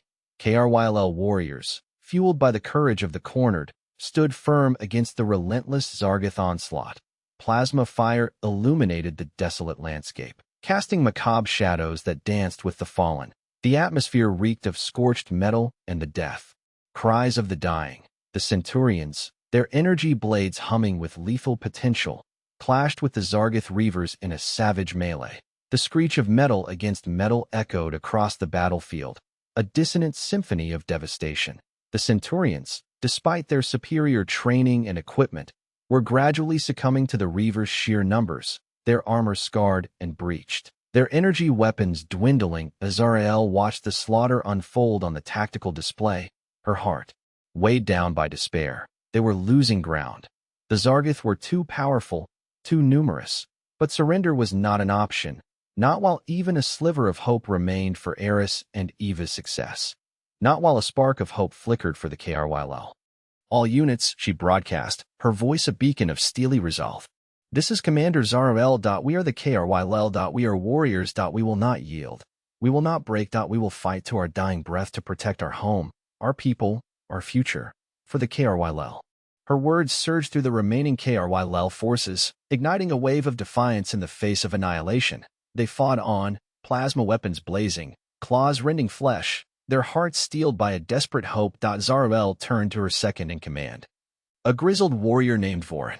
Vorin, ready the evacuation transports. If the weapon facility falls, evacuate as many civilians as possible off this moon. Vorin nodded grimly. And you, Commander? Zarael glanced out at the swirling chaos of the battlefield, her gaze a blend of grief and resolve. I will remain and fight. I will buy them time. That is suicide, Commander, Vorin protested. Perhaps, Zarael said, her voice soft yet unyielding. But it is also my duty. The KRYLL have always been a people of sacrifice. We are not quitters. We will not yield. This is our last stand. Should we fall, we will fall with honor. The Zargath will pay dearly for every meter they seize. She activated her personal comms channel, broadcasting a final address to all KRYLL warriors in the field. KRYLL warriors, this is your commander. The situation is critical, but we will not falter. We will fight to the end. Remember who you are. Remember what is at stake. Show the Zargath the meaning of KRYLL. Show them what it means to defend your home, Show them what it means to never surrender. With that, she gripped her plasma rifle, a weapon forged for close-range devastation, and strode from the command center, ready to meet the enemy head-on. The fate of the KRYL, the prospect of their survival, rested on the shoulders of a valiant few, battling against impossible odds on a moon teetering on the brink of oblivion. Dogfight. The KRYL fighters, polished obsidian darts against Xylos's bruised lavender sky, jolted and swayed. Eva, secured in the lead cockpit, registered the alien engine's deep resonance, though a world apart from the Earth-built craft she knew. Weeks of simulations and intensive tutoring from Zarael's elite had instilled a begrudging comfort, a discordantly right fit. Rostova to all squadron, she declared, her voice crisp. Delta formation. Hold. Let's remind these Zargoth vermin what defiance costs. A chorus of acknowledgments rippled back, the KRYL's soaring cadences interwoven with static. She sensed their collective tension, a palpable anxiety that filled her small space. Zarael's caution hung in the air. They believe in you. Captain Rostova, justify their faith. A burden she could ill afford in this moment. The Zargoth fighters, sharp-edged and predatory, spilled from the heavens like a metallic plague. Eva strained to count them, an exercise in futility. This wasn't a mere probing action. It was the spearhead of Forlag's full-scale assault. Engage. Eva roared, slamming the throttle forward. Scatter. Use the canyons. Their bulk will be their undoing. The KRYL squadron fragmented, diving into the jagged, vermilion chasms that scarred Xylos. Eva's grip tightened on the controls, her knuckles bone-white. The alien fighter responded as if an extension of herself, carving through the atmosphere with surprising grace. She locked onto a Zargoth fighter. An ugly brute bristling with weapon emplacements. Wraith 3, bandit on your 6, she warned. Wrenching her craft into a sharp spiral. A lance of emerald energy flashed past her canopy, close. Enough to make her skin tingle. Hard right. I'm on my way. She unleashed a barrage from her energy cannons, the alien weapon spitting bolts of violet plasma that hammered into the Zargoth's wing root. The enemy ship spiraled out of control, trailing a plume of black smoke before vanishing behind a colossal rock spire. Clean shot. Rostova. A KRYL voice trilled over the comm. Save the accolades. Wraith 3, Eva snapped. There's a swarm still buzzing. The canyon became a deadly, kinetic dance. Fighters pirouetted and plunged, energy fire crisscrossing the confined space. Eva, honed by years of aerial combat, found herself predicting the Zargoth pilot's maneuvers, evading them with a blend of intuition and practiced skill. She weaponized the canyon walls, banking energy blasts off the rock faces, resulting in unexpected, often devastating ricochets. She spotted a KRYL fighter, its shield shimmering precariously, struggling to shake off two Zargoth hunters. Wraith 5, left brake. I'll draw them off. Eva yelled, accelerating towards the escalating chaos. She launched a cluster of missiles, forcing one of the Zargoth fighters to peel away. The other, however, remained locked on, an unwavering pursuer. Eva cursed under her breath. This one was different. The Zargoth pilot, seizing the opportunity, unleashed a torrent of energy bolts.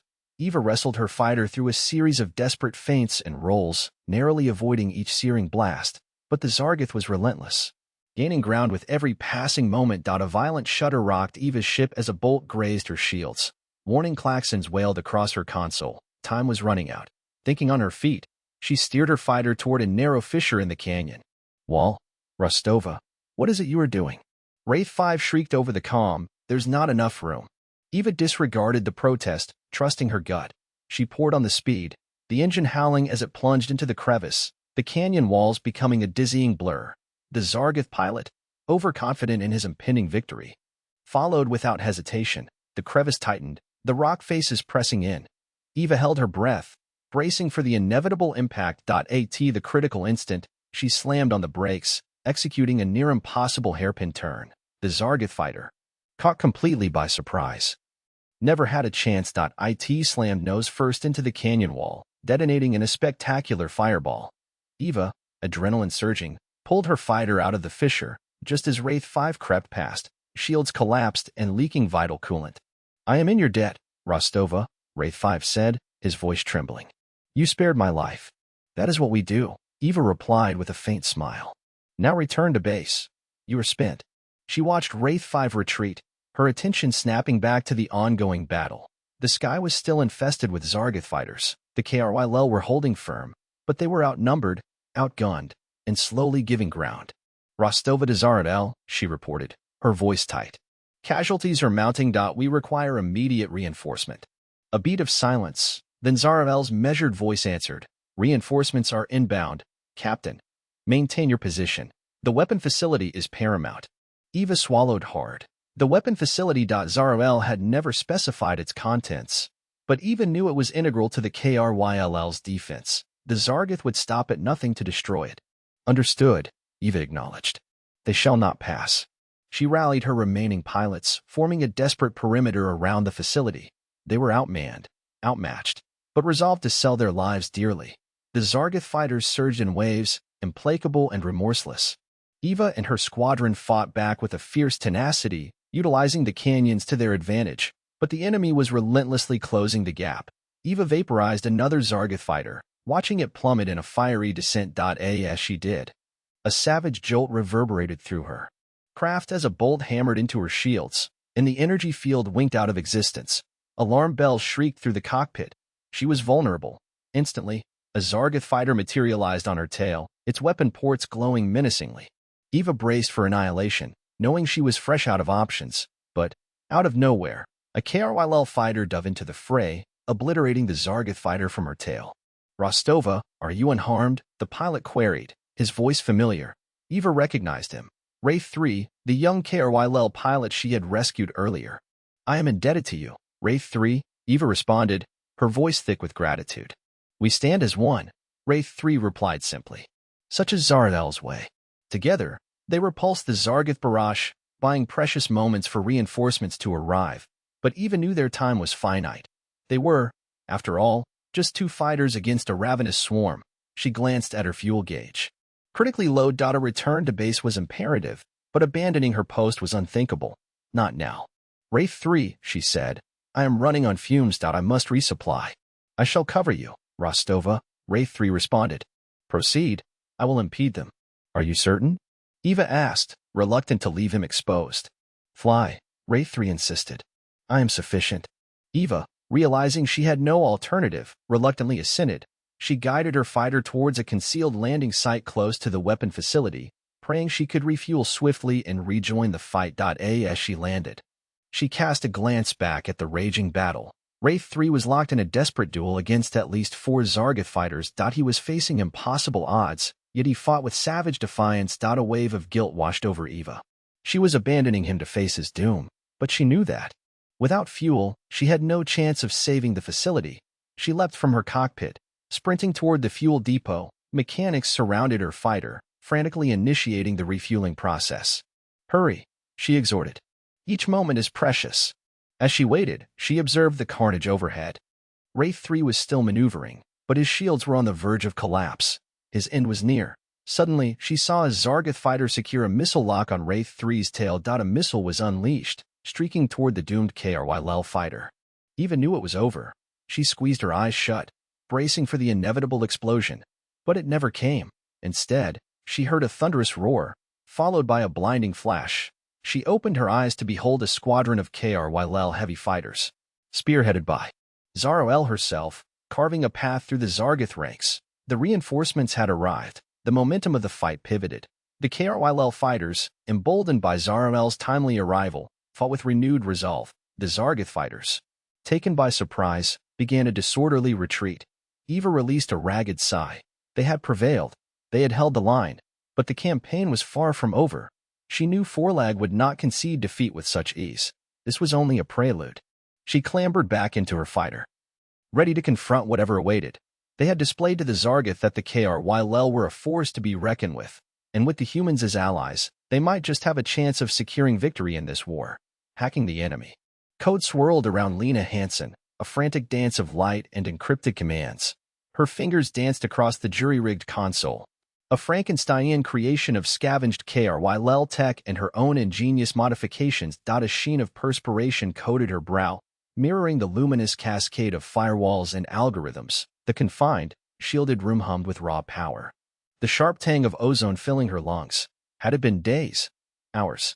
Time dissolved in the digital vortex as she waged her one-woman war against the Zargoth's intricate communications network. Almost. There, she rasped, her voice a threadbare whisper. The KRYL guards maintained their vigil, their multifaceted eyes reflecting the apprehension twisting her gut. They acknowledged her talent, yet distrusted her history. The shadow of her past lingered, a palpable presence. She banished the guilt, the uncertainty, the ever-present specter of defeat. This wasn't about absolution, at least not now. This was about survival. Xylos had endured, but at a steep cost. And the resilient KRYL bled. Lena needed to buy time, cripple the Zargith war machine. And she had to know if he still lived. A crack appeared. A flicker in the code. A breach in the Zargith defenses. Lena's pulse hammered. She burrowed deeper, her consciousness dissolving into the digital realm. The network sprawled before her, a complex tapestry of data streams, command protocols, and sensor readings. The Zargith were meticulous, effective, yet predictable. Their reliance on rigid structures and established procedures was their undoing. Lena exploited it without mercy. She injected subtle corruptions into the flow of information, a virus designed not to eradicate, but to confound. Erroneous troop deployments, misdirected shipments, scrambled orders. The impact was immediate. She observed with grim satisfaction as the Zargith net fractured into dissonance. Reports flooded in from KRYL outposts, confirming the havoc. Zargith patrols wandered aimlessly, convoys arrived late. Their formations faltered. They stumbled like sand-blind crogs caught in a gale, a KRYL soldier reported, his tone brimming with newfound confidence. Lena permitted herself a fleeting, weary smile. A temporary reprieve, no more. The Zargith were relentless. They would adapt. They would overcome. She needed more intel. She plunged deeper, navigating the labyrinthine structure, seeking anything that could give the KRYL an advantage. Ship blueprints, weapon specifications, strategic deployment vectors. The data cascaded around her in a dizzying torrent. Then, she spotted it. A heavily fortified file, nestled deep within the central command server. The Zargith didn't hide valuable data. They guarded it. Lena recognized the encryption protocol. Based on a convoluted mathematical algorithm she'd labored years to master. A grim smile touched her lips. This would be engaging. Hours trickled by. The KRYL offered nutrient paste and stimulants, but she scarcely noticed. She existed solely in the dance of code. Her mind locked in a battle of wits with the Zargith AI. Pressure mounted. She felt the tightening Zargith defenses adapting to her intrusions. Time was running out.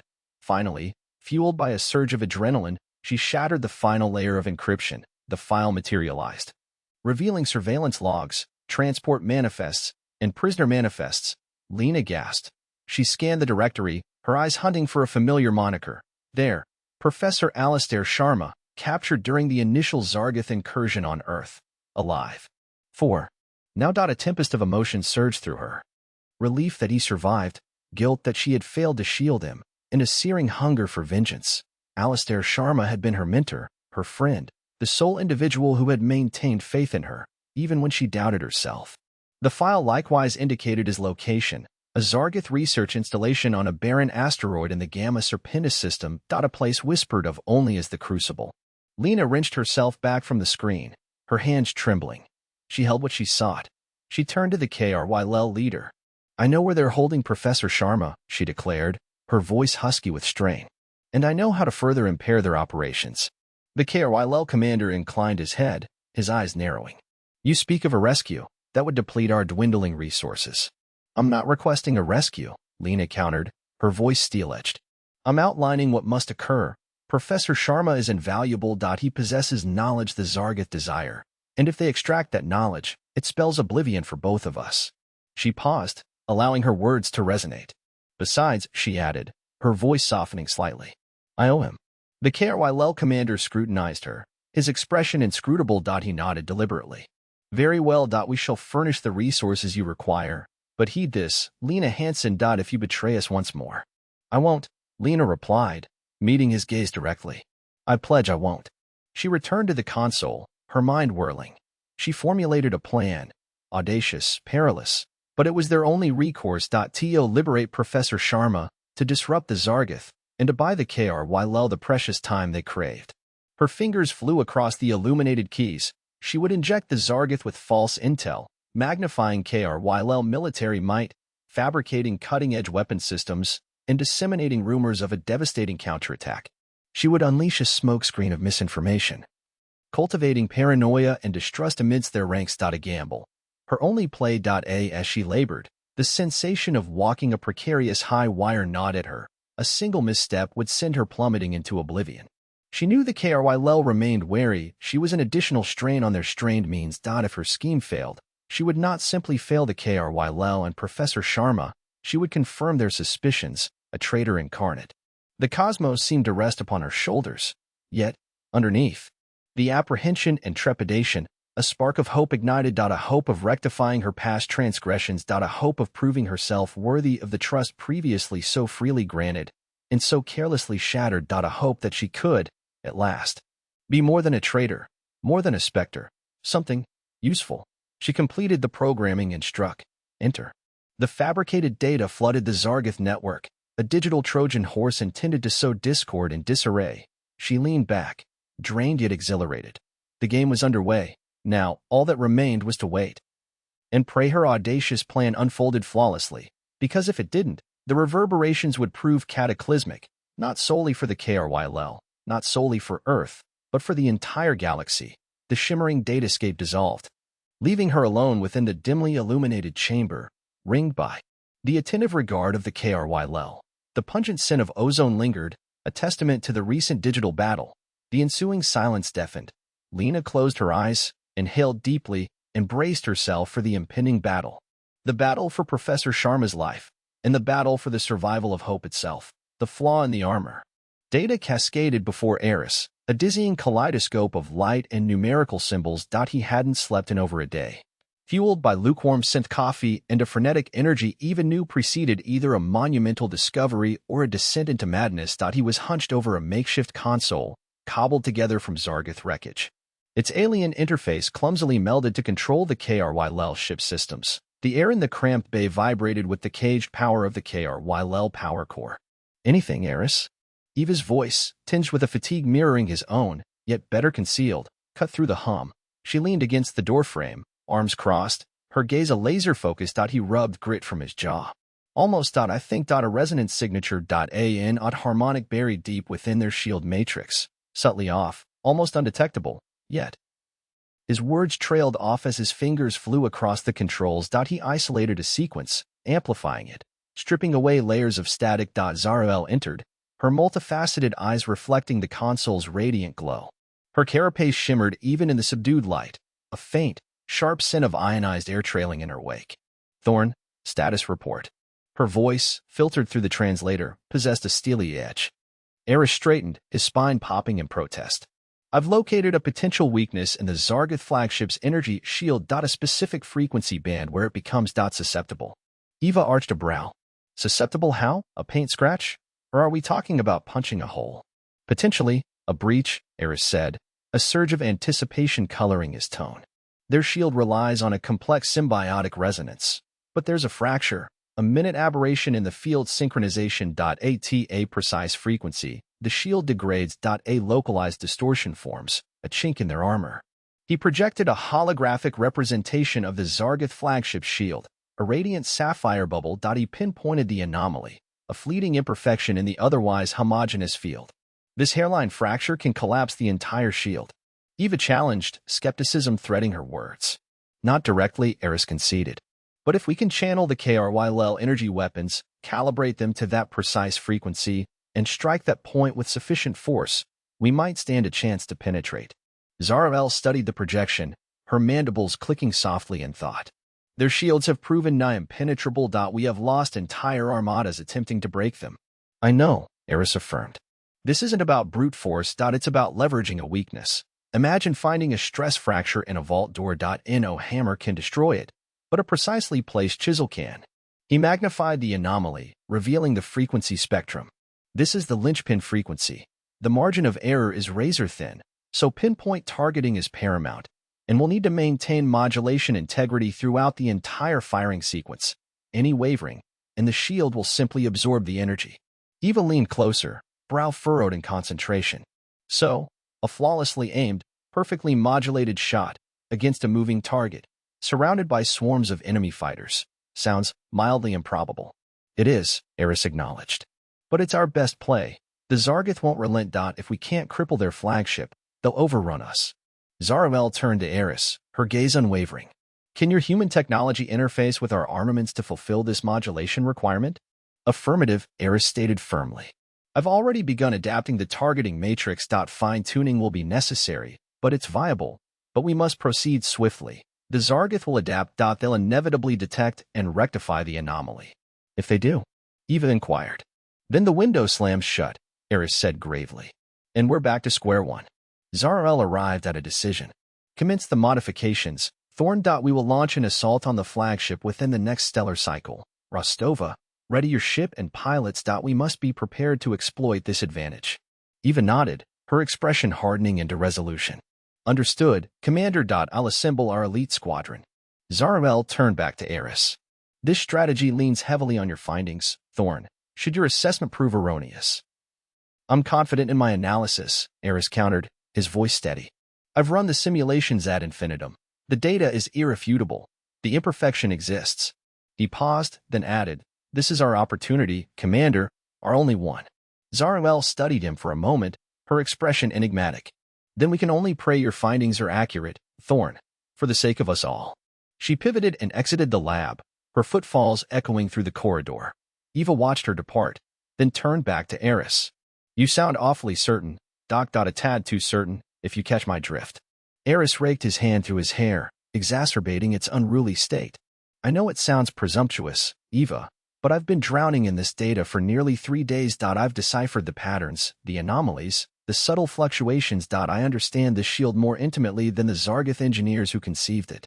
Famous pronouncements, Eva muttered, but a glimmer of hope ignited in her eyes. All right, Doc. I'll play along. But if this goes sideways, I'm holding you accountable for scrubbing the wreckage. Eris summoned a weak grin. Fair enough, Captain. Fair enough. He turned back to the console, his fingers flying across the keyboard. He understood that the destiny of the KRY, and perhaps even Earth, rested on the precision of his calculations. The gravity of that onus weighed heavily on him. Yet beneath the apprehension and uncertainty, a flicker of hope ignited. He was on the precipice of vindication, of finally having impact. And that, more than anything, fueled him onward. He had caught a glimpse of deliverance. And he wasn't about to relinquish it. He had a defect to exploit, a strategy to forge, and a cosmos to rescue. He could only hope it was sufficient. The Gambit. Zarael faced the KRY Council, the chamber's multifaceted walls ablaze with light from the twin suns orbiting KRY Prime. A palpable tension vibrated in the air. A mix of ozone tang and the collective anxiety of the assembled KRY. These were the linchpins of their society, guardians of ancient customs and architects of the future, and she was about to propose a roll of the dice with everything they held dear. She subtly adjusted her carapace, a nearly imperceptible tick that betrayed the immense pressure crushing her. Respected counselors, she began, her voice clear and strong, belying the tremor she felt inside. I present a proposition demanding bravery, insight, and an unprecedented acceptance of peril. A ripple of murmurs passed through the assembly. Counselor Alara Vantos, her exoskeleton shaded a deep, weathered umber, raised a delicate foreleg. Commander Zarael, the urgency of your summons hints at grave tidings. Speak plainly. Zarael inclined her head, her multifaceted gaze meeting Alaris. Scout reports confirm the Zargoth flagship is poised to annihilate KRY Prime. Their planet killer weapon is primed. Targeting the central energy nexus beneath our capital city. We have mere rotations before obliteration. A collective intake of breath echoed through the hall. The energy conduits pulsed with heightened intensity, mirroring the spreading dread. Counselor Vantos, however, remained a stoic figure, her gaze unwavering. And your solution, Commander? Evacuation. Capitulation? Neither, Zarael declared, her voice resolute. I propose a focused strike against the Zargoth command ship. The reaction was immediate and volcanic. A storm of objections erupted from every corner of the chamber, a discordant symphony of clicks, hisses, and guttural protests. Several counselors bolted upright, their carapaces shimmering with indignation. Insanity! Counselor Grax boomed, his amplified voice reverberating. A death wish, we'd be feeding our warriors into the grinder. Silence! Zarael commanded, her voice slicing through the uproar like a thermal blade. She activated a holographic projection, drenching the chamber in cerulean light. The image of the Zargoth flagship materialized. Its sinister bulk a stark reminder of the impending cataclysm. This is no reckless assault, she continued, her tone regaining its calm, measured cadence. We have acquired intelligence. Human technology and analysis have identified a crucial flaw in the flagship's energy shield, a frequency anomaly, a vulnerable spot exploitable with a precisely tuned KRYL energy weapon. She paused, letting the information permeate the room. The clamor quieted, replaced by a cautious curiosity. The humans? Counselor Vandos inquired, a hint of skepticism coloring her voice. We are entrusting our future to these outsiders. Their scientist, Eris Thorne, uncovered this weakness, Zarael confirmed. He and his companion, Eva Rostova, have risked all to aid us. They have demonstrated their loyalty, their ingenuity, and their unwavering commitment to our continued existence. What of Professor Sharma, the human the Zargath abducted? Another council member queried. Zara nodded grimly. We believe she is being held captive aboard the flagship. Her rescue is a secondary objective, though a welcome benefit. Zarael proceeded to outline the plan, honestly detailing the liabilities alongside the projected advantages. She conveyed how a small, hand-picked squadron of KRYL fighters, led by her, would utilize a modified shuttle, cloaked in a human-engineered frequency, to slip past the flagship's formidable defenses. Their task, to deploy the energy weapon and disrupt the energy shield, creating an opening for the main KRYL fleet to engage. The odds are formidable, she acknowledged, but this is our only avenue. Success will cripple the flagship, throwing the Zargatha's attack into disarray, and grant us precious time. Time to rally our forces, bolster our defenses, and ultimately, banish them from our system for good. The holographic projection morphed, displaying schematics of the Zargath flagship, zeroing in on the weak point in its energy shield. Zarael indicated the area with a steady foreleg. This is where the weapon must be placed. The margin for error is razor-thin. Any miscalculation, any premature detection, means utter annihilation. A protracted silence descended, broken only by the low thrum of the power conduits. The KRYL counselors exchanged glances, their multifaceted eyes reflecting the immense weight of the decision. At last, Counselor Vantos spoke. Commander Zarael, you ask us to gamble everything on a desperate throw. To put the lives of our warriors, the very continuation of our civilization, on the assurances of humans and the promise of exploiting a vulnerability that may not exist. I do, Zarael affirmed, holding the counselor's gaze without wavering. But I also ask you to weigh the alternative. Inaction guarantees KRYL Prime's demise, that we will vanish, our legacy extinguished. This is a gamble, true, but a calculated one. A risk worth bearing. Counselor Grax cut in, his voice laced with apprehension. What if this is a snare? What if the humans have betrayed us, leading us into a Zargath ambush? I can offer no ironclad guarantees, Zarael stated. But I have faith in their integrity. That I have witnessed their actions, their dedication, their willingness to self-sacrifice for our sake. They have earned a measure of trust. Another long silence stretched. Counselor Vantos lowered her eyes, her slender forelegs intertwined. The fate of KRYL Prime hung suspended, contingent on her verdict. When she raised her gaze, it was firm. Commander Zarael, she declared, her voice now resonant and clear. You have presented a persuasive argument. The dangers are evident, but the potential rewards are too substantial to disregard. She addressed the other counselors. Esteemed colleagues, we are faced with an impossible choice. Yet, inaction is an unacceptable option that we must fight for our very survival, even if it requires venturing into the unknown. A low murmur of assent rippled through the chamber. One by one, the counselors nodded in agreement. Counselor Vantos turned back to Zarael. Commander, you are authorized to proceed. But understand this. The responsibility for what comes next rests solely on your shoulders. The destiny of the KRYL rests in your hands. Zarael felt a wave of relief wash over her, intertwined with a renewed sense of purpose. She met Counselor Vantos's gaze, her own eyes alight with resolve. I understand, Counselor, she replied. I will not fail you. The holographic projection shifted, displaying the deployment timetable for the assault. Zarael outlined the final preparations. The selection of the elite squadron, the calibration of the energy weapon, the meticulous refinement of the cloaking frequency. Every element was critical, every second invaluable. As her presentation concluded, a feeling of grim resolve permeated the council chamber. The KRYL were poised for battle. They were committed to risking everything on a desperate initiative. Strategy born of both hope and necessity. A strategy that would decide the destiny of their world. Zarael dismissed the council. The council members slowly exited, their exoskeletons glimmering in the light. Zarael approached Counselor Vantos. "Thank you, Alara," Zarael said quietly. "Your support means a great deal." Counselor Vantos nodded, her expression inscrutable. "I still harbor reservations, Zarael," she admitted. "But I trust your judgment. Just be careful."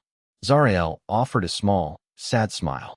"Careful is a luxury we cannot afford, Alara, but I will dedicate every fiber of my being to ensuring the success of this mission." Zarael pivoted and strode purposefully out of the chamber, her footsteps echoing in the vast space. The fate of KRYL Prime hung in the balance. The daring play was set to begin. Hope's last flight. A low thrum vibrated through the hangar bay, a tangible manifestation of pent-up power. KRYL technicians, their multifaceted eyes gleaming with anxious resolve, buzzed around a cluster of sleek KRYL fighters, obsidian slivers poised to strike. Tucked away in a neglected corner, however, sat Hope's Dawn, a patchwork transport shuttle, a worn echo of another era. Eva Rostova strode forward, her gaze locked on Zarael. "Commander, I propose Hope's Dawn for this mission." A wave of incredulity rippled through the KRYL ranks. Zarael's features hardened. "Human, with all due respect, that vessel is inadequate. It lacks the necessary firepower, shielding, velocity, crucial factors required to even approach the Zargoth flagship." "Understood," Eva replied, her voice resolute. "But it possesses an asset no other ship does. Eris's modifications. Phase shift dampeners. The Zargoth are creatures of predictable energy emissions. Hope's Dawn, born of salvaged components and Eris's unique engineering, defies prediction. It just might ghost through their defenses." Eris, who had been fiddling with a salvaged KRYL component in the shadows, glanced up, surprised by Eva's unexpected offer. He knew the shuttle's strengths, its weaknesses, better than anyone. It was a reckless gamble, a sliver of a chance. Zarael scrutinized Eva, her expression unreadable as starlight on a still pond. "And you believe you can navigate it through the Zargoth cordon?" Eva met her gaze unflinchingly. "Someone must. And my familiarity with this ship is unmatched." A heavy silence descended upon the hangar, the fate of KRYL Prime, perhaps the entire galaxy, suspended in the balance, resting on the shoulders of a human woman and her antiquated craft. Eris finally broke the tension. "She's right, Zarael. The dampeners, coupled with a narrow flight envelope, it's a prayer, but our only one. I can recalibrate the NAV systems to leverage gravitational oddities in the area, amplify our odds against a direct hit." Zarael offered a measured nod. "Very well. Your proposal is accepted." She addressed her officers. "Prepare Hope's Dawn for immediate launch. Allocate the necessary resources, and may the Great Harmony guide your journey." As KRYL moved with renewed purpose, Eris turned to Eva. "You comprehend the stakes? Yes. This isn't a joyride." Eva responded with a wry smile. "Is it ever, Eris? Besides, I've always yearned to see the inside of a Zargoth flagship. Just didn't envision it unfolding like this." Eris returned a faint smile. "Someone has to ensure you don't attempt anything too audacious." His gaze drifted towards the hangar bay entrance, where Lena Hansen stood, her fingers dancing across a holographic display, consumed by her efforts to disrupt the Zargoth network, desperately seeking any trace of Professor Sharma. Eris approached her. "Lena, what of Sharma? Any progress?"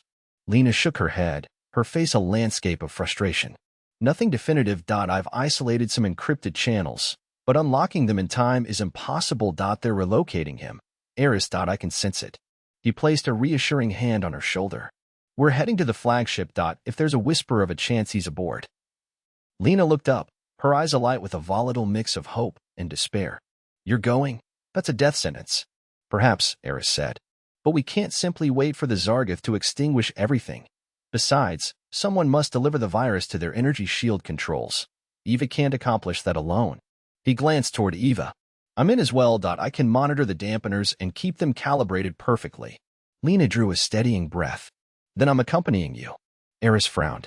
"No. Lena, your place is here. Continue your work. Sharma requires your efforts. This mission is far too perilous." And you believe I'm oblivious to that? Lena retorted.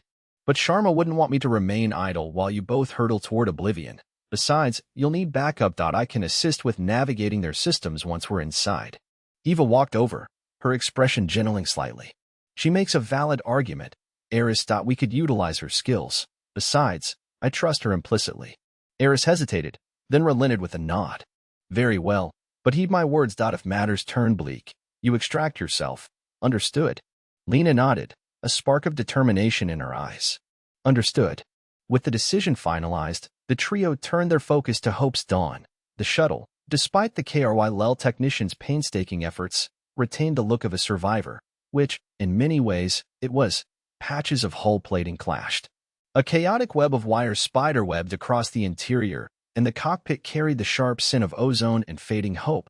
Eva settled into the pilot's seat, her hands caressing the familiar controls. All right, let's ready this old bird for her swan song.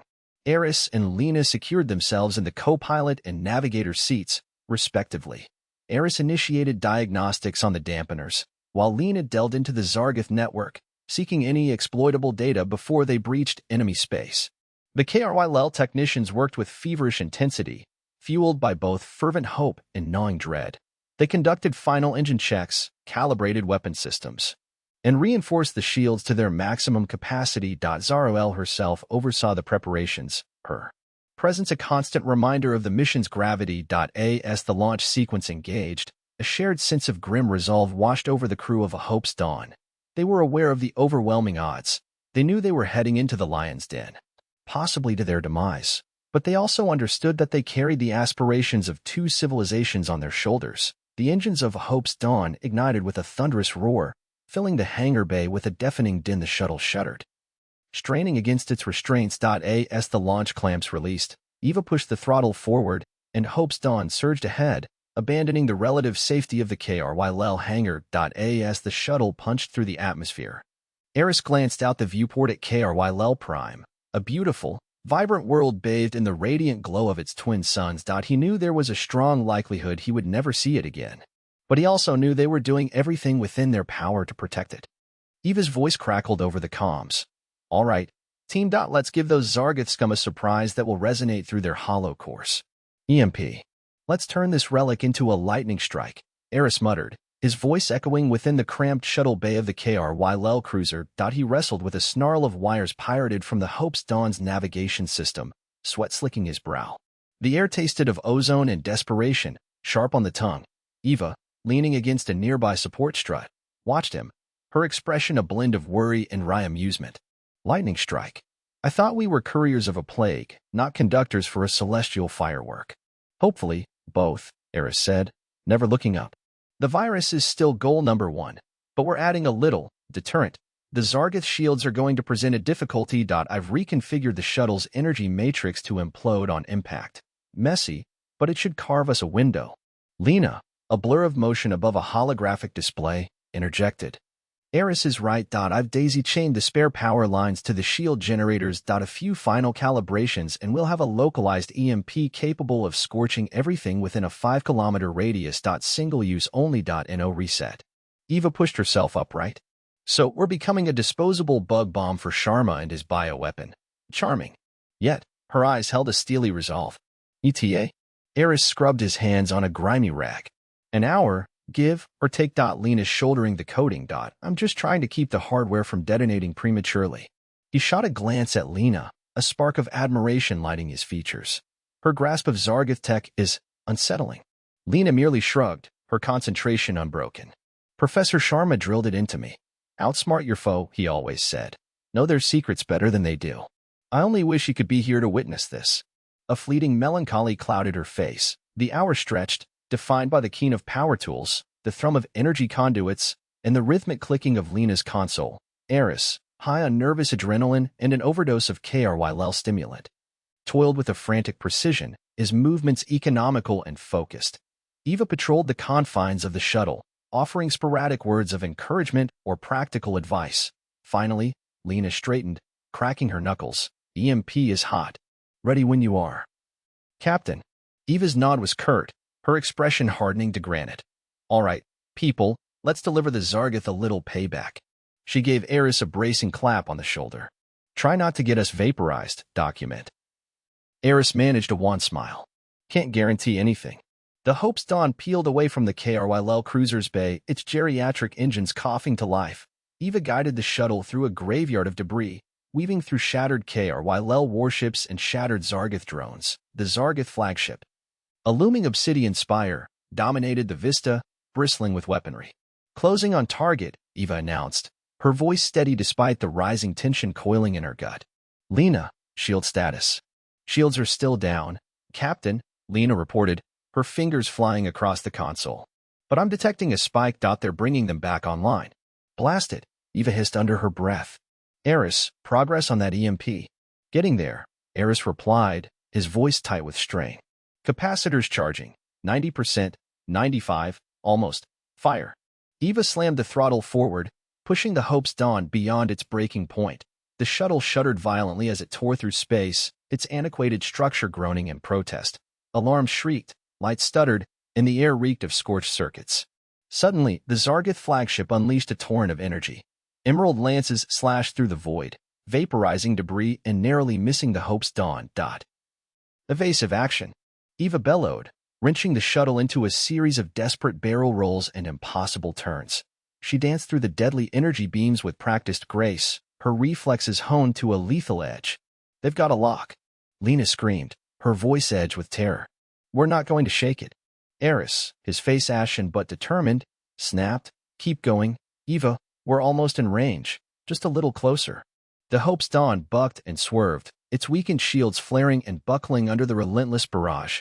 Explosions hammered the shuttle, sending sparks cascading and throwing the crew around. Eva gritted her teeth, her knuckles bone-white on the controls. I'm giving it everything she's got, Eris, but this museum piece can't endure this for much longer.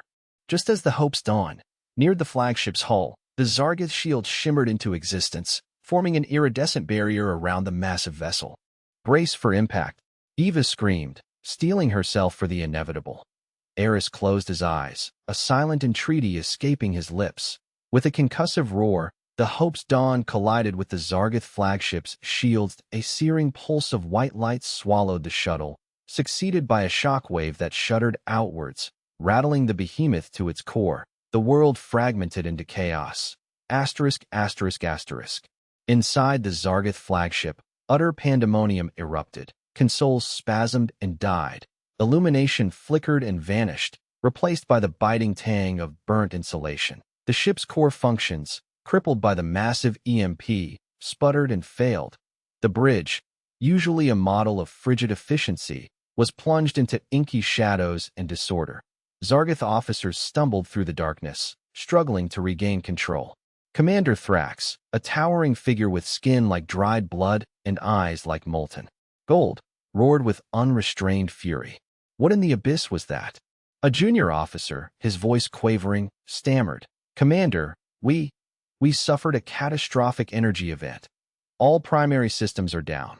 Shields are offline. Weapon arrays are non-operational, and communications are dark. Thrax's fist slammed down on a nearby console, shattering it into shards. Incompetence. How could this occur? What initiated the disruption? We believe it was a kamikaze strike. Commander, the officer whispered, his voice barely audible. A small, antiquated shuttle. It impacted our shields at maximum velocity. Thrax stared at the officer, disbelief etched across his features. A shuttle? A single shuttle crippled our flagship. This is unacceptable. His eyes narrowed like predatory slits. Restore power. I want those shields online, and discover who is responsible for this abomination. Within the wrecked Hope's Dawn, darkness prevailed. The shuttle was a mangled carcass, its systems fried, its hull breached in several locations. The air hung heavy with fumes and the cloying stench of roasted metal. Eva, groaning in agony, slowly clawed her way back to consciousness. She blinked, attempting to clear her blurred vision. The cockpit was a wreckage, wires drooping like severed nerves, consoles smashed, and sparks spitting. Eris? Lena? She croaked, her voice raspy. A feeble moan answered her. Eris, his face smeared with grime and blood, stirred beside her. Eva, are you intact? I'll mend, she replied, wincing with each breath. Lena, where's Lena? They discovered Lena slumped over her console, unconscious but breathing steadily. Eva gently extracted her and laid her carefully on the floor. She's alive, Eva breathed, relief washing over her. Just out cold. Eris nodded, struggling to stand. The EMP did it work? Eva gestured at the ravaged panels, the hissing wires, the general state of devastation. I'd say so, but it didn't exactly leave us pristine. Suddenly, a flicker of illumination glimmered in the murk that a small, green light. What's that? Eva asked, her eyes narrowed with suspicion. Eris squinted. It's the emergency power cell that it's still in operational mode. He grinned, a wild light igniting in his eyes. And it's linked to the virus delivery system. Eva stared at him, a faint smile spreading across her face. So, you're telling me we still have a play?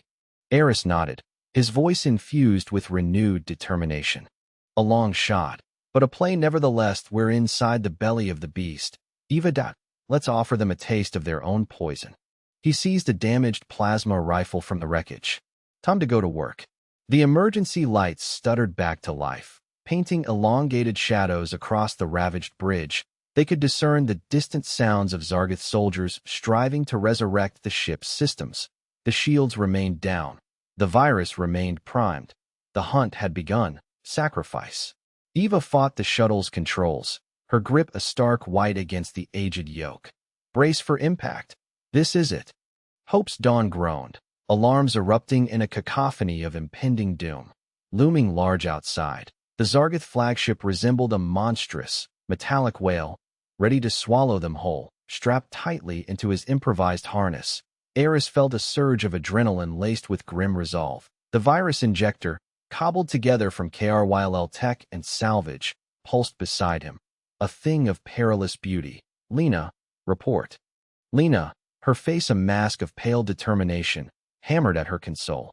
EMP primed. Eris, target locked. But they're spiking their energy. They anticipate us. Eva spat out a curse. Damn it, they're raising shields. Eris, we're almost out of time. She wrung more speed from the shuttle, its engines keening in protest. Then let's give them a spectacle they won't soon forget, Eris replied, with surprising equanimity. He ran a final diagnostic, his fingers flitting across the jury-rigged interface. Eva, take us in as deep as you dare. I need proximity for maximum EMP bleed over. Eva didn't gainsay him. The plan, however suicidal, was clear. Her expression hardened. Hope's Dawn knifed into the heart of the Zargoth vessel, threading a treacherous labyrinth of conduits and access ways. Turrets slewed, unleashing futile volleys as the tiny craft dodged and weaved. A defiant gnat daring a titan. A laser strike buffeted the ship, throwing it sideways. Sparks rained down, and the reek of scorched metal filled the cramped space. Shields failing. Lena cried, her voice tight with fear. Almost there, Eris murmured, his eyes glued to the targeting grid. Just a little closer. Eva gritted her teeth, coaxing the crippled shuttle with the honed skill of a veteran pilot. The heat radiating from the compromised engines was oppressive. The hull groaned under intolerable stress, the weight of her crew's lives pressed down with crushing force. Abruptly, a frigid, menacing voice echoed across the comms. Humans, you have chosen poorly. Your insolence will be repaid with swift and utter obliteration. Eris recognized the voice. Zorgan, the Zargoth torturer. He'd heard recordings of his techniques. Save your breath, Zorgan, Eris said, his voice unwavering despite the churning fear within. Your reign ends today. Zorgan chuckled, a dry, rasping sound that sent icy fingers down Lena's spine. Such hubris. You imagine you can defeat the Zargoth Empire? You are insects, fit only to be trod underfoot. Eva broke in, her voice like tempered steel. We're not intimidated by you, Zargoth filth. We're here to deliver a message. She rammed Hope's Dawn into a narrow service tunnel, the hull screaming against the confines. Message delivered. Eris, now. Eva roared. Eris inhaled deeply, his hand poised above the activation trigger. This was the fulcrum. All his work, all his risks, culminated in this instant. He glanced at Eva, her face a study in resolve, then at Lena, her eyes reflecting a fragile blend of dread and expectation. He saw their faith, their reliance on him, and knew he couldn't falter. With a surge of purpose, he slammed his hand down. Hope's Dawn convulsed. A piercing shriek filled the cockpit. followed by an incandescent burst.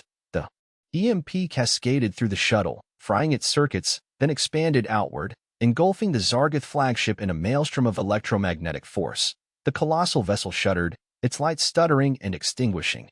Turrets froze. Their arcs incomplete. Shields flickered and died. Engines coughed their last. The dreadnought, once a symbol of Zargoth dominion, was reduced to a disabled derelict, adrift in the black void. Eris felt a jolt of pain lance through his skull as the EMP washed over him. He saw Eva slump over the controls, unconscious. Lena cried out, clutching her temples. The shuttle was dead, inert, its systems fried to a crisp. They were trapped, marooned at the heart of enemy territory, but the virus injector, it remained operational. Eris saw the green indicator pulsing, signaling its readiness to deploy its payload. A spark of hope ignited within him, despite the grim reality. Eva, Lena, he called, gently shaking them. We're not finished yet. We still have a purpose. Eva groaned, stirring. What was that? EMP deployed, Eris said, assisting her into a sitting position. Flagship crippled. But we're stranded, and the virus is ready to launch. Lena, still reeling, stared at the glowing light on the injector. You mean, we have to release it by hand? Affirmative, Eris said, his face set, up close and personal. Eva cursed vehemently. Fantastic. Just fantastic. So, we die inside a Zargoth warship, spreading a deadly plague. Any chance of a decent cup of CAF before we go? Eris managed a strained smile. Unlikely, but we can ensure they recall our visit.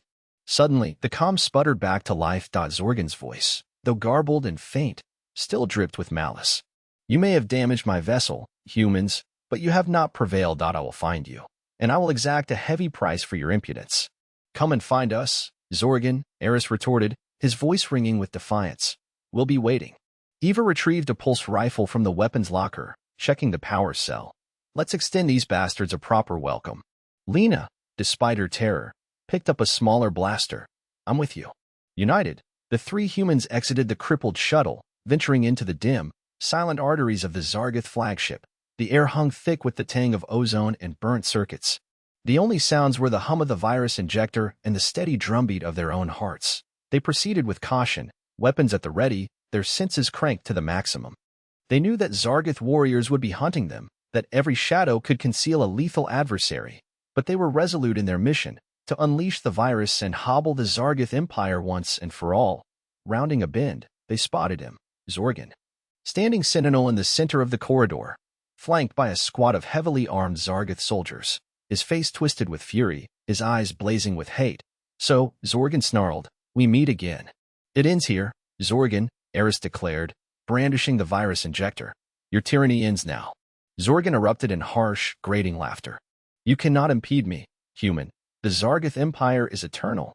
We'll see about that, Eva snapped, unleashing a volley of shots. The passage exploded in a chaotic dance of laser fire. The Zargoth soldiers returned the assault, their weapons spitting incandescent bolts.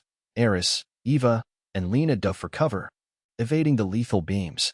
Eris knew a frontal assault was futile. They were outnumbered and outgunned. But he held a final ace. Eva, Lena, cover me.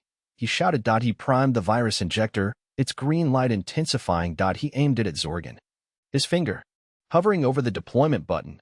Zorgan recognized his intent and lunged forward, attempting to intervene. But he was too late. Eris depressed the button. A cloud of microscopic nanites erupted, invisible to the naked eye. They engulfed Zorgan, adhering to his flesh, infiltrating his system. The virus was unleashed. Zorgan staggered backward, clutching at his chest. His eyes widened in agony as he felt the nanites tearing through his tissues, disrupting his cellular integrity. A strangled scream escaped his lips as he collapsed to the deck. The Zargoth soldiers, stunned by their commander's swift downfall, hesitated. Eva and Lena exploited the opportunity, unleashing a withering barrage of laser fire.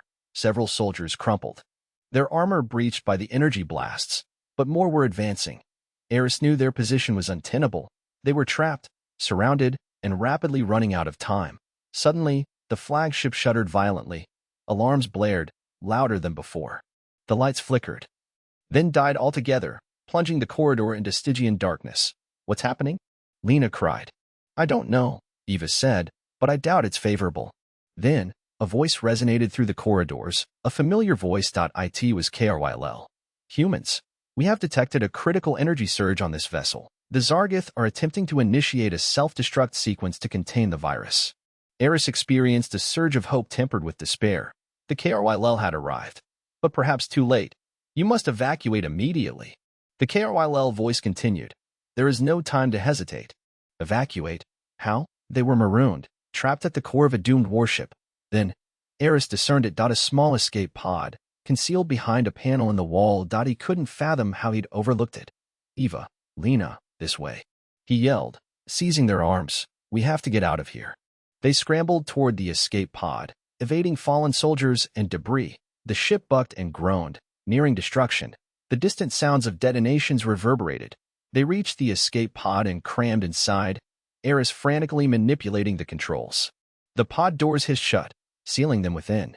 With a violent jolt, the escape pod ejected from the flagship, hurtling through the void. Victory.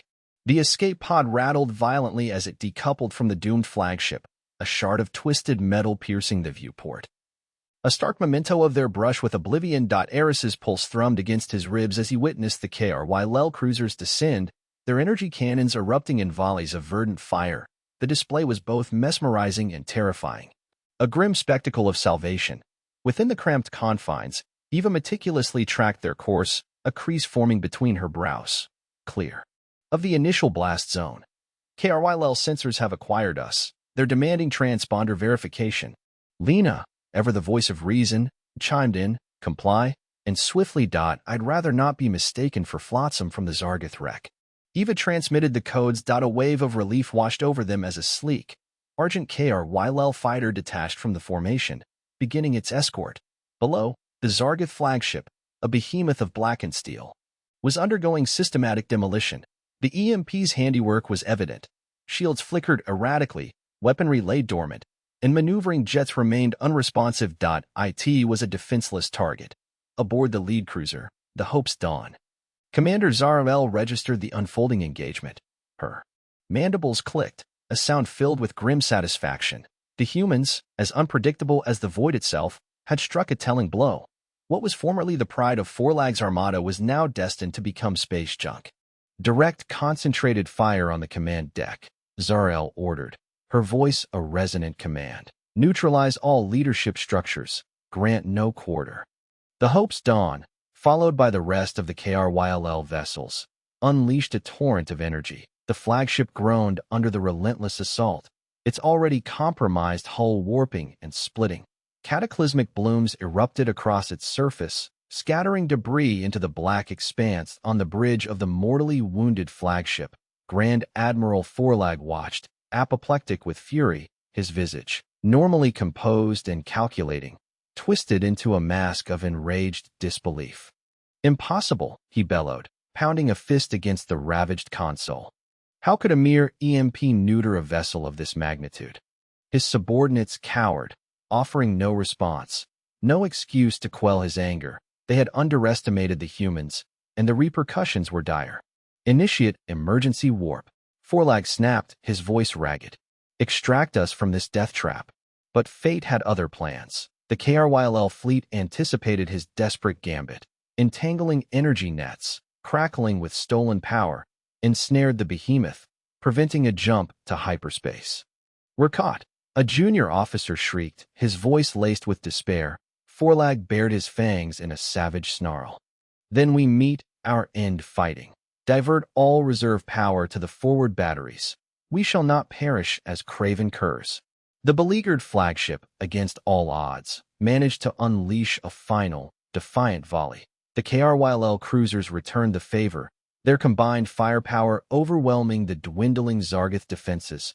The flagship shuddered, howled, and then, in a final, obliterating explosion, ceased to exist.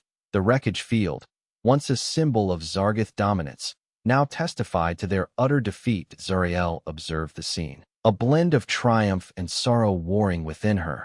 Victory had been secured, but at a terrible cost. Countless KRYL lives had been sacrificed in defense of their home. Broadcast to all ships, she announced, her voice thick with emotion. The Zargith flagship is no more. They are in full retreat. Let this day be etched in our memories as the turning point.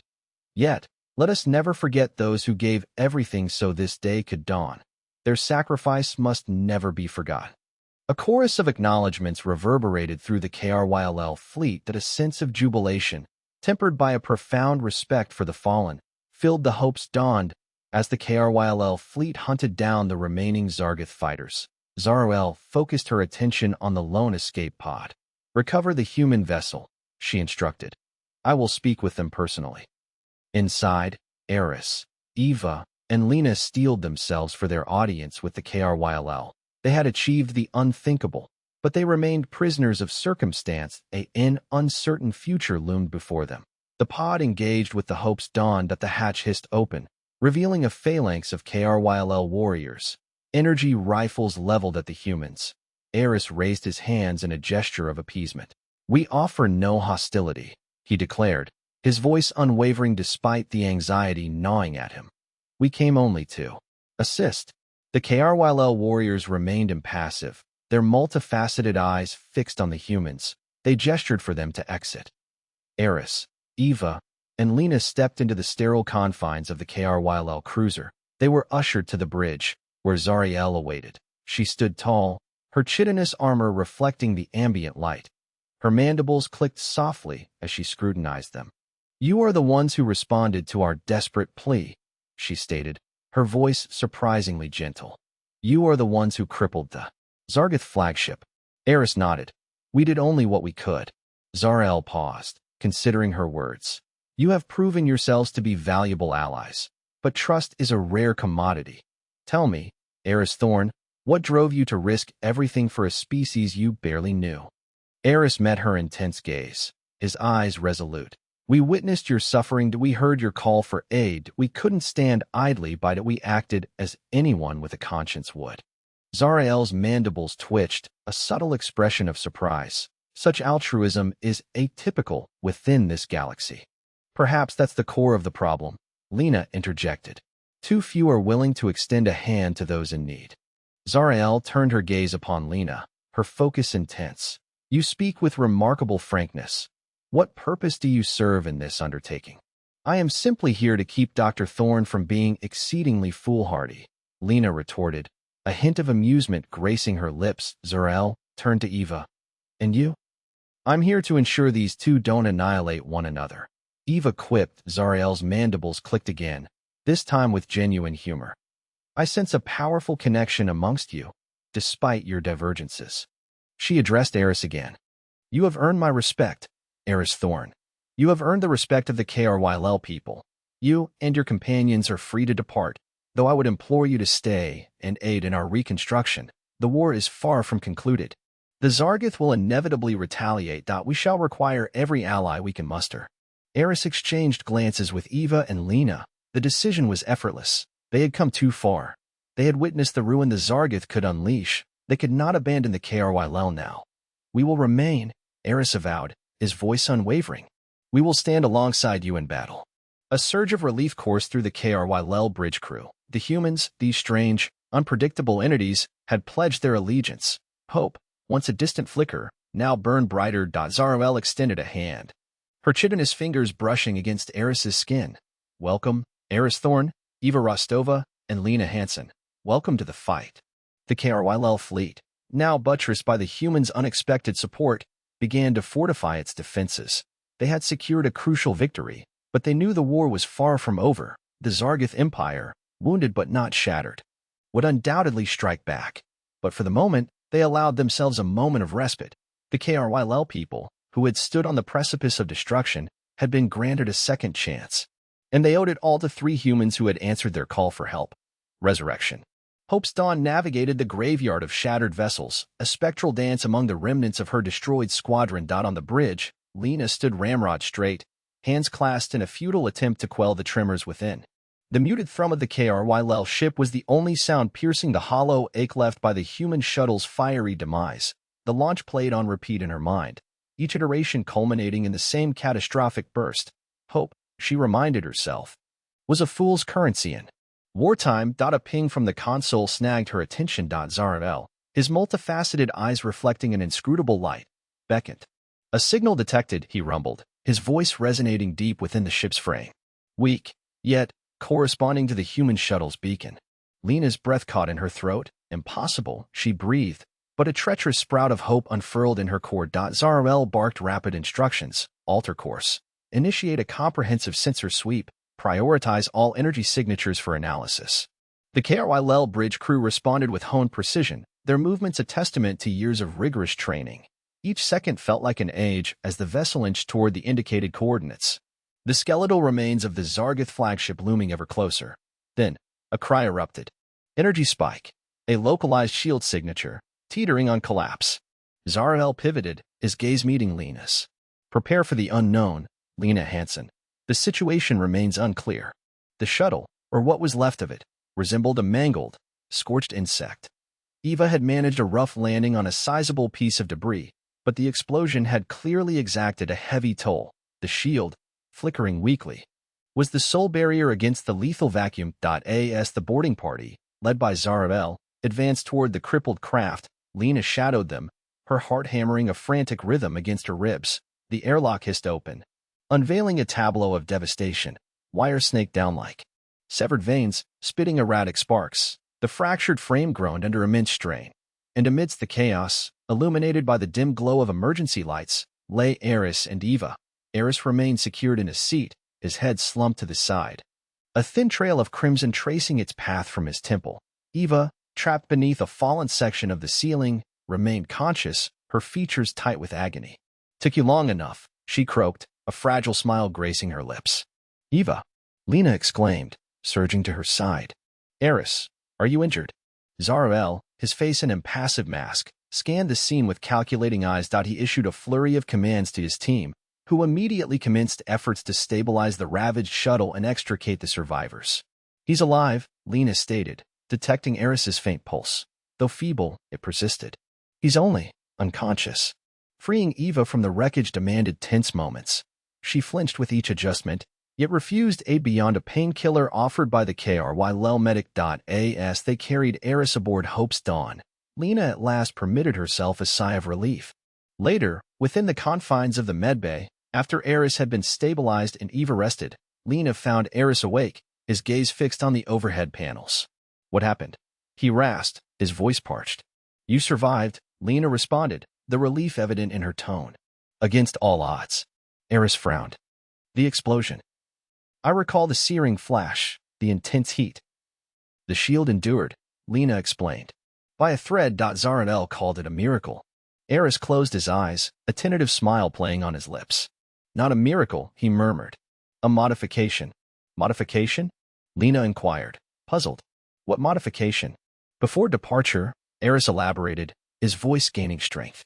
"I diverted power from life support. Redirected it to the shield emitters. It was a desperate gamble. I was uncertain it would even function." His words trailed off, his gaze returning to the ceiling. "I reasoned, if death was inevitable, we might as well strive to shift the odds. I refrained from informing EVA. No point in inciting worry if it proved fruitless."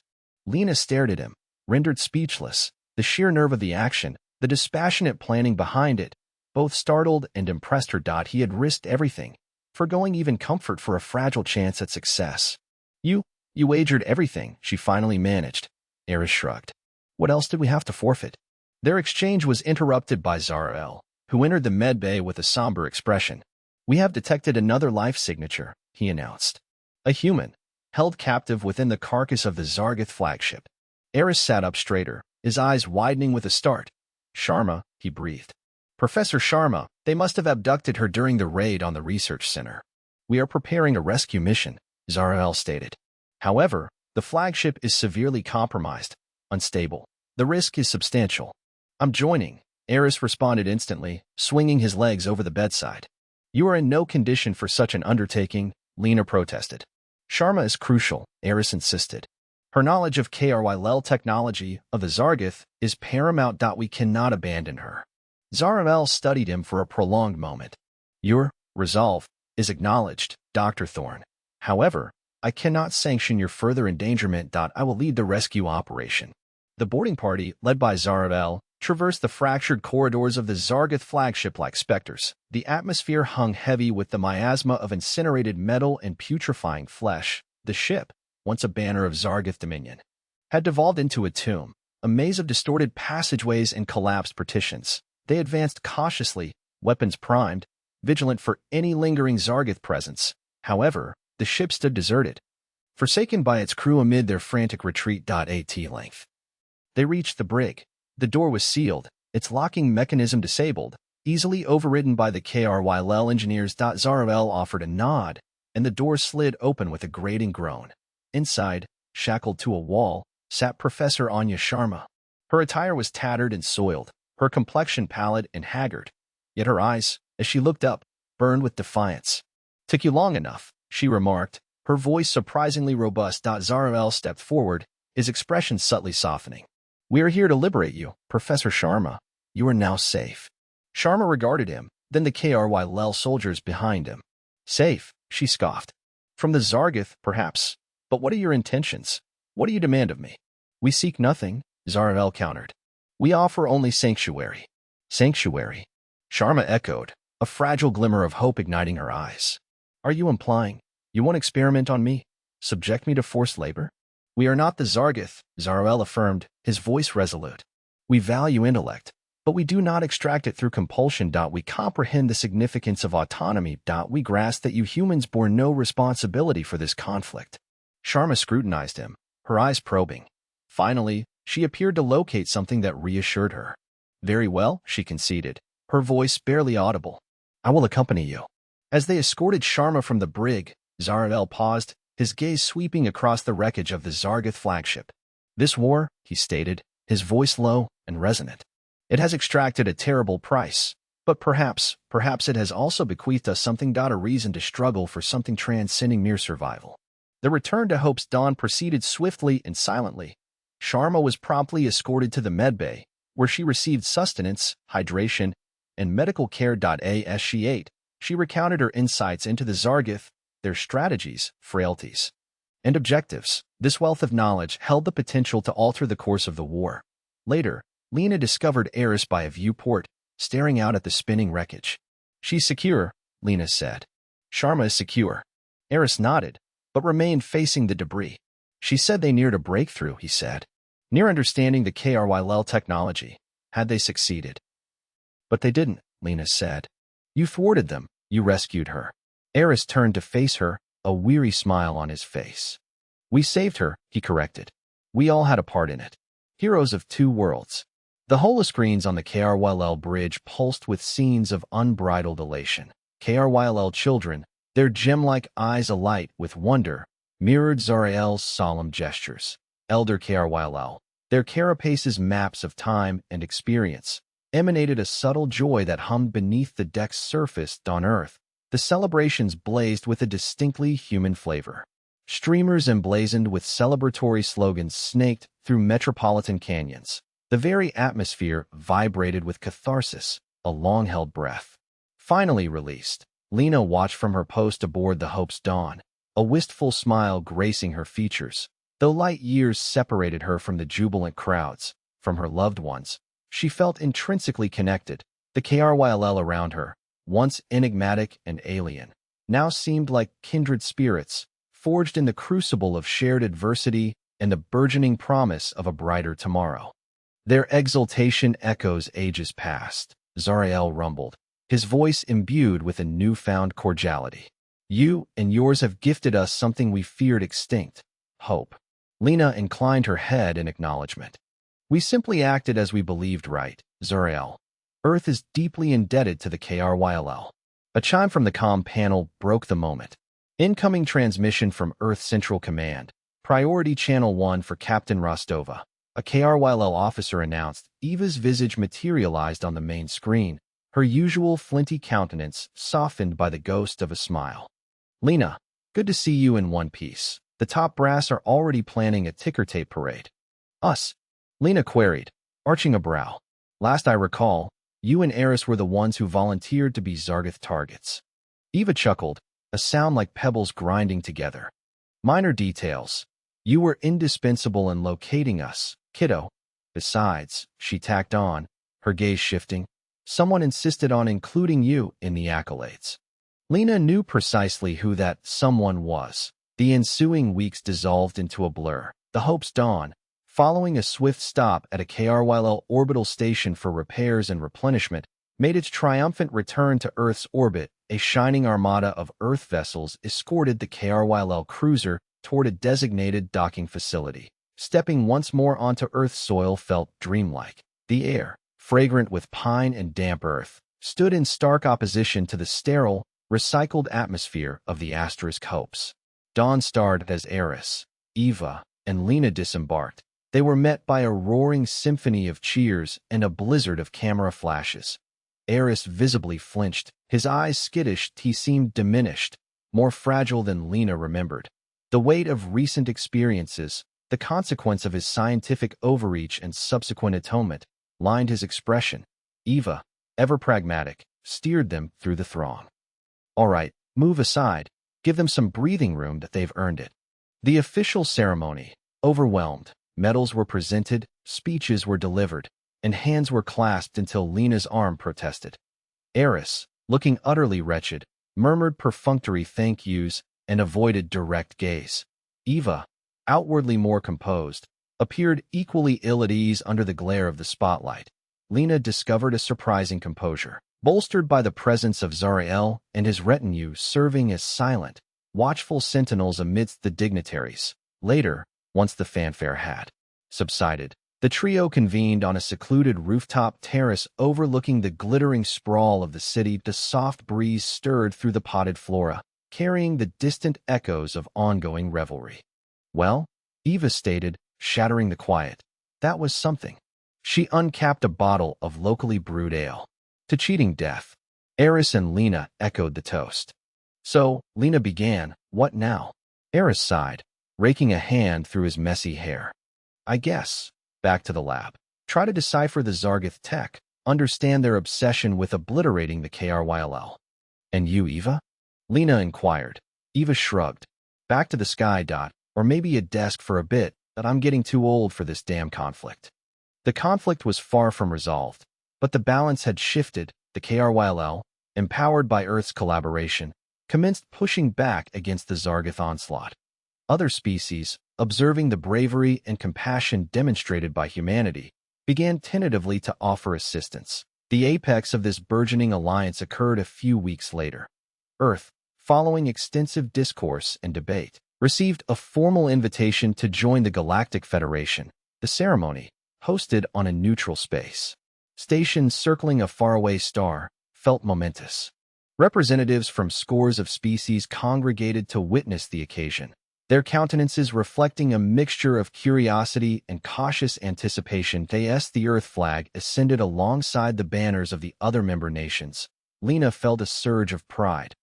Earth, once secluded and defenseless, now belonged to something encompassing, something greater. A future where synergy and empathy transcended the barriers of species and planetary systems. During the post-ceremony reception, Lena found herself beside Zariel, observing the mingling delegates. "They remain guarded," Zariel observed, his multifaceted eyes sweeping the assemblage. "They have witnessed too much conflict, too many betrayals. But they are also optimistic," Lena countered. "They've seen what we've achieved together. Humans and KRYL, united." Zariel pivoted to face her, a subtle shift in his demeanor that might have been a smile. "You have illuminated a novel path, Lena Hansen. You, Eris Thorne, and Eva Rostova. You are more than simply heroes of Earth. You are champions of two worlds." Later that night, back on the Hope's Dawn, Lena stood on the observation deck, gazing upon the star-strewn tapestry of the galaxy. Possibilities stretched to infinity, challenges were immense, but hope felt tangible. She thought of Sharma, safe now and delving into the workings of recovered Zargith technology. She considered the KRYL young, their futures now infused with light. She considered her family back on Earth, able at last to rest easy. A form approached from behind. It was Eris. He was still uneasy in crowds and generally shied away from any type of recognition. "Couldn't sleep?" Lena asked, not turning. "Too much, everything," Eris answered, his tone subdued. "But I wanted to express my gratitude for believing in me, even when I doubted myself." Lena faced him, a genuine smile playing on her lips. "We're a team, Eris, always will be." He nodded curtly, then fixed his gaze back on the stars. What does the future hold, Lena? Lena surveyed the spiraling nebulae, at the limitless possibilities ahead. I think, she responded, it holds hope, and that's worth striving for. As they stood shoulder to shoulder, bathed in the unearthly radiance of distant stars, Lena knew the struggle for that hope had only just begun. The Zargith were far from vanquished, but Earth and the KRYLL stood ready. They had forged strength in their alliance, becoming a beacon of hope in the heart of a hostile galaxy, a lingering threat. The echo of cheering clung to Lena, spectral applause mingling with the Hope's Dawn's thrumming engines. Earth was safe, the KRYLL clinging to existence, not flourishing. The Zargith, repelled, at least for now. Yet, the revelry felt hollow, a fragile interlude before the inevitable return of violence on a mangled Zargith warship. Light danced across Grand Admiral Forlag's scaled face as he pulverized a control console with a fist. Damaged systems screamed in protest. Defeated by primitives and KRYLL. His voice, a grating growl, dripped with scorn. His cowering bridge crew were a study in terror. He inhaled their fear, a sharp, metallic tang amid the scorch of burnt circuitry. Excellent. Fear was a tool. The Emperor will demand explanation. A quivering lieutenant squeaked. Forlag spun, eyes blazing with frigid fury. Explanations? I'll deliver victory. The KRYLL homeworld will be a cinder. Earth, pulverized to cosmic dust. And those humans, they'll choke on the ashes of their defiance. He stalked back to the console, clawed hands vice gripping the edges. Set a course for the nearest repair dock, that we rebuild, that we rearm, that we return. This that is far from concluded, that IT has merely begun. He spat the pronouncement, a dark promise hanging thick in the air.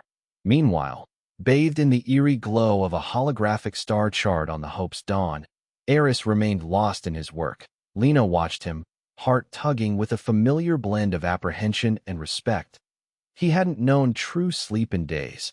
Driven by stimulants and a feverish energy, he was in his element, entangled in a web of celestial data. But the strain was visible, the etchings around his eyes, the bruised shadows that whispered of nightmares and loss. Eris, she murmured, touching his arm. You need to rest. He barely acknowledged her.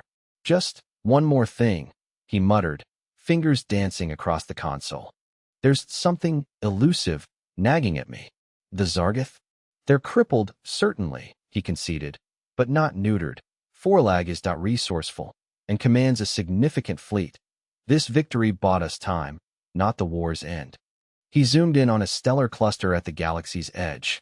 But there's more than that. Anomalies, distinct energy profiles, unidentified craft. Something else dwells out there. Lena, something beyond our comprehension. Eva sauntered onto the bridge, boots echoing on the deck. Trouble brewing. Doctor, she queried, amusement coloring her tone. Eris whirled, face etched with intensity. Potentially. I'm picking up intel, whispers really, from less trustworthy channels. Rumors of other empires, other powers, beyond the Zargith. Some peaceful, some decidedly not. Eva arched a brow. Rumors, from unreliable sources, hardly cause for panic. But Lena saw the flicker of worry. Eva, beneath her pragmatic shell, knew complacency was a fatal indulgence. These rumors have simmered for years, Eris countered, voice rising slightly. But their frequency is increasing, their detail improving, and the Zargith have been curiously inactive in specific sectors bordering these unknown regions. He initiated a cascade of commands, projecting fragmented images on the main screen.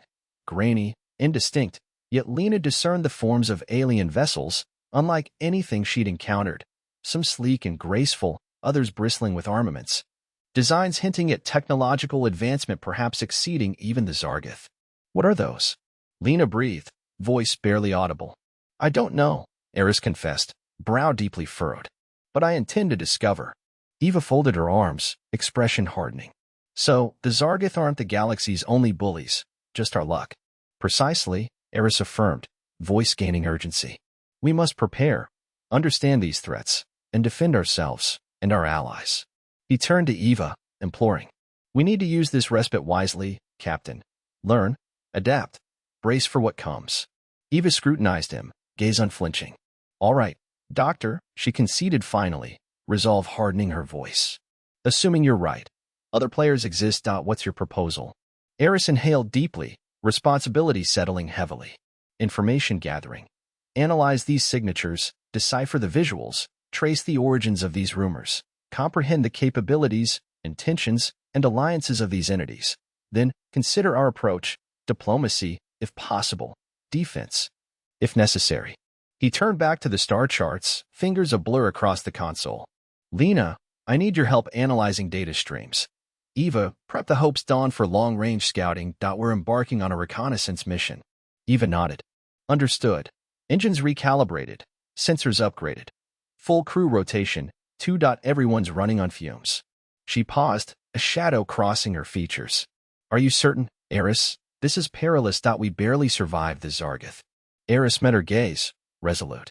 We have no alternative. Eva. We cannot afford inaction. Proactive preparedness is crucial. The fate of Earth, the KRYL, hinges on it. Lena stepped forward, hand on Eris's shoulder. We're with you, Eris, she stated firmly. We face what comes, together. He turned, a faint smile touching his lips. Thank you, Lena. He met their gazes, purpose renewed. Let's begin. The galaxy won't defend itself. As they commenced, uneasy anticipation permeated the bridge. Celebrations ended. The war with the Zargoth might be waning, but the struggle for survival continued. The universe, vast and unknown, awaited the Hope's Dawn, venturing into the dark.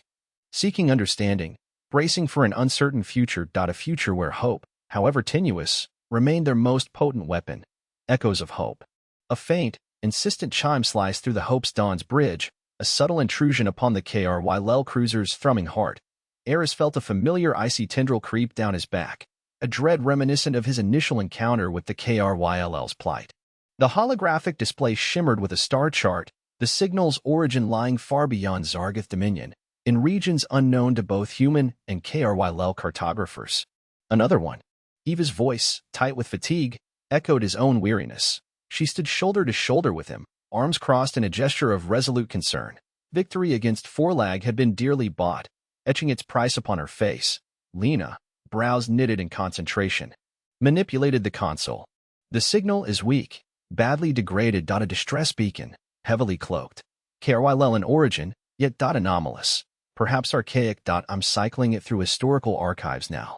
Eris edged closer, focus sharpening. The rhythmic pulse of the distress call resonated within him like a lost echo, stirring memories of the despair he had witnessed. Ignoring it was unthinkable. Trap probability? He inquired. Eva snorted, the sound lacking its usual vigor. After Forlag's little charade, my trust reserves are depleted. High, still. She glanced at Eris, a tacit question passing between them. The unspoken query hung heavy. Could they afford indifference? The KRYL, once teetering on extinction's edge, had been universally ignored. Could they now deny a similar cry? The hypocrisy would be a crushing weight. Lena's fingers flew. I've located something. The encryption protocols are primitive, yet there's a fragmented transmission, mostly static, but I'm isolating key phrases. Zargoth, beyond, shadow consumed. The final shard is clearer. Hope, find, hope, repeatedly. The word hope reverberated within the bridge, a stark reminder of their haven, their purpose. It was a luminous thread in the vast tapestry of the unknown, inexorably drawing them forward. Eris straightened, resolve hardening like tempered alloy. We proceed. We must. Eva nodded, her expression a mask of grim determination. Already the shuttle, full diagnostics, reinforced shielding, and ordnance, abundant. Lena looked up, a blend of apprehension and steadfastness in her eyes. I'll refine the signal triangulation, pinpointing the source. I'll also attempt further decryption, striving for a clearer assessment of the perils that await. The ensuing hours were a whirlwind of purposeful activity. The Hope's Dawn, bearing the scars of past battles, transformed into a hive of concentrated effort. KRYL technicians, their compound eyes gleaming with focused intent, encircled the shuttle, their biomechanical implements whirring and clicking with practiced precision. Eva, delivering orders with crisp efficiency, oversaw the weapon systems check, ensuring every laser array and missile launcher stood primed. Eris, meanwhile, found himself immersed in the KRYL archives, scouring historical records, geological surveys, any data that might illuminate the source system. A burgeoning unease prickled at the back of his mind. The distinct impression that this was more than mere Zargoth aggression. The fragmentary message hinted at a shadow, a force capable of devouring entire worlds. He located Eva in the shuttle bay, overseeing the loading of essential supplies. "Eva, I need to share something." She trailed him back to the bridge, concern etching deeper lines on her brow. Eris projected the simulation onto the holographic screen, highlighting the system's gravitational anomalies. "What is this, Eris?" "Something immense. Something anomalous. The gravitational distortions define known physics. It's as though colossal, unseen presences lurk within that system, warping space-time itself." Eva studied the simulation, her expression hardening. "Zargoth innovation? Doubtful. This feels different, more fundamental, more terrifying."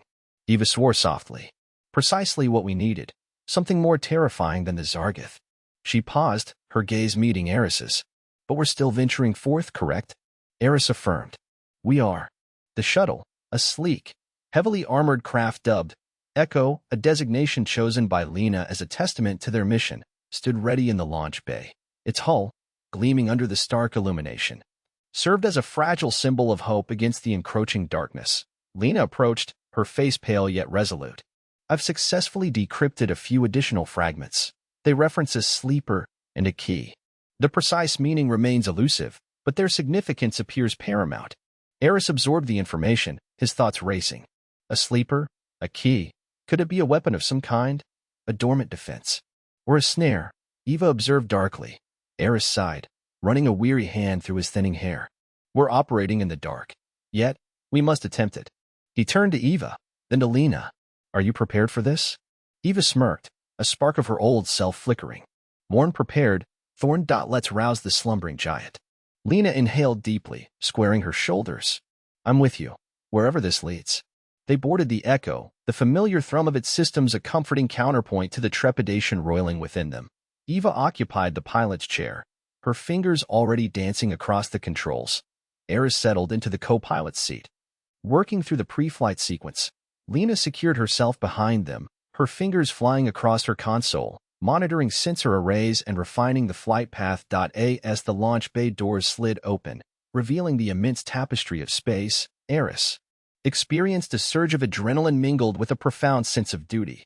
They were venturing into the uncharted, confronting a threat that could eclipse even the Zargoth Empire.